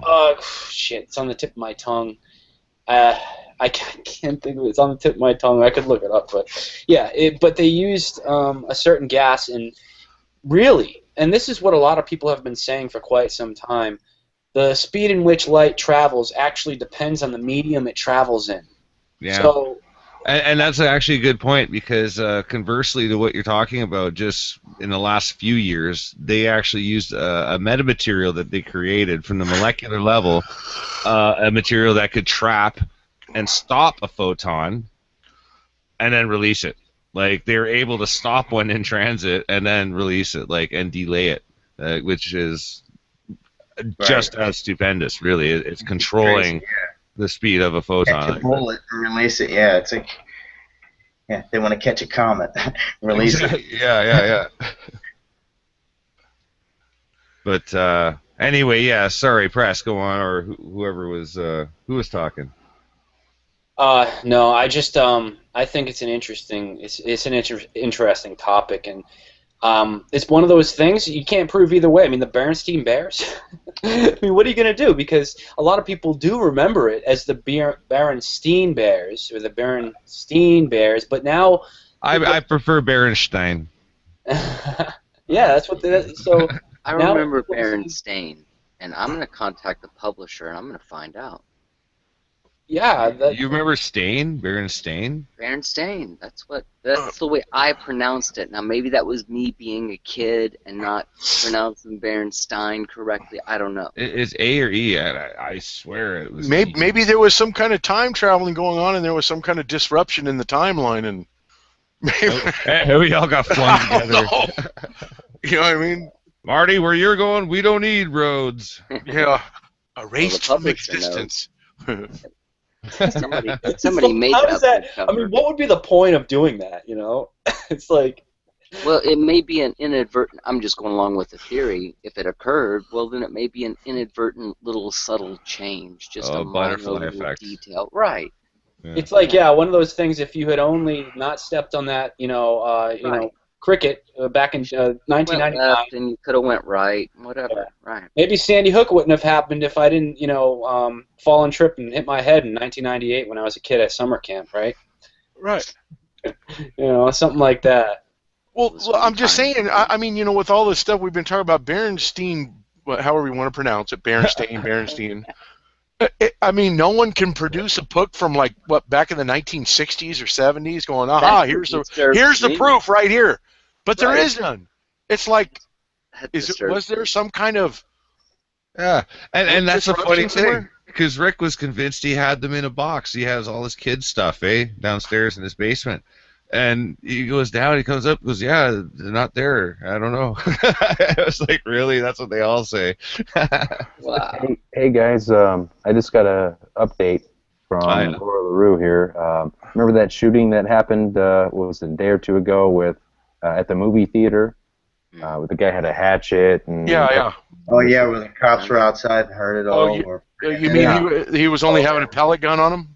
Yeah. Right, that guy, yeah. Well, apparently, according to Global Research, it says here that authorities revealed that the alleged gunman's identity is now a 29-year-old Vicente David Montano from Nashville. Right. He was initially reported as a 51-year-old man and the whole deal, but it's kind of strange here. That's kind of a big difference. Kind of a big twist on that. What? Yeah, now picture out. That's one stressed out 29-year-old. I was going to say, it was been out there much earlier today, and I was like looking at the picture and go, if that dude's 29 years old, then Michelle Obama's the best looking tranny in the world. I mean, I swear to God. Ouch. God, that's something I want to know. I just want to know. Just for my own, because if that's true, that is the biggest charade, false flag, false penis, whatever you want to call it. That is the biggest one ever. The question is, do you think she really does have a penis still? Because if she does... It wouldn't be false. Well, listen, feel me out. They got all this shit that detects the heat of your body. Think about it here. Wars were started for less. That's even a more grander deception than flat Earth. I'm saying if you want to get to the bottom of it, I'm for real. How can they hide that? How can they hide that? Why you can fly your drone, fly your drone up her shirt, and then live stream it. I'm saying they do it with camera. You do it with any image. You can take it, put it through the process, and do it all the time, and put out the heat signature of the image. Why do I have to, there's people Google searching for Michelle Obama's dick pics? I wonder why we're in trouble. Oh my God. Everything we talked about tonight, that's going to be the one thing that gets us killed. Right. Welcome to the after show. Yeah. Oh, man. Oh my lord. You should title this Michelle Obama's dick pic. It'll probably get 8 million views like in 10 minutes. Wait. And cute cat pics. I wonder if it's on like Dude, listen, my top viewed video ever is Michelle Obama is a man and Barack Obama is gay. It was one of my first videos ever. I remember that one, actually. Yeah, and he's just, she looks like a man to me, and I was just going on, sort of ranting about it and how Barack Obama. First of all, there is pretty hardcore eyewitness testimony suggesting that Barack Obama is indeed at least a bisexual. And didn't you play that bit from the woman comedian there, the one who died? What's her name?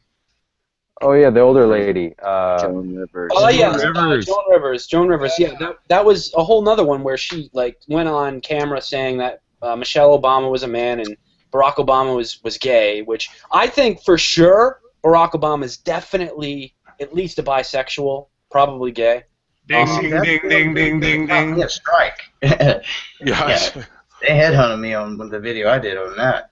Yeah, I mean, I don't even think that's too out of left field there. I think a lot of these politicians are gay or bisexual or have some sort of weird fetish. That way, they can keep them in check. The system can keep them in check by blackmailing them, right? And they're compromised.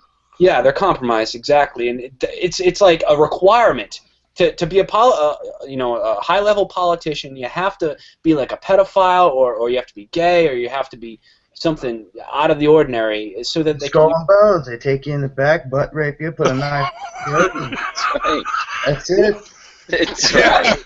Hey, and then now they go, you're now one of the fellas. Welcome to the club. This round tables, we're going downhill quick, guys. I know, we just did a complete 180 somewhere. Well, no, it's interesting because I think it was Tupac that said, and I know Dabu, you're into Tupac and what his whole story is. Didn't he come out and say that Dr. Dre asked him or said if you really want to be in with us, you gotta let me butt rape you or something like that? Didn't that happen? I don't know about the details of the exact conversation or exchange, but I do know that at some point it seemed that he didn't see them as that because he didn't know them his whole life. He just met them as he came to death row and all that. And same with Snoop and all the rest of them. He came from Baltimore, Pac did. So they were all new to him. And he finally, even and you can hear it in the songs, he calls Dre out and says he's a fag and everything else. That's what he calls him. He figured him out. And those were some of the last songs right before he disappeared. Because before that, he was riding with him. California Love, some of the biggest songs, he was with him. Yeah. And right his very last ones before he disappeared, he called it how it was. I remember listening to a recording back when I was really into that, to researching Tupac around What do you think Eazy-E had Dr. Dre on the cover of his magazine with a stethoscope and makeup? Come on.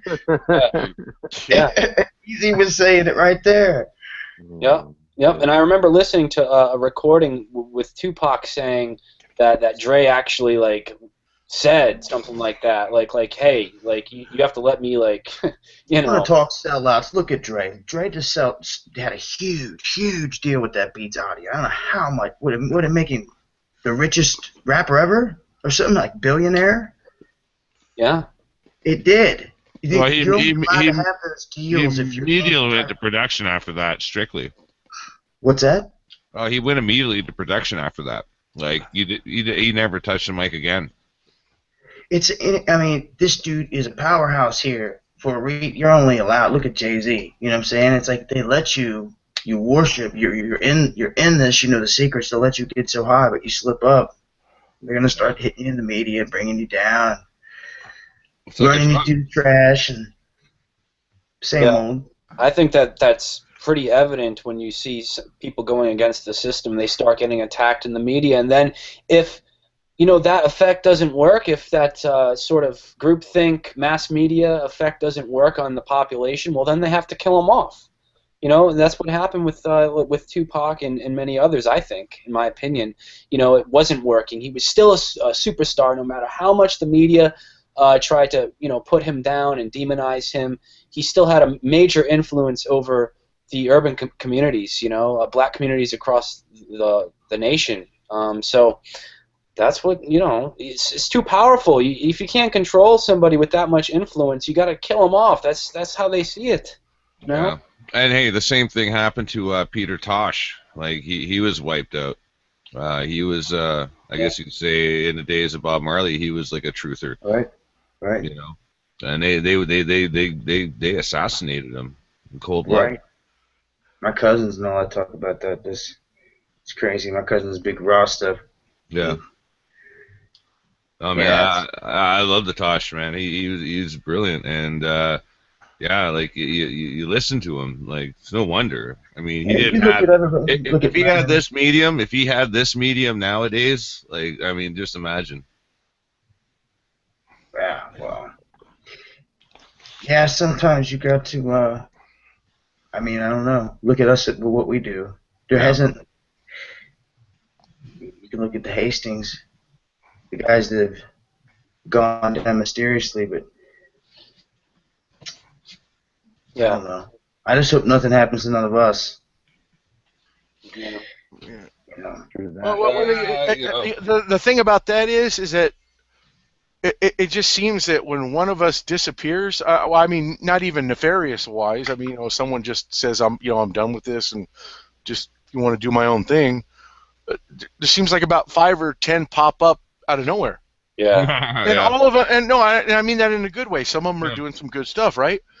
And it's not going to work killing somebody off. There's going to be more popping up. So what are they going to do? Kill everybody? Wow. Yeah, I think it's at the point now where, and this is why I think there's a lot of infiltration going on, a lot of subversion, a lot of, just things to divide us going on within these types of communities that like to have actual intellectual discussions about controversial topics that could bring down the system. Instead of killing, they can't kill us off anymore because there's too many of us. I mean, it's just there's too many of us, and now it's about subversion. It's about causing subterfuge and trying to split people up and trying to cause division within communities that talk about this stuff. Yeah. I'm sure if any one of us stopped making noise for even like 3 or 4 days, someone would be like, "Hey, what the fuck's going on?" Yeah, well, it wouldn't matter. There's so many people to fill their shoes that it just doesn't. It does in the end. On a collective scale, it doesn't really matter. I mean, I could drop out tomorrow. You guys would still carry the torch, and others, I remember when Putin went missing for a little while. Dabu was taking, funniest lore video ever.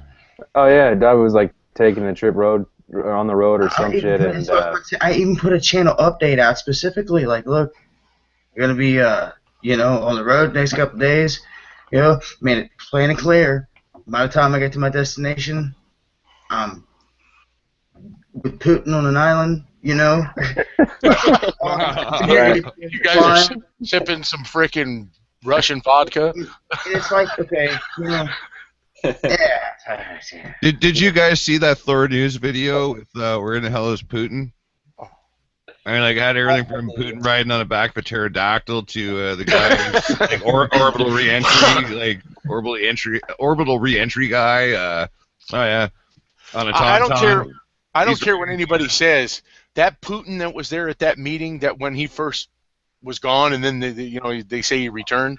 Well, whatever it was, that wasn't him, dude. I don't care what anybody says. It was not him. There's a couple Putins, dude. You can be damn sure of that, dude. This dude's like the ultimate warrior. He's like a bunch of double. He's Putin on the Ritz. He's like. You're right. From my studies, the longest time, dude, with that dude, man, he has been one of the ones I thought for sure that there's been clones out there of. Back to old images and all the way to today, and different things in different places, images just didn't stack up. I mean, just my own research. Just see what he looks like in a stormtrooper uniform. There's so much to Photoshop out there, man. Yeah. They show him with the shirt off out there in the mountains, the bears. And that's like, I don't know what he really looks like. I will say this: he makes Obama look like a little wimp, man. He really. You know, I say this about the whole Putin thing. I think they really do. He's like a Marlboro man. Yeah, I think they treat in the media subliminally to everybody here. He's against GMOs. Hell, they're over there burning all the food that just got sent there from over here. All of it. They're burning it. Yeah, as they should. You see that's full of. You see what I'm saying? But this is the thing in the minds of all these. This is what we were brought up. This is communist Russia. You know what I'm saying? This is how I was brought up. It's communist Russia. The communist. Da, da, da, da. Yeah, he doesn't want to feed his people. They're thinking that all this, you know. The play on the mind. Someone's got to send him a T-shirt. I stole a pyramid, bitches. Right. Well, yeah. The thing. Story right there. You want to start talking about pyramids? Crimea. The whole Crimea thing. Yeah. All of it. Well, yeah. Like what I think you're trying to get to, Dabu, is that they're portraying him as being more righteous than our own leader over here. Right. And it reminds me of the Illuminati card where it looks dead on Obama at the podium and they're throwing all kinds of stuff at him.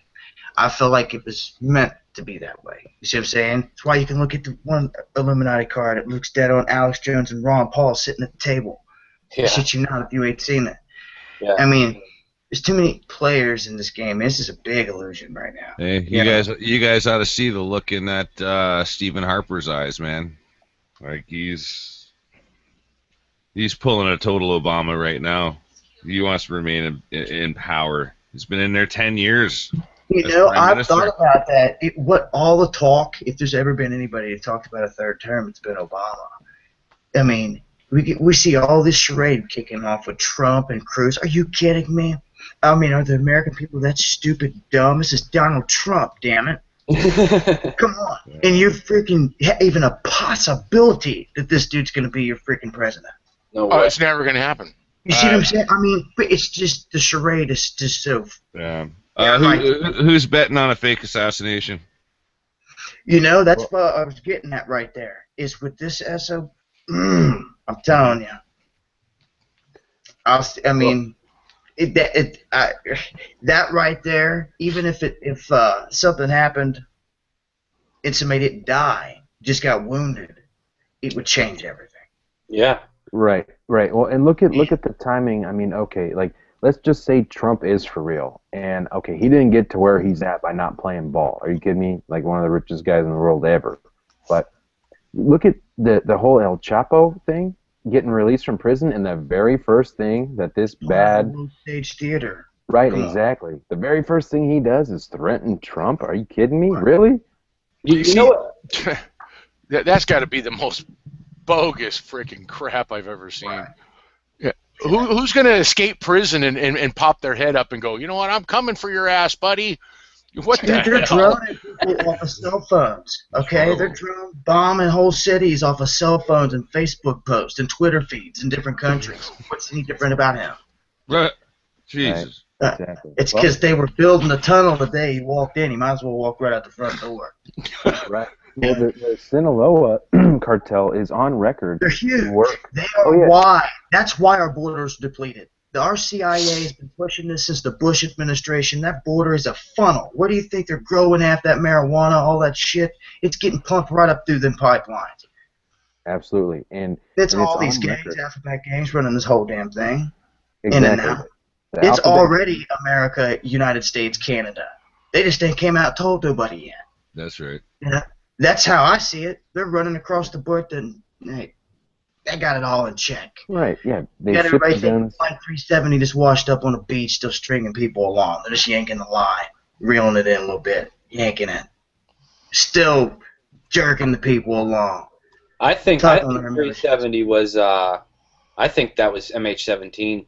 That's what I think. I think they used MH7 or 370 in the MH17 false flag. But it just the coincidence is too. It's just too.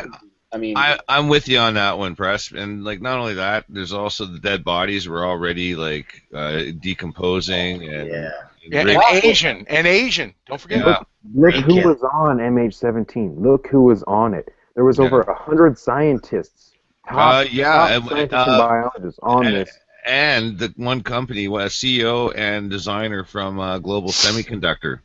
And their speciality was avionics signature uploading and shit like that. Well, that was 370. That was 370. Yeah. Right. 17 had 100 plus top scientists and doctors that were heading to Australia, right? Heading to Australia for this massive AIDS conference down there. And one of the top guys on there, what is his name? Green. Anyways, he was the World Health Organization spokesman. Dabu covered it on the spot at the time, but this was right before Ebola broke loose like crazy, right? I remember. Yeah, and he was going down there to blow the whistle, and there's bioweapons labs in Kianama and this and that, and he wasn't towing the line, and wouldn't you know it? And see, the way that the Illuminati, whoever you want to call them, operate is their false flags serve many purposes. They're multifaceted attacks, right? So they kill many birds with one stone, literally and figuratively. So not only can they, you're right, exactly. Not only can they try to frame Russia for it, but they can take out their threats of, these other scientists blowing the whistle. They can divert the air traffic over this area and all this. I mean, anyways, guys. Hey, I don't mean.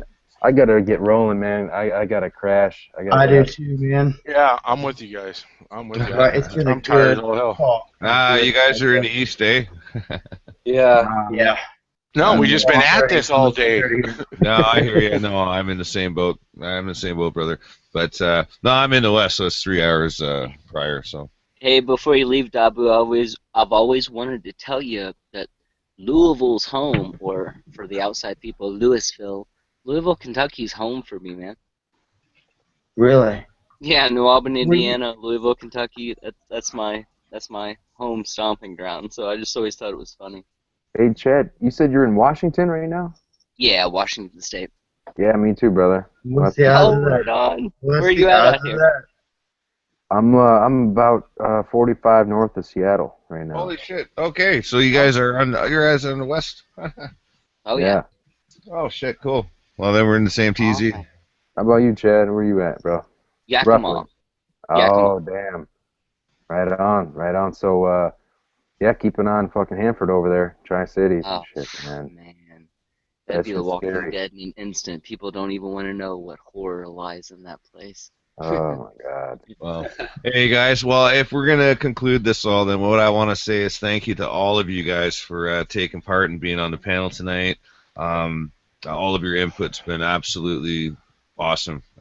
And I'm sure Amanda and Doug are grateful for you guys' input on everything. And I'd like to thank Amanda and Doug. You guys are the reason we're doing this. Stay safe. Our love goes out to you guys and your kids. Joanne, thank you for coming on. If you're out there and you're listening, your input was also one of the main features of the evening. So glad you could shed some light on your involvement here. Guys, anything you guys want to say in closing? Yeah, I'd like to thank everybody here right now. Everybody out, on this panel, I respect you guys to the fullest, and everyone out there who has been sharing the information, who does have our backs. We're all in this together big time. More than you know, every one of us has our part to play. I mean, we're all in this together big time. Yeah, exactly. For sure. And I just want to say, thanks for having me on, and much love to all you guys, all the people listening. It's been my pleasure. Oh, yeah. It's good to holler at you, too, brother. I know you put out a video a while back wanting to interview me and talk to me straight up, but we need to catch up. Me and you want to get that done, because I've always wanted to do that. Regardless, I know I have my differences with free radio, but you're a total different dude, and I always liked you. So I mean, for sure, dude. We person, should so, something, dude, and we'll talk. Hell yeah, dude.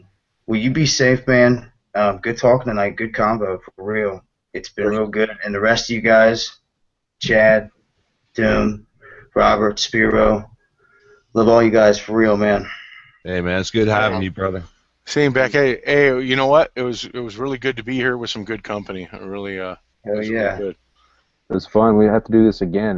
You know, if some hot topics are popping off, there's some big time stuff going down or whatever, some false flags or whatever. I mean, this is a good core group here, you know. You know what, man? All you guys are welcome, like, in my circle. This is great. I really appreciate all of this. And we really could cover a lot of topics, so we should do this again. All right, guys. Good night. Signing off.